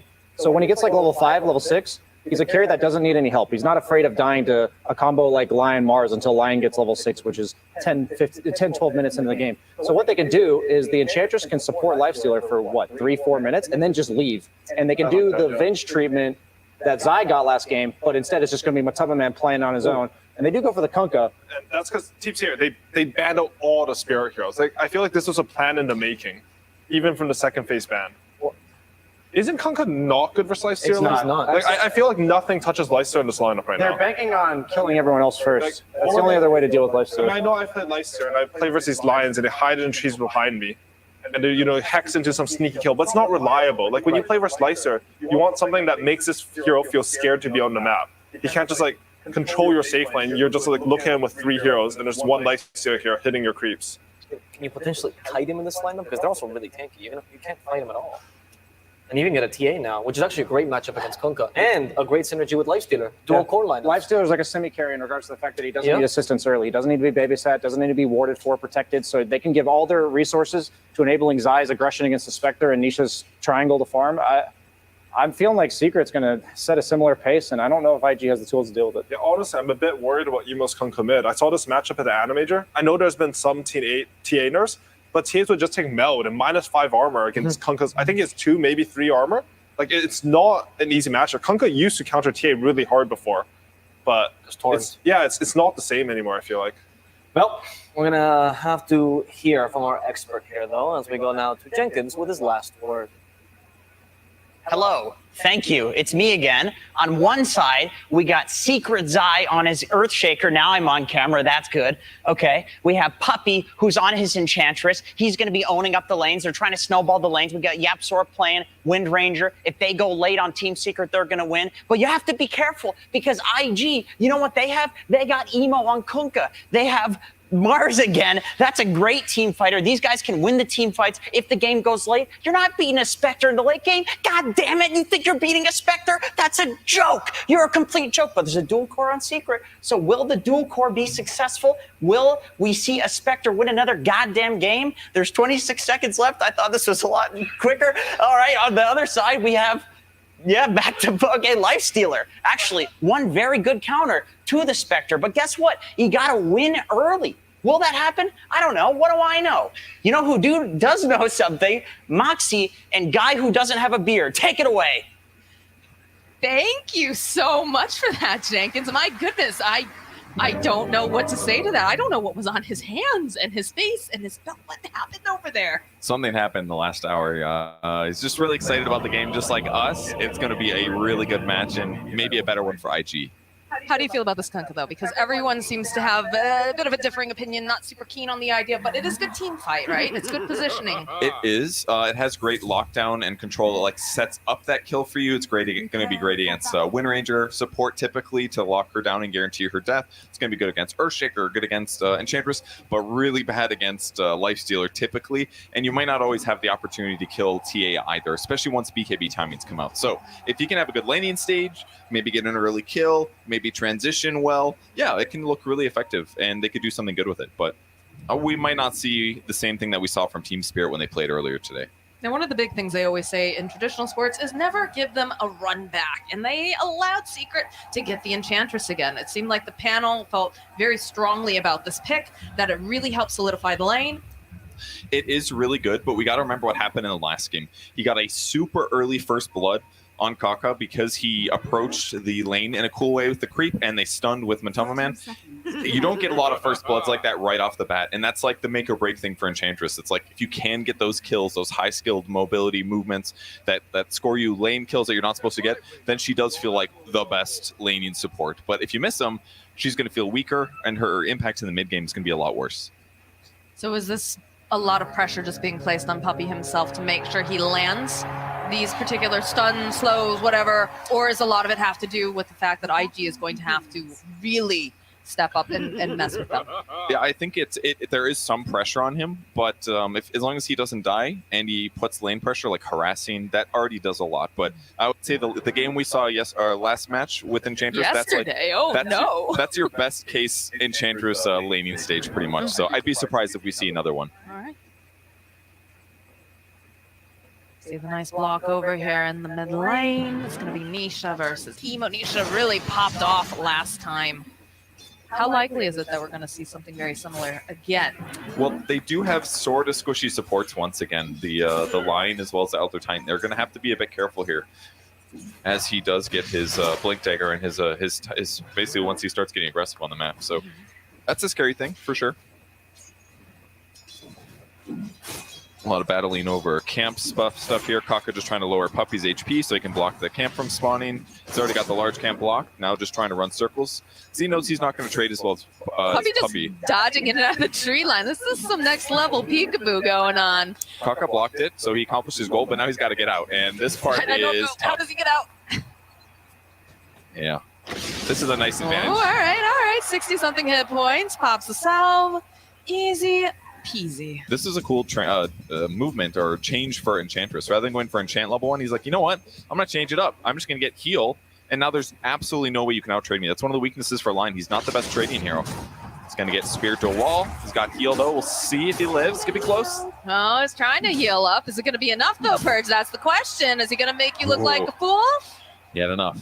The Tango usage and the ulti pop. So the only downside, though, heals a lot of mana, and he is out now. So it's going to be a little harder for him to fight, but he's got items coming.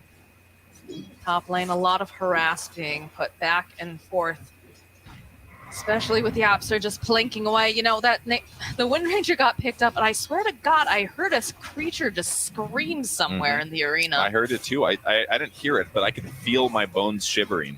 So I just knew something weird was going on in the stadium. I'm not sure what it was, but you know, honestly, in the drafting stage, I agree with some of the weird things, some of the questions about Wind Ranger. But Wind Ranger 4 against a double melee lineup, that looks great for me. So Ollie's not going to be able to abuse Astral Spirit and his high damage right click because he can just cast Wind Run and walk away. So it's going to make it pretty easy for Wind Ranger to just put a massive arrows into Spectre. This has got to be very annoying for Fly. Ollie doing the best he can, trying to pull the waves, trying to just make some more breathing room for the Spectre. It's going okay. On the other side of the map, JT Mars, he's the last hit leader at the moment. He had a great game last game. I think he did a lot of the things he needed to do to be successful. But one of the scary things about the IG lineup, again, is they're very burst heavy. And while Lifestealer's very difficult for them to chain, lockdown, and kill if he is able to cast Rage in time, his ulti is also a counter to burst damage because it's not just going to be him defending himself. He can also pump a lot of HP into whoever on Secret gets gone on. So Lifestealer is kind of like doubly effective this game. I think it was a great pick. Already starting to see Nisha's farm start to get a little bit higher here. Has been stacking the camp off to the side each time. Have we seen any stacks moving around here? Oh, hold that thought. Puppy bottom lane. Again, these sprites just keeping them alive. Kaka has to be careful, though. Get the spike off. They finally hit Puppy, but they'll follow up with a kill on Kaka. Very close. Matu almost gets the kill first. Going a little better for JT, and that's a great hero to start off with. Ooh, he's going the Meteor Hammer Mars build. That's going to be fun. We've seen this in some games, and I think this is one of the coolest things about Mars right now. His early item builds are super variable depending on the game, and what this one provides is better burst damage. It allows him to get solo kills, whereas normally he can solo kill like some squishy supports, but now he's going to be able to kill these like medium HP heroes as well. So he's going to be able to ulti, spear somebody to wall, drop the hammer on him, and so for a hero like Enchantress, she's got to be worried about this. If JT hits a good timing on this Meteor Hammer, she just can't really play that close to him anymore. Your admiral is on board. You can see the movement coming out, just making sure that they can grab those water runes for their mid laners. Really spread out. Perhaps they're trying to find the perfect position. He's going to keep getting clicked here. Ollie. It's going to be fine.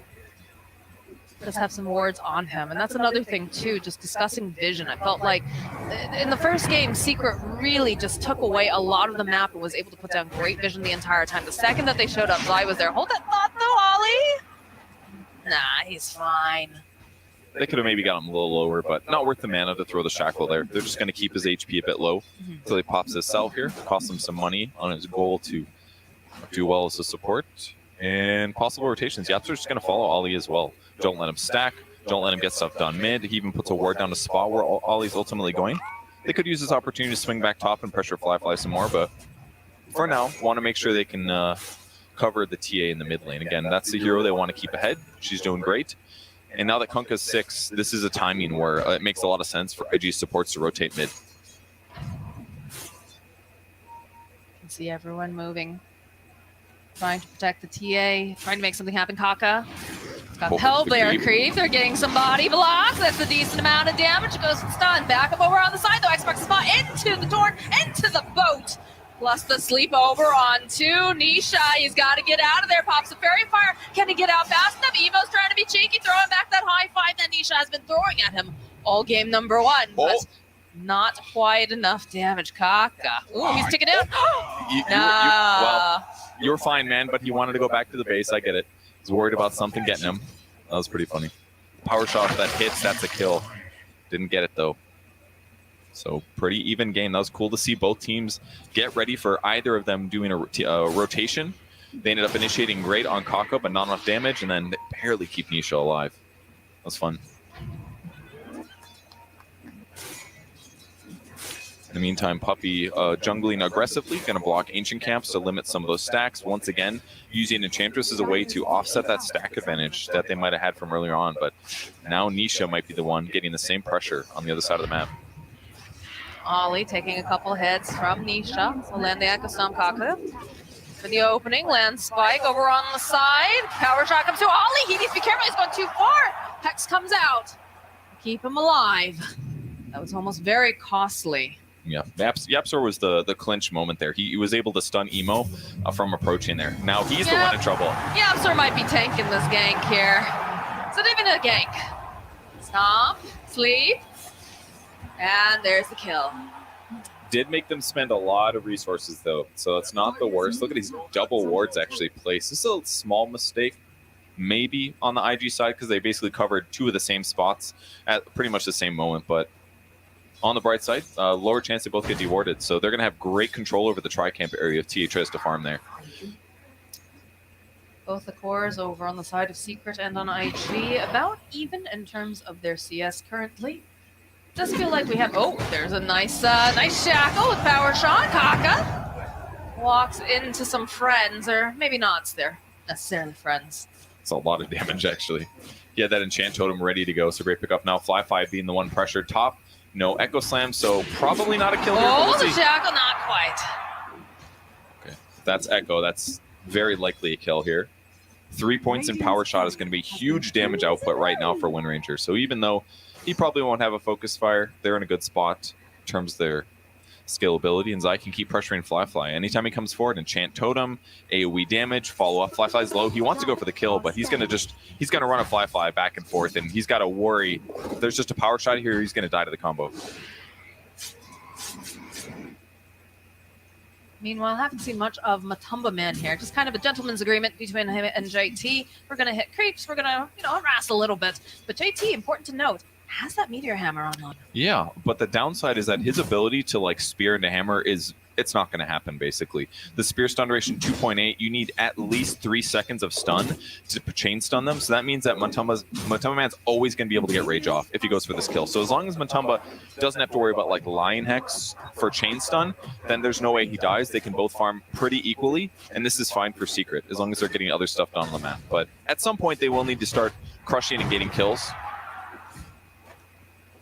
I like how you mentioned that. You can see that Lion was already making the rotation down to the bottom area. First, Puppy's creep spots him and pushes him back, but nothing like just getting whacked by the servant of an enchantress. Yeah, this is really annoying to deal with. Any summon hero like this, you just run him at supports. He can't deal with this too well. Tranquil Boots is going to offset the regen, but in 13 seconds and then time after that. So it just slows down all the pressure while Puppy gets a little bit of levels. And he's the perfect hero to sit down here. Oh, the top lane, the shackle connects, power shot, Gentum. They're going to immediately teleport people up, though. Try to protect Fly's eye. Perhaps he's gone too far. He's turning back around. It's thinking maybe he wants to go back in. Goes to the Echo Slam. He's got some life stealer inside, but pop right back out again. Ollie running away. Fly now sitting so very low. The shackle, it connects. Can they finish anything, though, is the question. Is Secret.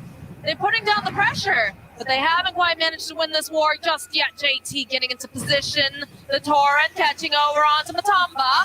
Emo trying to get some of that cleave damage off JT. Han comes out. Fly. They want Matumba Man. They get the Hex. They're going to just follow up with the stun, with the arena.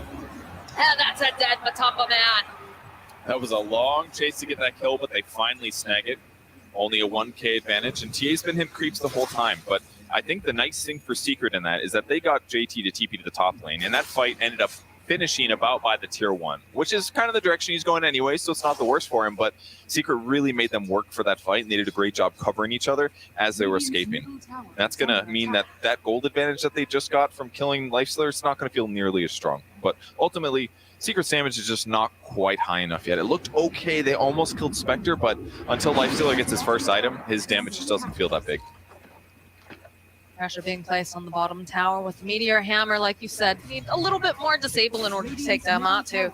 But those towers are free game. Yeah, and that's the other nice thing that Meteor Hammer provides to you. On the bright side, if they can keep drawing JT around the map to teamfight, he's not going to be able to take these towers super easily, but in the same moment, Lifestealer's top, slapping his own tier 1. So they should fall about the same time. So I'd say the game looks pretty even right now in terms of raw net worth. They haven't really let Kunkka get that much advantage. He's gotten 1 kill, 1 assist, so Emo is top net worth. He's happy. Also going to an armlet, by the way, because they're all going to have tons of armor and HP and strength. This is just like the item of the patch right now, or at least this tournament. And I think a lot of it comes down to like ET, maybe trending it a little bit. This super high armor, lots of HP, fighting early. It's a perfect item for that. So maybe part of the reason it's so popular. I mean, this is just a patch in general where I think we're just seeing way more skirmishing way early. It's not one of those patches where people are sitting back and farming. And if you do, it's usually just the one. So perhaps that's it. But also, when you consider the way that both of these teams play, right? This is definitely a lineup where you're going to see, you know, a lot of action fairly early. Yeah, and they're going to notice the camp being blocked now. Let's see if they end up getting the sentry, or sorry, cliff ward as well. They're actually not. I don't know if they would have checked the cliff anyways, but it's okay. Main goal was to deward the Ancients, and that's going to be accomplished here. So it'll be easier for TA to accelerate. But there's some pretty good separation between the Kunkka and the enemy team right now. He's pressuring. JT going to hammer cheese this one out as well. Throughout the fort. That was helpful. Yeah, it saves hundreds of HP on the tower. It's going to delay this by a lot. The hammer cooldown is pretty long, 24 seconds. And they're smoking on the Secret side, looking for a possible setup here. Also going to teleport Matumba Man in. Just to see if he's going to hitch a ride. It's not. That's cool. IG reads that one really good. On the bright side for Secret, though, they still didn't reveal their smokes. They don't know for sure that they were playing there. And now IG smoking towards bottom. Likely looking for TA, Earthshaker, something like that if they can. There's no one home, though. They've all moved over to that mid tower. They've read this quite clearly on the side of Secret. They're wandering around the pit. Oh my word! How many double damage runes has Nisha had today? And in his defense, he saved this one. Maybe part of the reason they wanted to fight. Grabbed the DD, bottled it. They would have used in that previous fight. Here's the scout, but it's going to be late, I think. JT shackled to the tree. This is not looking good. The stop, though, coming out. Pop out again. Are they going to be able to blow? Oh, there's the Echo Slam. They get the kill on JT. Secret going right in the haunt forward. The fly. He wants to get in. They have the finger. Can they finish him off? Can they kill the top of it? They will. And they get the Aegis of the Immortal over onto Fly. Nisha, he does so much damage, but he's going to be denied immortality this time around. So I tried to get them off of that spirit. And they'll go right in again. Emo, that's a big melt strike. Kaka went down. It's going to be Nisha who falls as IG striking back hard. Fly-Fi, though. There's a trap. There's a stun. There's plenty of damage. This spooky ghost will get taken down the first time. JT joining back. Oh, die, though, with the quick fingers. He doesn't care about your arena. I mean, they got the Aegis stolen from them, but that was pretty good considering Dire also got the last hit. And it looked pretty solid for Secret. It looked like they were going to be able to finish it. They shackled JT. They killed him without him casting a single spell. That was the biggest accomplishment for them. But the downside was that Nisha started getting really scared that IG was going to haunt in and take the Aegis. So rather than finishing Roche, she just started hitting the Spectre illusion. And at that point, things got a little bit hairy. Matumba Man also ran out of the pit, infested there on Zai so that he could jump in to get some damage output. So then when he ends up running towards the Roche pit in trouble after using Enrage there, he's not able to infest an ally. He ends up getting gone on. Nisha's trying to buy some time so he doesn't get hit by the boat, and that just opened up IG a great opportunity to take this. But with that said, they cleaned up those supports very effectively. That lion kill right there was huge. Otherwise, he repositions, he lands more disables. Instead, Secret's able to eke out a bunch of kills and actually make that feel about even. So not terrible for them, but I'm sure they would have preferred to have the Aegis for free.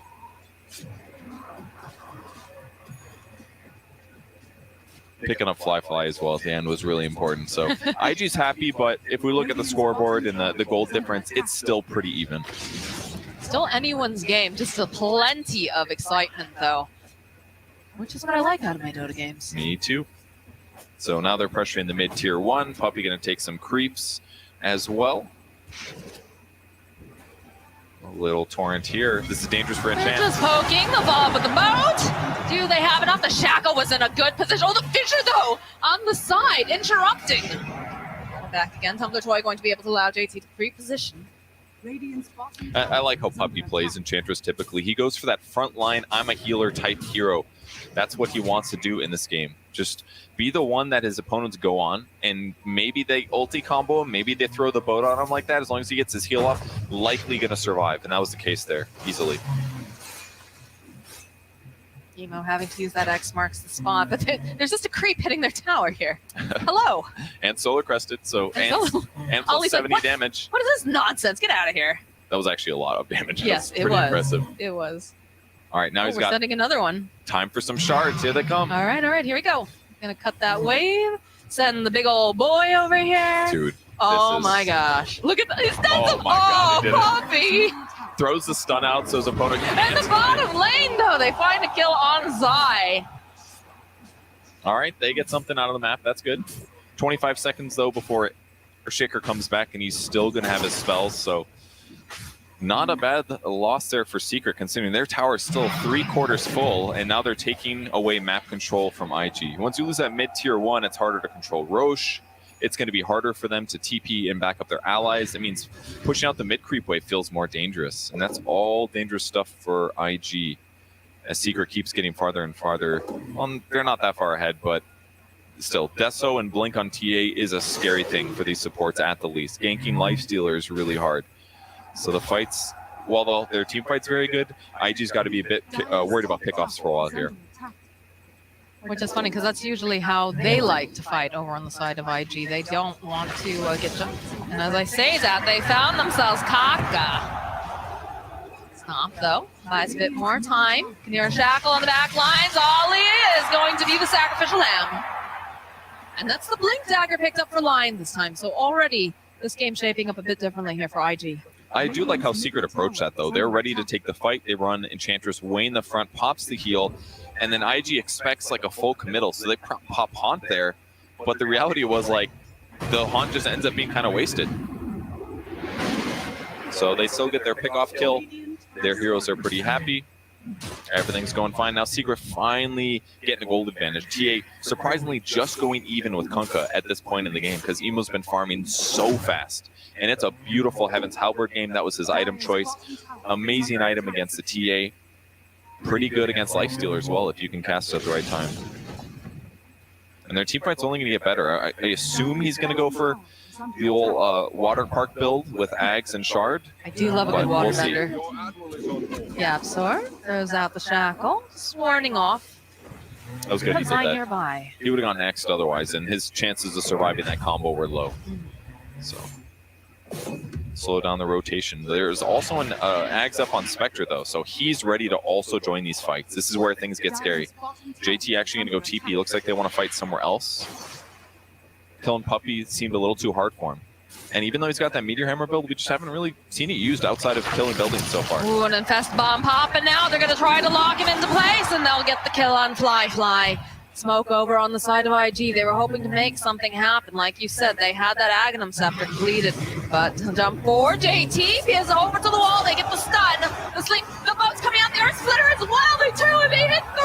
Over to the side, the Echo Stuff coming out from Zai, but it's already too late for Puppy. Somehow Nisha's still alive. Ollie, though, is in a world of hurt as JT is forced to throw the spear out against the tree. And IG will back. Put a lot of resources into that. And most importantly, what it was is that Refraction was pretty much almost off cooldown by the time they won on him. So they got Nisha low. He pops the Essence Ring. He knows he's the guy to kill in these fights. Between Essence Ring and the new Refraction charge, after that boat hits, he's able to reset and his team backs him up. So they get a lot out of that. A lot of big spells were used on the IG side. They'd killed Spectre earlier, and they pick off the Elder Titan, all exchanged for an Enchantress. Not a huge loss here. And Enchantress is only going to get harder to kill. He hasn't bought Locky yet. He's got a Solar Crest. He just picked up Untouchable at level 9 because he just knew it wasn't that important earlier. So he's just going to be even harder to kill when he frontlines. Net worth still fairly even between the two mid players here. 11k on Kunkka, 10k over on this Templar Assassin, and they're making moves on the side of IG. Got JT is going to be making his way over, letting Kaka lead. They know that Nisha probably is in this area. Kaka not going to go quick enough. It's going to disrupt the vision though. Follow up with the Hex. They have the Shadow Step. Fly joining on in. Torrent comes out. Can they finish him off the sleeve? Nah, Nisha goes down. It's a great catch. They're looking for someone else. They found themselves a puppy. Come back, puppy, says Fly. We're not done just yet. And there's the negative. If they can catch your heroes one by one and separate you, that's where IG can run you down so easily. Especially with the Ags on Spectre. Can haunt one fight, use Shadow Step for the other one. The dagger is such a good vision tool. You can just stay on top of the TA and get JT to follow up. These blink daggers are really powerful for IG right now. JT on the hunt. Tumbaman though, he's finished up the Silver Edge. Zai just right outside. They go for the Shadow Step though. They want to get rid of this Earthshaker. Follow up the Meteor Hammer, not going to be able to quite connect as they do clean up over onto Ollie. Zai does eventually fall. Got the Gale going, Kaka. Oh, the Shackle. Oh, Kaka's dead. And it's looking like we should probably be able to see the escape, but... Run out of stuns there. Earthshaker is like 85% of their stuns. He dies in the top set there. I like how Matumba did that. He goes for the Silver Edge after the armlet. He's just running around looking for these easy support kills. If he catches either Lion or the Elder Titan, it's a pretty easy kill if he starts on melee range. And that's what the case was there. Just a bit unfortunate they didn't have another Disable to stop or kill Kunkka. That would have been a great pickup. Radiant's bottom tower is under attack. Well, I'm sure Emo is feeling very lucky and very happy that they weren't able to get their hands on him. Yeah, he's pretty survivable now. Picks up a plate mill, so not going to go the water park build, unfortunately. All about keeping his hero survivable. And there's a lot of physical damage that's perfect for him. Some pressure placed on Emo. They send the Hellbear Smasher after him. He's just going to back up, rejoin with the team. I wouldn't be surprised to see, yeah, I was about to say, I bet we're going to see another smoke. Saw the Gale Force for the first time in that last fight. It was pretty fun. And it's so good when your opponents are trying to retreat, typically, because it just gives you, it basically like stuns them for a second or two if you can Gale in the correct direction. Lands those easy, it gives you those easy shackle shots. And now Puppy and Secret going to do the same thing. IG's position, they know Roche is up soon. This is going to be the Shard one. There is a BKB completed. Ooh, this could be Matumba Man in trouble top. Tumbaman, he's baiting in. They'll follow it up, but no way. Gale Force coming in hot. This is looking bad for all. He's going to get power shot at JT too. He just gets obliterated as they'll follow up. Emo, he's tanky. We talked about this. He's going to just try to crawl away, but there's so many people holding him in the place. Kaka does fall offside of the screen. He's forced to just teleport out. Oh, he can't. He's going to be stuck here. They throw out the high five. Come on, give us the high five. Let's go, Emo. You're going all the way back to your base in a body bag.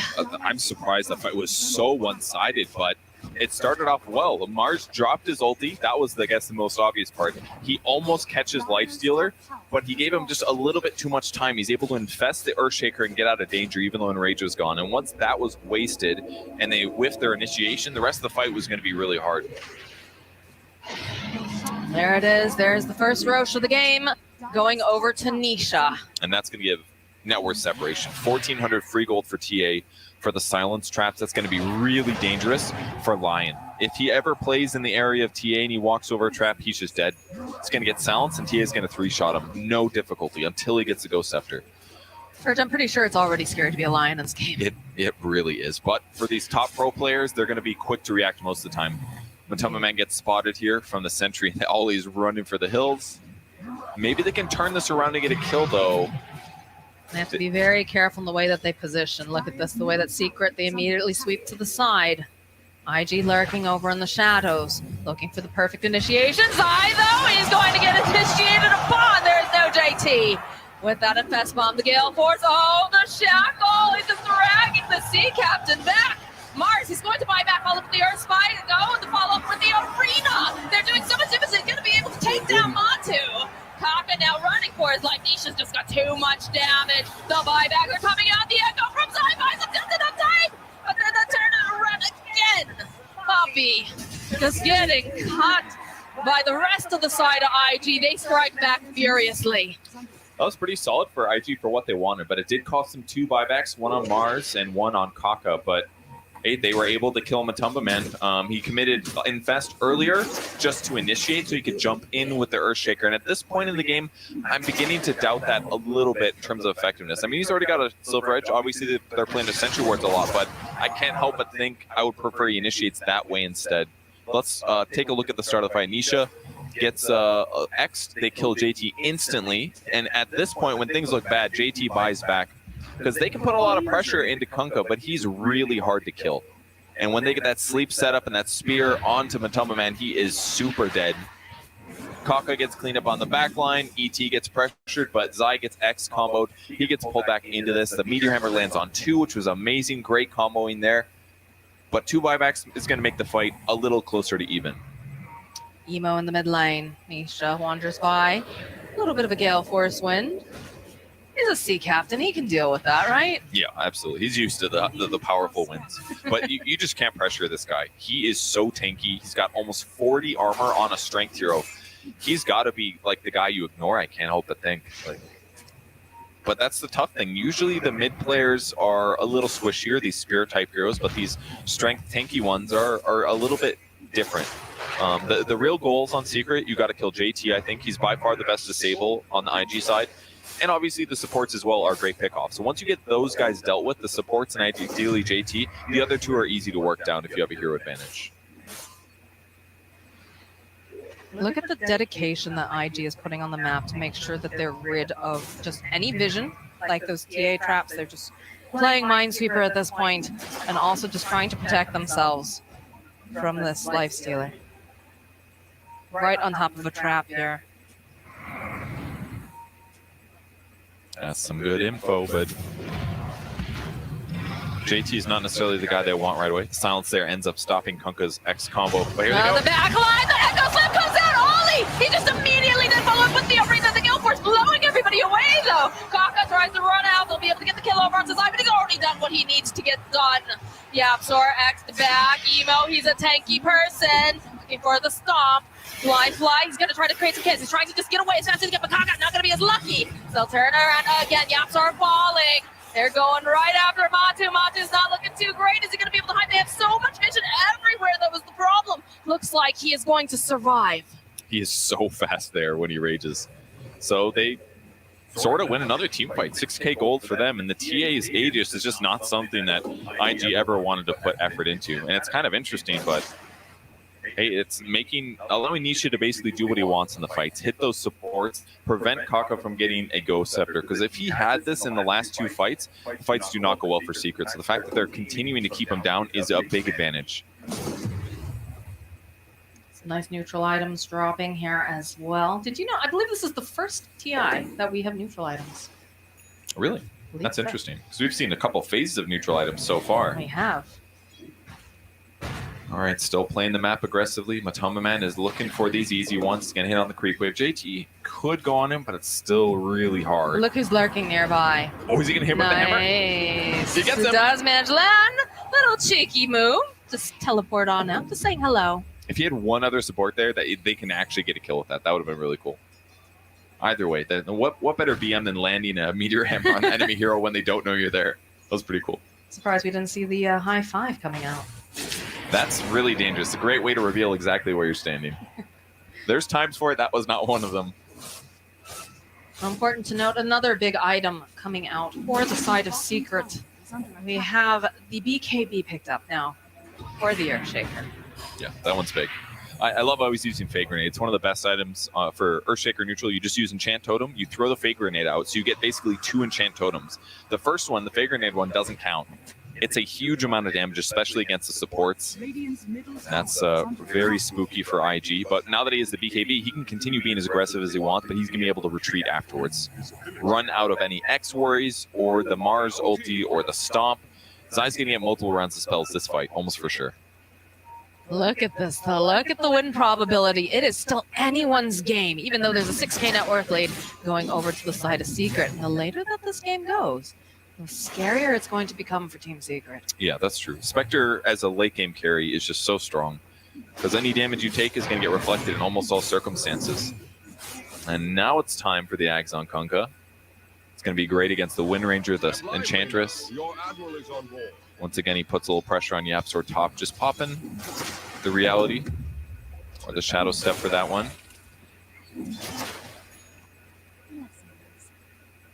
You can feel the way that IG are just holding together very tightly. They know that their Spectre can join them in any sort of fight that breaks out. So, Man, Puppey's quite far in this game. This is one of those matches where he's just hitting creeps constantly. He bought the Shard.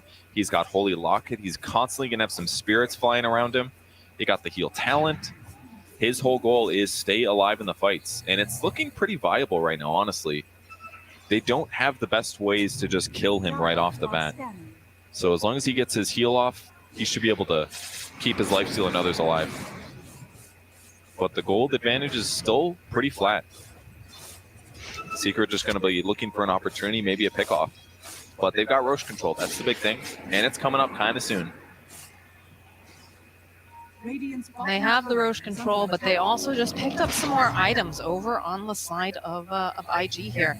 We now have the Aghanim Scepter completed. We're going to have the Torrent Storm, the Water Bending, and it's going to be a bit more dangerous for them to fight around the pit if they get the initiation off in time. Granted, they do have BKBs. The jump forward, though, they found themselves Anisha with the Torrent, going to push them over. They use the finger, and they have the damage to take him down. And this is looking like a dead puppy, too. This leaf comes out, all the water up. Again, the high five being thrown into the air. Very close. The Fissure might have bought him some time there to survive. He could have gotten the BKB off potentially and escaped on the TA, but unfortunately it was just a little bit off. Wasn't able to catch JT from throwing the spears, so two big pickoffs, and that's a big gap close in terms of net worth now. Those IG pickoffs everybody's been talking about paying off hugely there. That's how they like to play. They're allowed to play it, but this is not looking great here for Fly. That Veil Force wins. He's trapped. Birds in the winds, not his friends. And YapzOr paying off, right? He's been spending constant time top, pressuring with power shot from a safe distance, and he's still contributing with the Gale Force there, keeping them separated. So Matoma Man got an item coming out. It's going to be the Basher now. It's going to make it even easier for him to kill those supports. Might be able to catch them before they go Scepter, for example. But four people with high net worth, it's all those cores, the carries and the mids, all sitting about equal. The game's still up for anybody. But that pickoff was huge. That's going to make it so IG can't take Roche right now. And they should probably take advantage of it because the Templar Assassin is about to respawn. They're going to try to play the vision game, though. They've got a gem online. Matu walking into the pit. They have to be careful. This Elder Titan. I said Earth or Elemental. Good lord. He's an Earth dude. It's okay. He's an Earth Elemental, isn't he? Yes, he is. He created Earth. Or landing on two. They're going to try to finish it off quickly. The risky, the shackle, the push back. They just go. They get it. Gale Force win, hitting on four. It is so breezy today as they follow it with an arena. The silence landing over on the three's eye. Is just chasing them down one by one. The push over again. Follow up the boat. Poppy side step, easy peasy. Do manage down. They'll try to put out some more damage with that illusion. With the Spectre chasing after Poppy, but it is too late. I looked away for a second. All of a sudden, Roche was dead, but it kind of makes sense. Lifestealer does huge amount of damage. Tia has insane minus armor right now. But I think my favorite thing about that fight is after the Gale Force clumped up IG so much, Zai blinks to the high ground with the Fissure. And I was like, oh, he's running into Echo. He didn't actually have it, but I love that he moved in to make it seem like he was going to. Purge, what's the weather like today? It's cold, very windy, been rained on many times today, and Kaka is not liking it. That's what I got to say. But no, indeed. It's a little too windy for the liking of IG. It's Ward's doing a great job spotting out Secret, making them feel scared going high ground, but not Puppey. Turns the heal on, he runs at his opponents. Go ahead, guys. Look at all those sprites. Oh, my word. I mean, his heal's incredible right now. I've done the math before on this Nature's Attendance skill, and it's insane how much heal it puts out. If it's not like 4 heroes hitting him, he's not dying. I don't think 4 heroes want to hit him. I think they have much more important heroes to hit. Mid tier 2 just being pressured by Nisha alone with that Aegis. They did get an Egg Shard Blessing, by the way. That went on Lifestealer. It's going to be very helpful. You know, I used to be a hater of this Eggs, but I played with it recently. It feels great because you've got a 20-second cooldown and being able to jump in an opponent. Normally it has to be an ally. Now it's like whoever's killing you. The initiation going, and immediately the Echo Slam coming up from the side, but they all get hit with the torch. That's going to be the Aegis, just immediately gone. Zai is taken down. There's less control now. Echo Scepter coming in. Poppy, is he going to be able to make it out? It's not looking great, but over onto the back lines, Nisha. He's been disarmed. He's got the BKB, and still he's just taken out. Incredible team fight for IG. Oh, they're not done. They want Matu. They get their fast set, though, is the question. Do they have the lockdown? JT, he wants this kill, but rest a secret. Will retreat. I'm sorry, they put the Eggs on somebody else. Who's got it? I'm very confused. It must have been stolen. They must have gotten on the IG side. No. Where, it's on Zai. Oh, it's on Zai. Oh, I'm sorry. My bad. That's the one here I didn't click on. He did have it queued up before. Probably just called for it. It's very good on Earthshaker too, but in that fight, IG got a great pick off. Speared them right to the tower, picks off Earthshaker, no BKB able to be activated there. And that's not how he wants to start the fight. Is not indeed. Toma's gonna have to farm his own dang items, unfortunately. He'll get there though. Well, Spectre's really farmed though. Scotty Yags, Manta, 4,000 gold in the bank. That's a good place to be, I gotta say. It's got 4,000 health at the moment. It's gonna take a long time to eat through that. But with that said, they do have Silver Edge, so they've got ways to make it easier. The later this game goes, the nicer it looks for the side of Invictus Gaming. Other than the 10k gold advantage, yes. I totally agree. It's scary. But they still have, like, their team fights are still a little hard to execute. Mars' abilities, excellent if you can land the spear, but it can be a little hard. Kunkka combos, until you get like a Hex or something, you're always going to have to play around your allies, basically. And against this many BKBs on the Secret side and a Lifestealer, it's going to be difficult to land those combos. So as long as Secret keeps out-farming them on the map, it looks pretty good for him. That's Centaur with no respect here on emo. Get that out of here, he says. No vision. As they walk over traps. Well, they had a gem, okay. but it got... there got it is. They have it. Mars is fine. He's got it. They'll clear up all these traps. Take back their outpost. Yeps are still doing the same thing. Playing top lane, pushing it out. This is a good move because then him or somebody else will threaten the rack. Pops the BKB to avoid the windy weather. Go for the shadow stab though. Oh, throw up the arena. Yapsor, he's making them work for it. Making them burn some big spells. But he does fall. Oh, Flyfly jumps bottom actually on Sees Nisha. himself a Nisha. Nisha popping his own BKB. He says, I want to get the heck out of here. Drops in. Please, cancel your TP. Safe thing to do for Nisha there. Just pop that BKB and run. This is the nastiest thing about Scotty. It is an incredible slow against any ranged hero. So TA is super hard countered by it.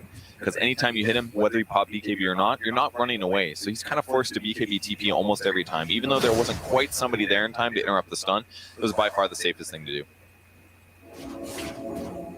Secret realizing that the side of IG in the bottom area will be able to reclaim yet again. It's all about trying to keep control of this map, right? Especially when you're Team Secret. The fact that they have a Spectre, Spectre wants to be able to go hit these creeps, continue to farm, is so utterly important. And that's the nice thing as well. They can just drag IG around the map ideally. And that's what they've been doing. They keep pushing top with Windranger. There's occasionally a gank bottom, but it wasn't just Spectre, other heroes TP'd. And that just means Secret can now go hard on the top lane again. So they retake the Shrine. Puppy plays in the middle area. That way, if anybody gets gone on, it's him. He has lesser net worth, isn't as important, is harder to kill. So it just means IG has to spend a lot of time running back and forward. So as long as Secret doesn't overcommit to bad fights or engage in one of these poor engagements, then they should farm a little faster than their opponents. So that's why they've been able to stay even. Do have a smoke coming out from the side of IG. They want to take advantage and try to gain some of their ground back because it's been very difficult. Puppy not necessarily the one that they want, but the rest of Secret playing very far back, baiting Puppy. I love that he put his creep here. That way, if the smoke breaks, he's going to see uphill. Make it a little safer for him to live. Oh, it's going to end off here. Go, follow the shadow step. The Gale Force wind coming in, but they have the burst damage. Lion to the back line, so with the Infest Bomb. We'll be able to clean up on Kaka. Air splitter gets dropped. Secret backing off. All right. Good disengage. A little bit of a trade there. I like how Puppy didn't even pop his heal. He knew he was super dead there. that was a little too much damage for him. But getting a little support pickup, that's the crucial disabler, the one that makes it by far easiest for IG to win a team fight. So taking him off the map is going to mean that Nisha and Matoma Man can farm more aggressively right now if they wish. And now it's basically nullifier territory for the secret lineup. Those are it's the item that's going to counter all of the Ghost Scepters or other evasive items that IG are using to be effective. Mars is going to miss having a Ghost Scepter, I gotta say. He does have BKB now, so he's got some solution, but... Mars does have a Ghost Scepter. No, I mean, but Nullifier is gonna nullify. Oh, right, I didn't mean to say nullify it, but you know what I mean. Once he's got BKB, it's gonna provide good protection from Nullifier, but if they can get pickoffs on, like, Lion at the start of every fight, that's gonna be really good. All right, well, take a look at that net worth between the cores here. It is just so neck and neck. It is. It's a really close game. Roche could respawn in 20 seconds here. It'll be very important that they're able to take out the Elder Titan before they get it. They just have so much AoE team fight on the side of IG. It's very scary for the side of Secret, but there's some pressure being placed over in the top lane. See Nisha's poking over at Emo back and forth. Smoked up. I kind of feel like IG has two plays now. They either like disable pick off somebody, or they just wait out the fight through the BKBs, try to stay alive, and then drop mega strong Kunkka abilities. But it's like almost going high ground. Just really thinking about it. Coming out from the side of IG. They're hunting. They see Fly. Yeah, Upster is going to be the first person that they spot out. Follow up with the fissure, the shadow step, and that is going to be a dead Yapsor. Do they get anything else? That was the question. Yes, they do. They found themselves a Nisha, and the jump forward again. Echo Slam comes out. They'll get the kill on JT. Followed up with the Gale Force Winds. Going on. It is just a tempest going on over here. JT buying back. X marks the spot over on the Poppy. They have a decent amount of damage. They're going to follow. They get the shackle up though over on the side. Kaka falls. Emo chasing after Poppy. Another buyback. This Lion is not happy to be sent back to hell. And he wants to be a part of this fight. The Roche is going to be coming up soon. They do not want to allow Secret to get their hands on that Aegis. Yeah, very important you're alive here. So JT comes back. He runs right for his gem. It looked a little scary there. It's a good moment to throw up the shield and run away, back away very slowly from Secret, but small gold advantage with those buybacks, and they're just going to start They it. just walk right into the pit. Torrent tossed out. Got the vision. Follow Gale Force right to sleep, and elbow the force. No, is it going to be enough? Do they have the vision? They go jumping right back in again. Side they have it. They'll turn it around. The silence. Everything coming out now. They'll take down Kaka. There's the stomp. It's beautiful as they go right back in. And they're just dishing out too much damage. They'll take out Sai. Emo now forced to run. The shackle connects. He'll be next to fall. The another step fly. Just cutting way over onto Nisha. Is he going to be able to stay alive? He's going to be. Oh, he's not. Downhill. Go. They'll follow up and get themselves a kill on JT. Buybacks of mass coming out from the side of IG. They got to buy back. They can't let this Roche go down, but with that said, Secret's going to hit it. Lifestealer was the crucial kill there. They had to get him. They had a great setup. They landed a stomp. They landed a stun. They spear him to the back wall, but they just couldn't gap close and finish him off. Here's that fight. It was Torrent first. They go for stomp. They go for impale. That push from the Wind Ranger just made it hard, and a double shackle as well. Landed on Lion and Emo. As a result, Matoma gets rage off. He starts life stealing. He kills the supports, and then he gets an infest on his ally. His HP slowly going up there. And finally, they're able to start picking off heroes when he pops back out. Emo again shackle shot by Yapsor. Those disables so crucial for them to win the fight and grab the Aegis. And now they got another free eggs. No, it's windy weather again. Gotta wear a warm coat. Emo, the break, the silence. Matu just chasing them down, gets a couple of these nice hits. Fly trying to assist, trying to help, but it's gonna be quite enough. All right, the force back, follow up the stop, nice force again. Uh-oh, this is not looking good. And that's gonna be the Aegis Poppy. Are they gonna be able to go in and save Matu was the question. It's pretty damn difficult. The Echo Slam though coming out from side, they turn again. Again, they just take down Flylight, no buyback on the Spectre. Beautiful sleep coming up from IG, but Secret, they don't care. They're going to take a short little nap after that, and they're going to go right back in and get ya. Kaga's next to fall. Emo just gets thrown around by these Gale Force winds. The DG comes out. Team Secret just looking too damn dominant. Absolutely incredible performance from Team Secret. They must be so happy right now. Man, that game was even for a long time, but they crushed it. Absolutely crushed it in those mid-game team fights. They force-staffed their allies. They glimmer-caped them. They bought them time to survive, and they won the fight. Absolutely incredible. Just neck and neck the entire time. Just watching these two teams battle it out. Watching them play a game of cat and mouse the entirety as they just find these openings. And it just looks so gosh darn good.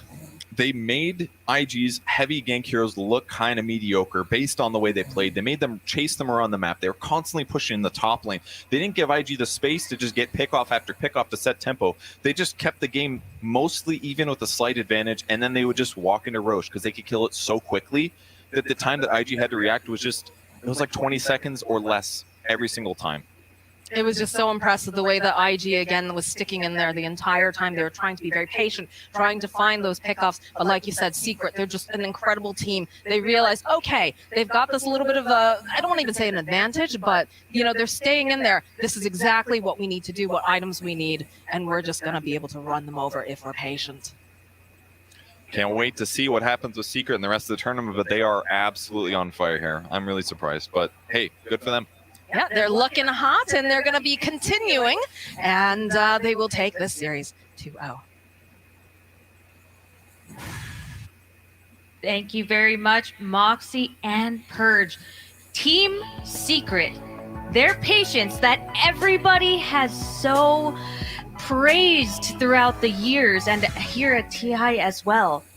That paid off for them, and they have taken the series 2-0 again. This is another 2-0 under their belt against a strong team. Gentlemen, what can we say about this game? It was very back and forth this time. Team Secret didn't really have that firm of a grasp on this game, but how did they manage to take it in the end? It was just a wild one, and I think that's where, you know, Secret just kind of embraced the chaos. They had all these like crazy team fight spells. The Gale Force we saw in full force, something that really hasn't made an appearance too much on the this TI, but it's one of those kind of new Aghanim shards that has this crazy impact on fights. Zai's Shaker was just jumping in and out of fights. Matu's lifesteal felt unkillable. It was just chaos, and Secret, they loved it.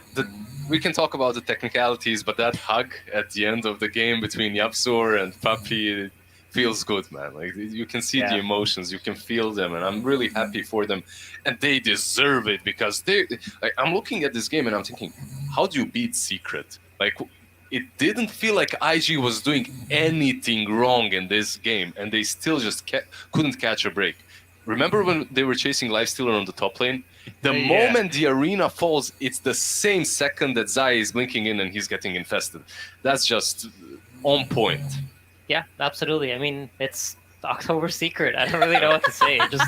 This is what happens every year after year after year. You got August, you got September, and then Team Secret months for a couple of months, and then, you know, they qualify to TI, and then things look rough. But no, I genuinely think like they seem to have their strategies like really well put together. You saw this Elder Titan. I don't think you play Elder Titan against Team Secret anymore. They responded with Ench, which made it impossible to play it in the off lane against Puppey, and then they had a Wind Ranger on the opposite end. Elder Titan just had no good lanes, and I think it's just that hero has not had that issue at TI. It's gotten really good laning phases every single time.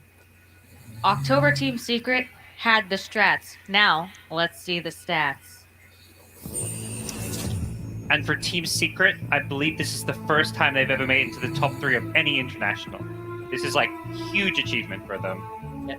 And man, they did it in very impressive fashion. If you're looking at the screen and you're a noob to Dota like me, or you know, maybe your top tier knowledge isn't really there yet, tell me about the score here. What really stands out to you in the stat screen? Well, if I just look at the heroes, and if I hide the names of the teams, and you tell me which draft is better, I have to say that I would go for IG's. I think it's a little bit easier to execute. I understand the Enchantress and Windranger versus Elder Titan, but there's just so much to them. Having an easier meta hero in a form of Spectre with that Aghanims, it just plays itself. Team Secret, they just needed to outplay with every single team fight, and they did do exactly that. That last rush fight that brought them ages, that was so on point. Maybe a little bit of luck as well, pushing the Life Stealer to the edge of the pit and not being able to get on top of him.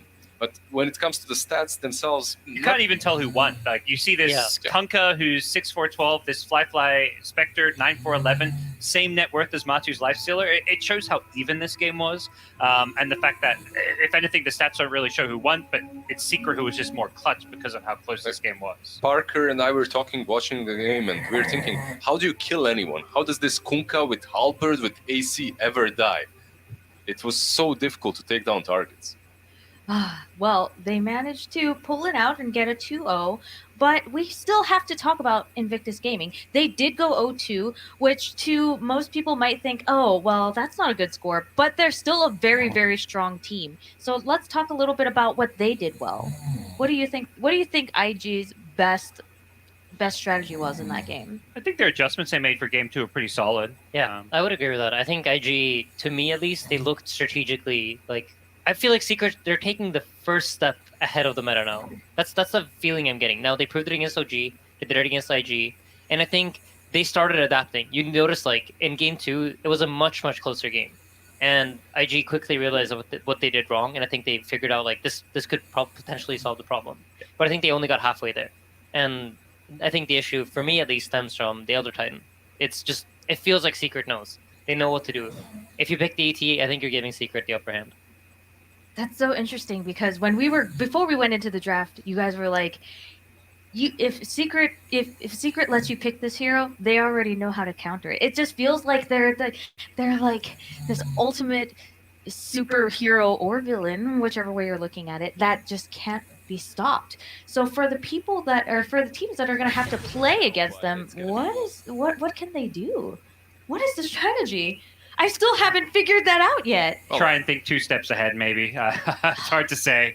In this game, we see some of these highlights, and it was just always the Secret who just somehow come on top of these crazy, chaotic team fights.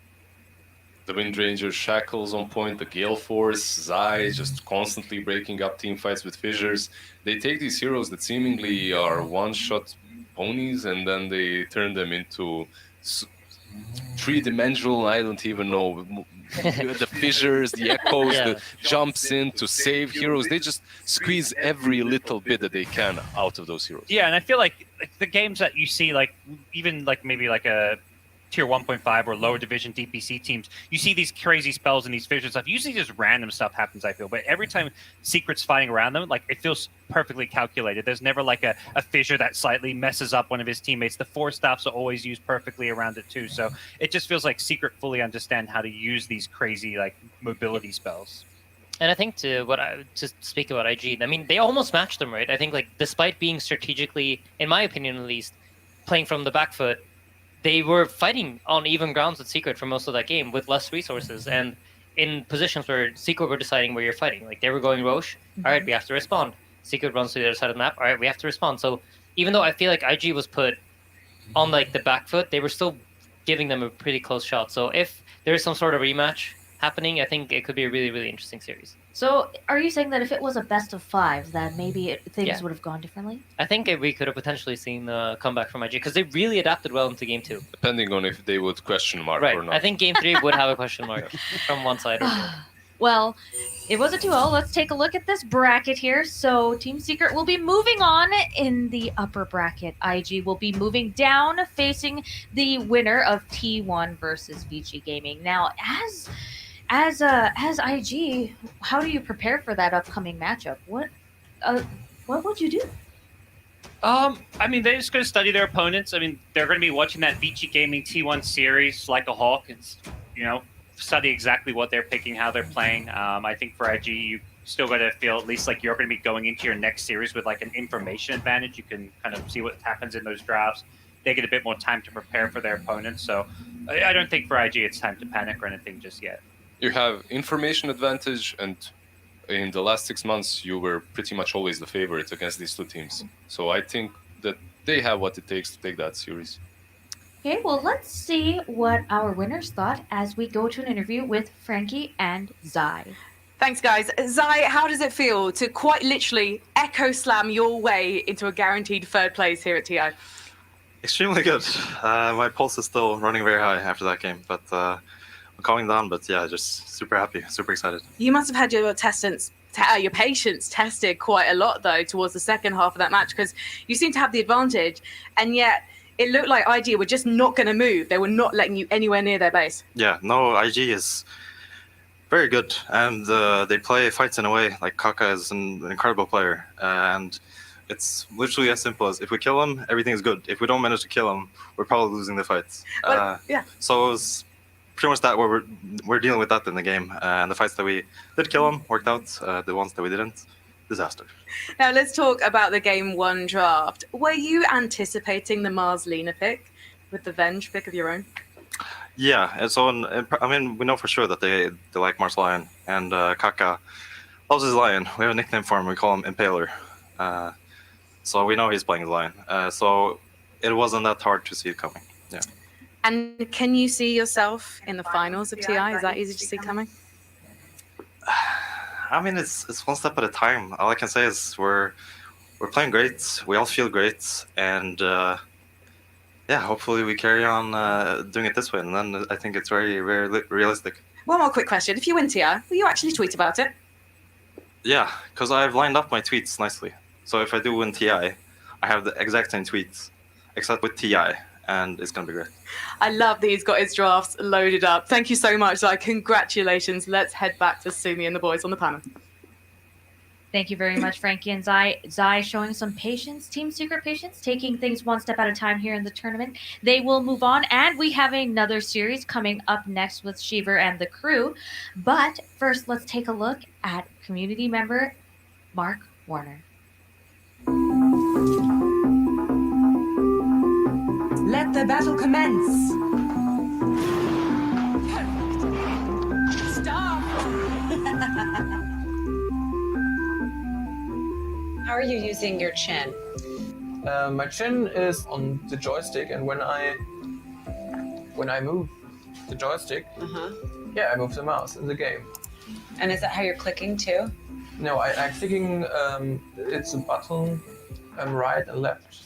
Oh, on your temple there? Yes. On your head? Oh. Okay. Oh, sorry. Did you just die? Yeah, it's a little bit hard to talk and play. So no, it's okay.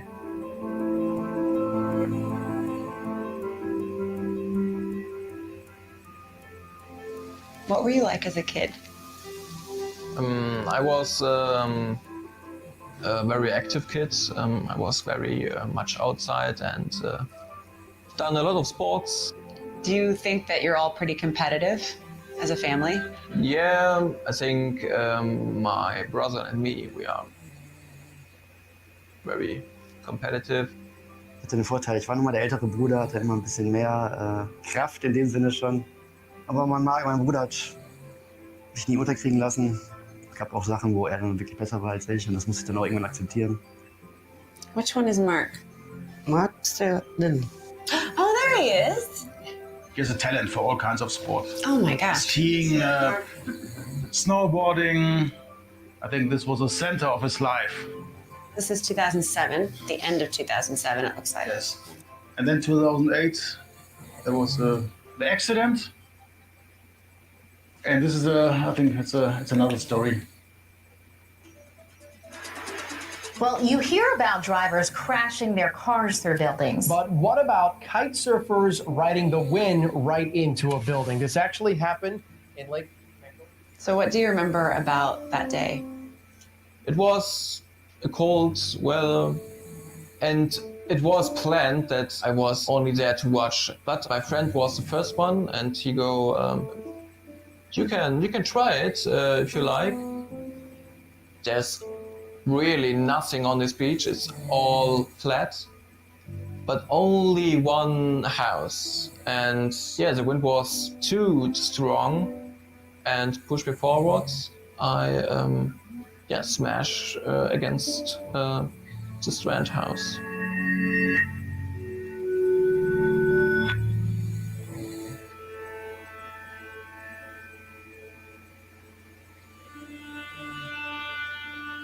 So you saved everything. Yeah. He flew against this building. Oh, that's the building? No, that's the building. So this was a trauma helicopter. And then he was, for 6 months, he was in the hospital. And we were not sure if he will be able to walk again. Maybe he will die. Can you talk about what it was like to have to be the one to tell him what his injuries were? Ich war damals 16. Ich hatte vorher nie was von einer Querschnittslähmung gehört. Es ihm dann aber auch zu sagen und dann das in Max' Augen zu sehen, war schon sehr belastend und natürlich sehr traurig. Weil das natürlich keiner wahrhaben wollte. Ne? This was a moment of shock because then I understand what's happening and what's going on. It was very scary, but your family members are feeling sad about you and your situation, and you want to change that because you are the reason for it. And so I try to be strong for them. Normally I could cry every day because when I'm looking back, these pictures, and he was running and jumping, but I see the progress today. So for me, it's not a tragedy. It was a kind of challenge, I would say, that we stand it as a family. And now everything is normal. When my accident happened, I was very sad that I didn't really have many chances to be competitive to someone because of my handicap. And after 2 years or something like that, my best friend came to me and he wanted to play Dota. I played with him before my accident and he said, yeah, maybe we can play together again. So how often would you guys play together? Oh, I think maybe each day. Every day? Yes. The first game since 2 years was really bad. And I think we lose within 10 minutes. But it was great. It was just the thing we did already before the accident. This was a really good feeling to play against other people and play with my best friend again. We managed and we played a lot. Oh. Okay. Easy. Yeah, but the tower is down. GG. Who's the better Dota player right now? He. Of course, he's really good. I don't know how he can do it. Just so that people understand, how many Dota games have you played? Around 3,000 or 4,000 games, something like that. Okay, what's your MMR? Yeah, around 3K. I was Legend 3. Now I'm Archon 3 at the moment, but I hope that I rise again. Er liebt das Spiel ja wirklich. Ich denke, das hat ihn auch vom Kopf her nochmal ein Stück nach vorne gebracht.